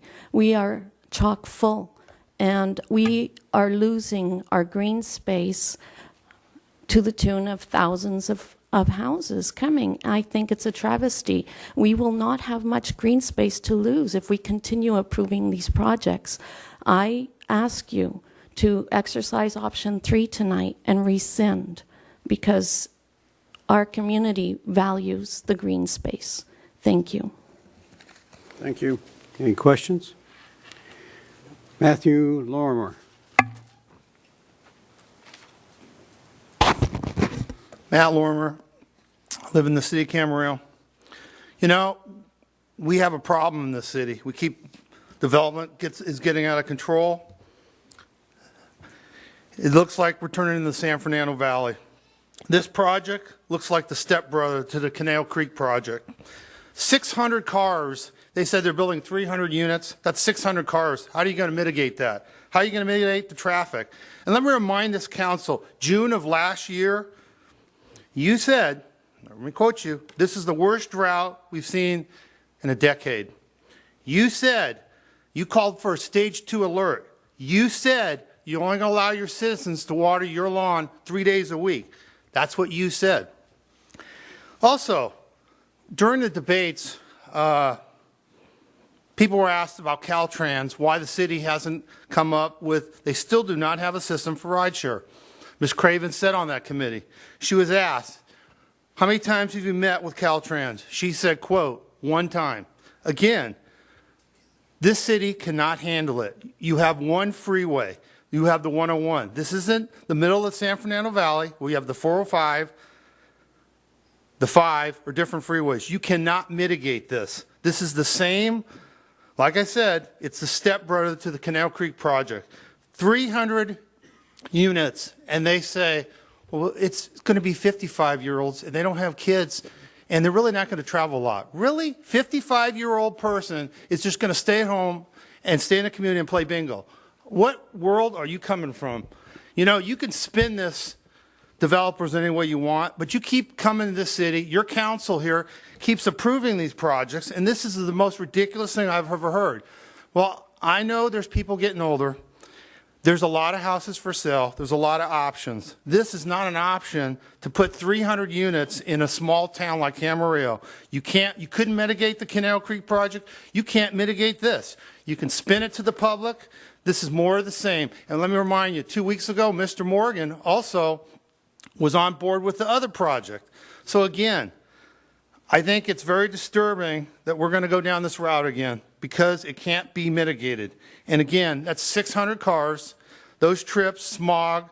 I want to know how you're going to mitigate this. I don't think you can do it. And if anybody thinks that 600 cars are just going to stay in one part of the town, you're in another world. That's called fantasy land. Thank you.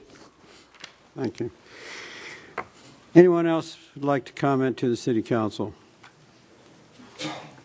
Okay, we'll move on and turn it back to the City Council. Any comments? Yeah. Jan. May I ask a couple of questions of staff? Can you tell us at the moment, and Mrs. Berge gave us some numbers, tell us how many projects you're now overseeing between the Community Development Department, the Public Works Department and their land use piece, and then maybe when you talk about Public Works, tell us how many CIP projects you're also managing at the moment. Okay, yes. Combined with land development, the Community Development Department and Public Works Land Development is currently working on 45 approved projects. These are various complexities. They include residential, commercial, industrial, and institutional projects. And it could be as simple as reviewing a parcel map for conformance with the Subdivision Map Act, or more complicated projects such as grading and improvement plans and planning department plan check of a multi-unit apartment building. So the number is approximately 45. There are 11 pending entitlement projects that are also currently under review with the Public Works Land Development Department and Community Development Departments. And those are projects that are in the entitlement review stage. And then finally, there are 24 active CIP projects under review by the Public Works Capital Improvements Project Division. Okay. And I think the other, if I might, the other statistic that I would like is the number of senior or age-restricted units we have, and not only the apartments and so forth, but the number in Leisure Village, the number in Camarillo Springs. So what do we currently have in the city of Camarillo that fits into this same kind of criteria? In terms of restricted affordable units, we have information, but we don't have information on all of the entitled age-restricted units in the city. But in terms of affordable age-restricted, I have that information. And there's a total of 412, and that's divided amongst 3 projects. One is the Mar Vista Village that has 304 units, then the Park Glen Seniors, which has 18 units, and then the Ponderosa Village, which is 90 units. Does anybody know how many units Leisure Village has? I think there's approximately 2,300. Correct. That's correct. And how about Camarillo Springs? Oh, Only part of Camarillo Springs is age restricted. Right, only part. Does anybody know? I don't know the Camarillo Springs answer. See, here it got flooded. Yeah, okay. I think those were my questions. Thank you, Your Honor. Okay, any other questions? I had a question. Mike? That'll come back to me. Go ahead. I've got a couple of questions. Number one is, how many houses were built in this city of all kinds, between 2007 and 2012? 2. Thank you. 2 houses. And how many allotments were given out? And how many expired? There were a couple of years when we really didn't have many allotments, but generally we will get 400 each year. I think it's maybe 1 or 2 of those years during the recession we didn't. We came We're a under little that amount. slower. Yeah.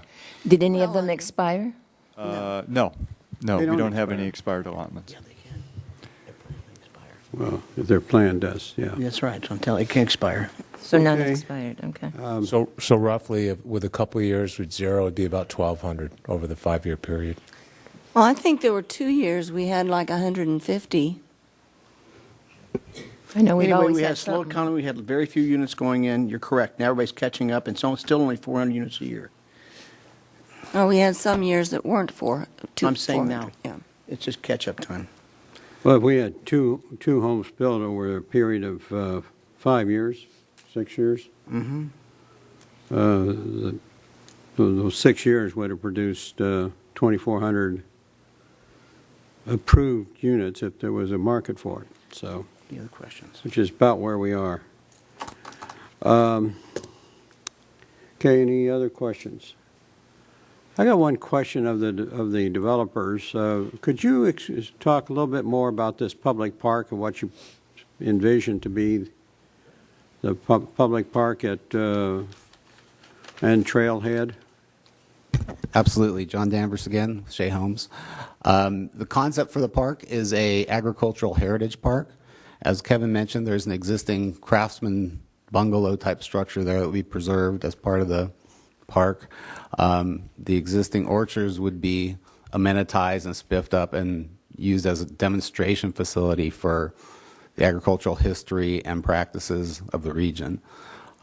We've discussed potentially doing some kind of wetlands demonstration area as well for public education, and then providing ample parking for access to the trails.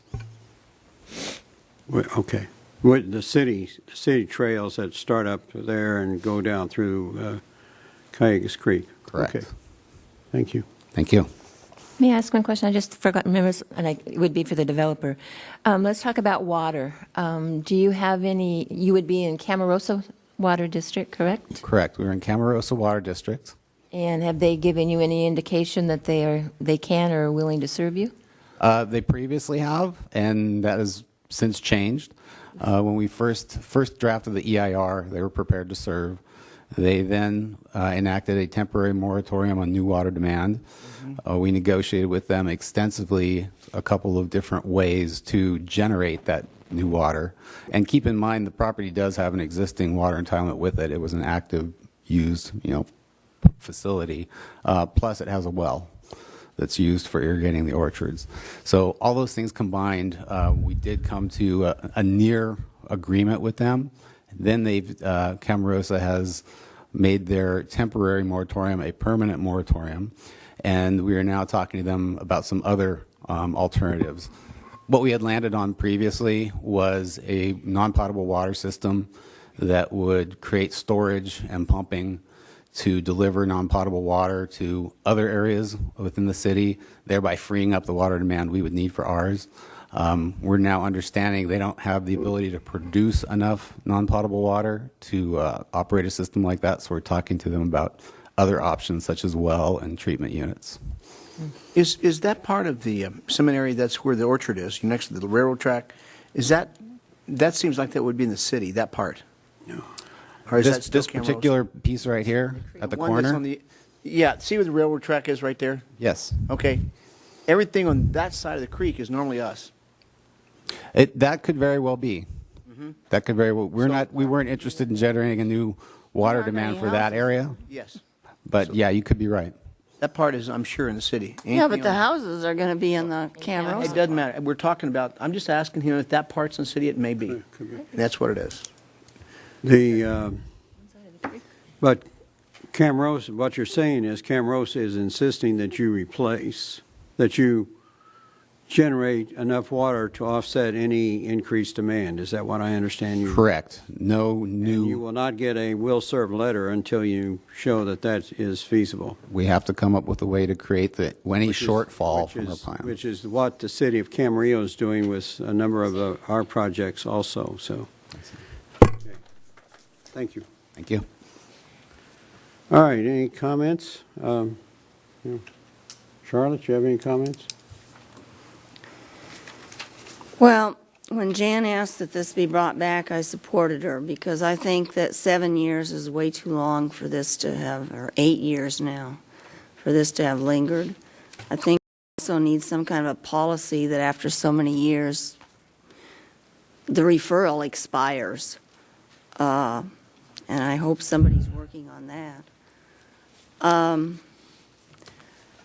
We've gone through a lot of houses in the last while. Through the approval process of one form or another, and we're looking at a lot. I just don't see any reason to add these right now. So I'm with option number 3. Okay. Kevin?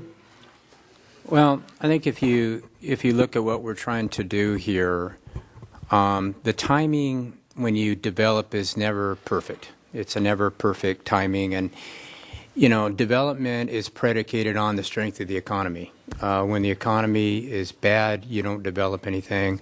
When the economy is good, then things get developed here. If you look at prime agriculture land, which this is different than the Conejo, because the Conejo is prime agriculture land, this is not. This is not being used for anything now. I'm not aware of it ever. Any project for having it go back to agriculture right now. And I got to tell you, when land is not maintained, it goes down real quick, and it becomes a hazard pretty quick as well, too. I had asked earlier what other usage that this land could have, and I'm not aware of anything viable. There is potential other uses, but I'm not aware of anything viable right now with this. We have a senior citizen population in our city. It's growing. I'm concerned about the schools and the fact that whether or not we're going to be able to have younger people move into the city. It was brought up that Camarillo is an expensive place to live, and it is. I'd certainly like to see more affordables too. This perhaps could open up some of the seniors that are living here and are overhoused, if you will, into something that's more entailed to what they are in their living arrangements right now, especially single story. There's a big demand for single stories. Houses in Camarillo do not stay on the market very long now, and there's some pretty significant reasons for it. It's a wonderful place to live. I deal with people that don't want any growth, and I deal with people that want some growth. I run the gamut on this. So the question that I have, if not now, when, and if we can't figure out what we want to do with this tonight, what's going to make the difference that we're going to be able to come up with something 2 years, 3 years, 4 years, or 5 years? Is the property going to go anywhere? No, it's going to be there. There's no question about that, but it's sat for probably 6 to 7 years right now. And I would think that we could start this process here and strongly consider option number 2. It is a lot different from the first project here. There's a demand for this. If they can't get the water, they're not going to build the homes here. It's as simple as that. If they can't procure the water rights, the homes aren't going to be built here. But this starts a process. There'll be plenty more public opportunities to chime into this and see if this will be a benefit or not. But this looks like something that at least has some merits to at least go forward with this at this particular point and see if there's any legs. We're probably talking 2 to 3 years before anything happens up there if we do anything with this. So this is a long-term project here, and if you look at the quality of it, I think it's far better than what it is right now. Your Honor? Yes. Well, when I asked for this to come back, there were two reasons. One, that it had sat for so many years and we hadn't heard about it, and we are working on policy committee, reviewed a new policy or an update to the policy referring to referrals and the time frame involved. But the other side of it is that I'd gone to see the presentation and I realized that it had changed very much in concept. And I also understood that they were going to really have to basically start over with the whole new EIR and all the expenses of that.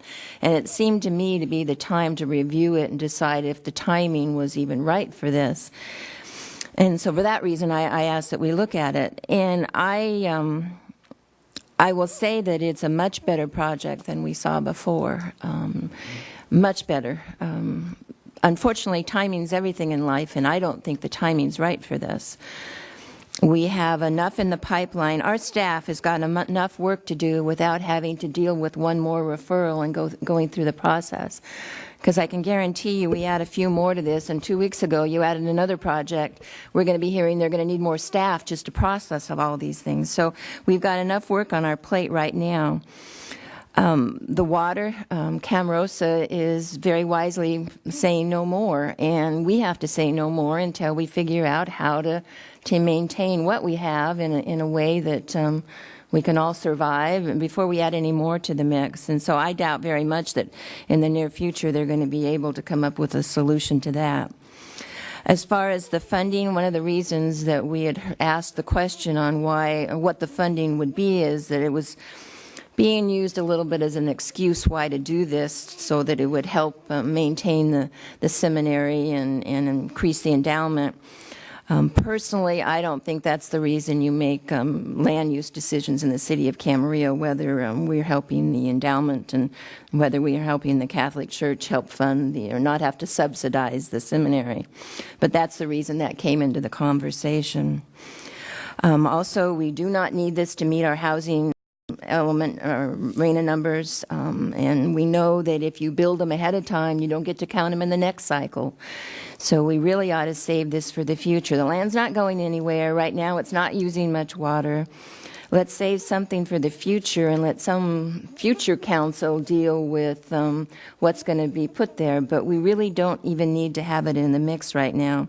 It looks like a good project at the right time and the right place. You could probably get excited about this one, but I'm afraid that to me, timing's everything, and this just isn't the right time for this. And rather than spending more money on it right now and have it hang out there for another 4 or 5 years, I would just rather back off and have it come back later, and it might be even a better plan when it comes back again.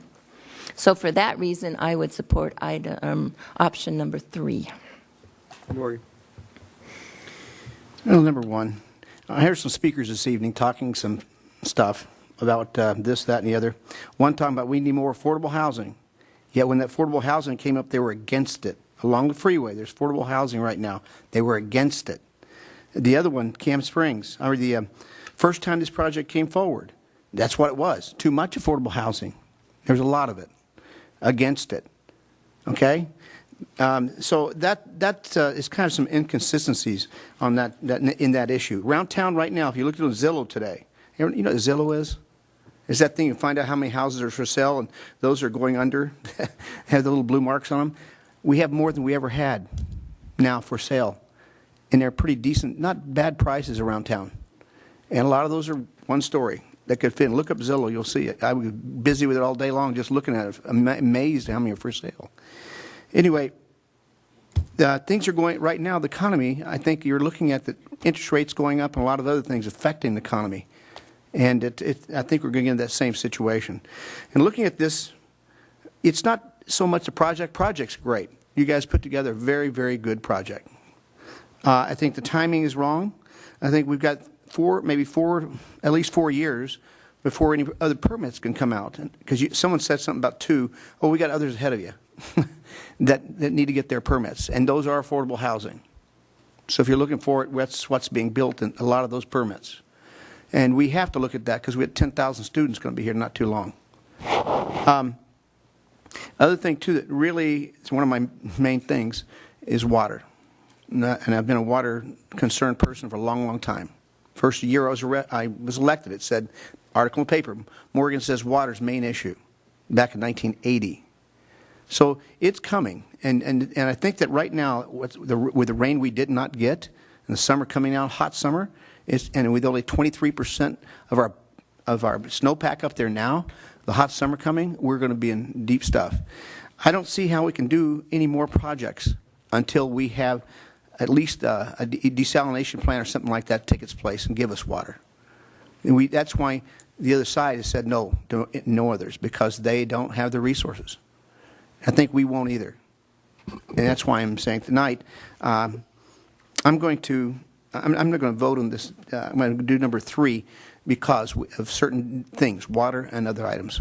But you have a good project. Well, it seems like I can tell where this vote's going. However, I'm going to state my case. First of all, someone said we should be building houses for the millennials. Well, we are. We're building apartments. That's where that's where they are living now. And there's 32% of that population of millennials are living at home still, 18 to 34. So it's a different market, and they're looking at it differently. Someone said, well, we don't need to worry about preserving the seminary because, why are we doing this for the Catholic Church?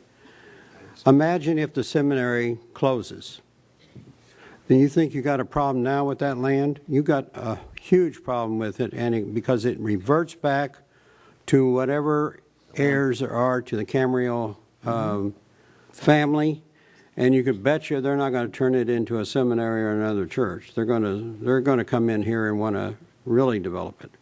So and the fact is that the seminary and its staff, faculty, and students do a lot of good for this community and this whole Ventura County, and they need to be protected in the sense of being able to maintain their college.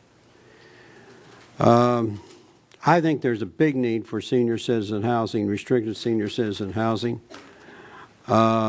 If you don't want to live in Leisure Village, there really is no place for you to go if you try to downsize in this community. Absolutely no place.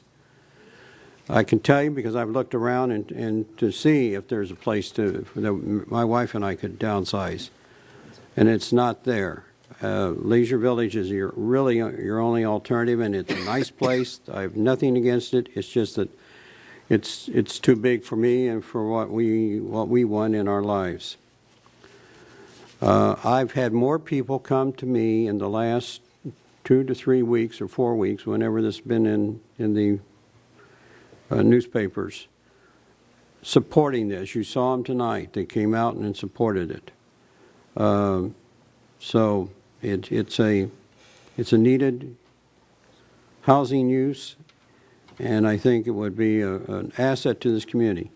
I had a very close friend who they lived in this town something like 35 years, and the only place that they could find to downsize to that they wanted to get in was University Village in Thousand Oaks. Now that's a shame if we have people that live in this community for 35 years have to move out in order to find a suitable place to downsize.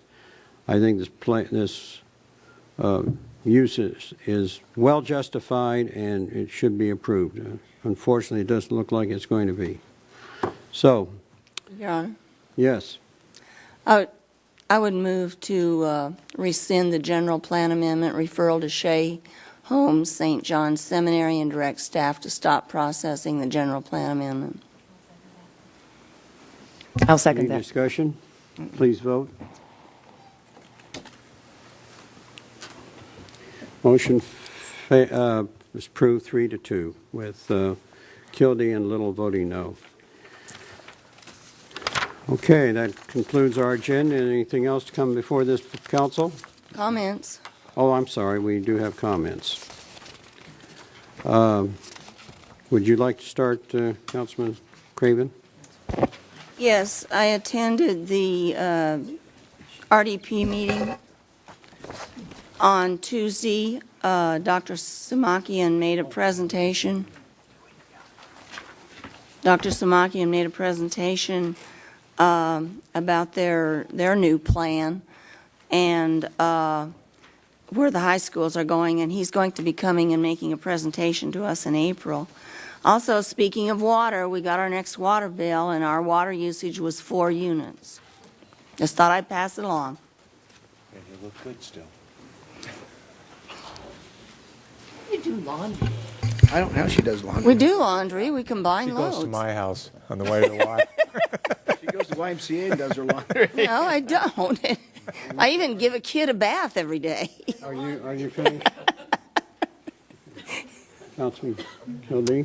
Yeah, I noticed that they resurfaced out here, and I believe they did it at night. Am I right on All that? weekend. All weekend. Because they had set up lights, and Yep, all weekend. it looks good. So I mean, I have to commend them on that. Yeah.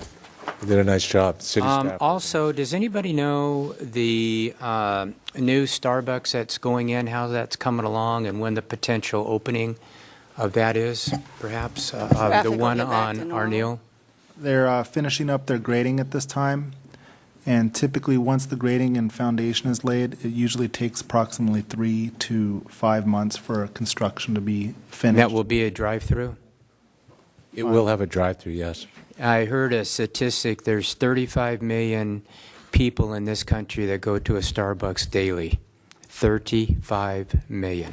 Yeah, but they're not all going to go to that one. Yeah. Well, it's going to be very interesting up there is all I have to say, and we'll see when it opens up, and we'll see how it all flows. Traffic now is horrendous with the see. construction. Yeah, so. Also, there was something else that I wanted to bring up too. Let me think about it. Oh, again, Joe or Dave, the abandoned service station with the 76, is there any updated information on that yet? Yes, there is. So code compliance has been working with the property owner to have it fenced off. There was some vagrancy and vandalism occurring there. There is a demolition permit that's been issued, and the site's actually going to be raised, and we've recently received an entitlement application that we're reviewing for a preliminary review for a single-tenant bank-type building on that corner. A what? Single-tenant bank-type office building? Bank, okay. When it's being raised, there's a commercial activity there. The dust mitigation, there'll be some, pretty stringent mitigations when that happens, or perhaps they can do it when they're closed, or I don't know when they can do it, but I'm a That's little a bit good concerned point. that it's been there a long time, and the dust mitigation is going to be pretty significant to the surrounding businesses there. We'll make sure our inspectors are aware of that concern, and we'll monitor that. And are we aware of any soil remuneration that might have to take place at that facility yet? We're not aware of any? No. They'll be testing it, though, and whatnot, Tally will obviously. please help with Yes, this. they will. Yeah. Absolutely. Okay. That's all, Your Honor. Okay. Councilman McDonald? Yes, I know we got a closed session to go to, so I'll go quick. Oversight Board, Mr. Fang reported on that. They approved everything that we had approved the night before, so we're good to go there. Policy Committee, as I mentioned earlier, we met, and you will have a policy coming back regarding referrals, so hopefully that will help that. That's all, Your Honor. Okay, Mike? Number one, I went to Point Magoo as an invitation from the reservist unit out there to tour the planes, the big C-130s. There's 23 total out there, counting the Air National Guard and the 2 on the base, the 2 units on the base. They were reservists and the regular. Another one's coming. Pardon me? Another one's coming. Yeah, well, they'll have more, I'm sure. But we've got a lot of planes out there that can service our country, I'll tell you. Very good. Those guys, very good presentation. Captain Vasquez was there, and he's retiring. If you look at your memo, hopefully we can go to his, and he's having it here in Camarillo at the library. He's not retiring, he's moving to I mean, moving, I'm sorry, he's moving. But when he comes back, he's retiring here, he told me. So maybe we'll have him. Policy Committee, we had a meeting. You'll get some word down the line. We have another meeting coming up. APCD, I was on the Tri-County APCD group. I represent the county, and I represented us up in Santa Barbara, and that was very interesting. The things that are going on that we don't necessarily agree with, even our supervisor, I mean our leader, because they do things a little differently of those counties that we won't do. Getting a little too strict. Ventura. We had an APCD meeting in our Ventura office. I mean, here in Ventura. And all we did there was mainly, it went real quick because there wasn't a whole lot of business. And mostly it was just congratulating a guy for all his years as one of the workers and so on and so forth. We had a Camarillo Ranch Foundation meeting. I'm going to let Bill tell you about that because I'll leave something for him. The Rincon Strategies, we cut ribbon cutting over Rincon Strategies on Wood Road. That was a good turnout, so we had a lot of people there. Chabad Purim, they had a Chabad meeting, and I represented the city there. Went from one to the next. It's kind of late, but have you ever seen them read the Torah? And they read so fast, I can't even look that fast, how fast they're talking. And it's amazing. But it went on for like 20 minutes to get that done. Commemorative Air Force had a barbecue because they had the big B-29 come in. We were invited to that. That is an amazing plane. If you've ever been on that big, huge monster, you saw it fly over town. I hope all you saw it, heard it. Did you hear it? Yeah. It's a lot bigger than what you think. Oh, unbelievable when you get there and look at it. But they also had a B-24 and a B-25. They had a lot of good planes there that night. And anyway, it was a good meeting. And that's all, Bill. Okay, the big effort, I think, this past 2 weeks was we had a meeting out at Leisure Village, and the staff was there, and they did a great job in presenting the city's whole issues of all the cities, from finance to development to traffic to everything else. Did a great job, and people really liked it. We got a nice letter back thanking us for it. I attended the VCTC meeting. I also attended the Camarillo Ranch meeting. I should tell you that the current director of the ranch has resigned, and the ranch is now in a process of recruiting for a replacement, which will probably take place beginning sometime in April. The two ribbon cuttings, one Mike mentioned, the other was the community memorial opened a clinic and doctor's offices out in Santa Rosa Road. Participated in 2 Boy Scout, Eagle Scout Courts of Honor. 3 boys were involved in those 2 efforts. Got one coming up next week. Mm-hmm. So it's the time of year. Mr. Mayor, if I could quickly add some of the activities that I worked with. Assistant City Manager Norman and I sat in on the first round of the architect selection for the old courthouse, along with VCTC staff and their project manager. So we're continuing along those lines to select the architect and keep the project moving along.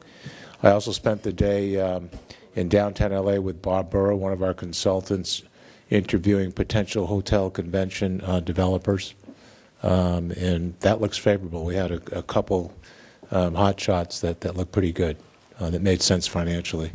And then lastly, I just recently met, along with other cities in the county, with Congresswoman Julia Brownlee on Department of Transportation potential funding. So she reached out to the cities and county, and we had about an hour-and-a-half session of brainstorming of potentially funding, federal funding for this area. And that's it. Thank you. Okay. Do you have anything? Okay, we do have an executive session to attend after this meeting, so we'll adjourn to that. Will there be announcements? None are expected. No announcements expected. We stand adjourned.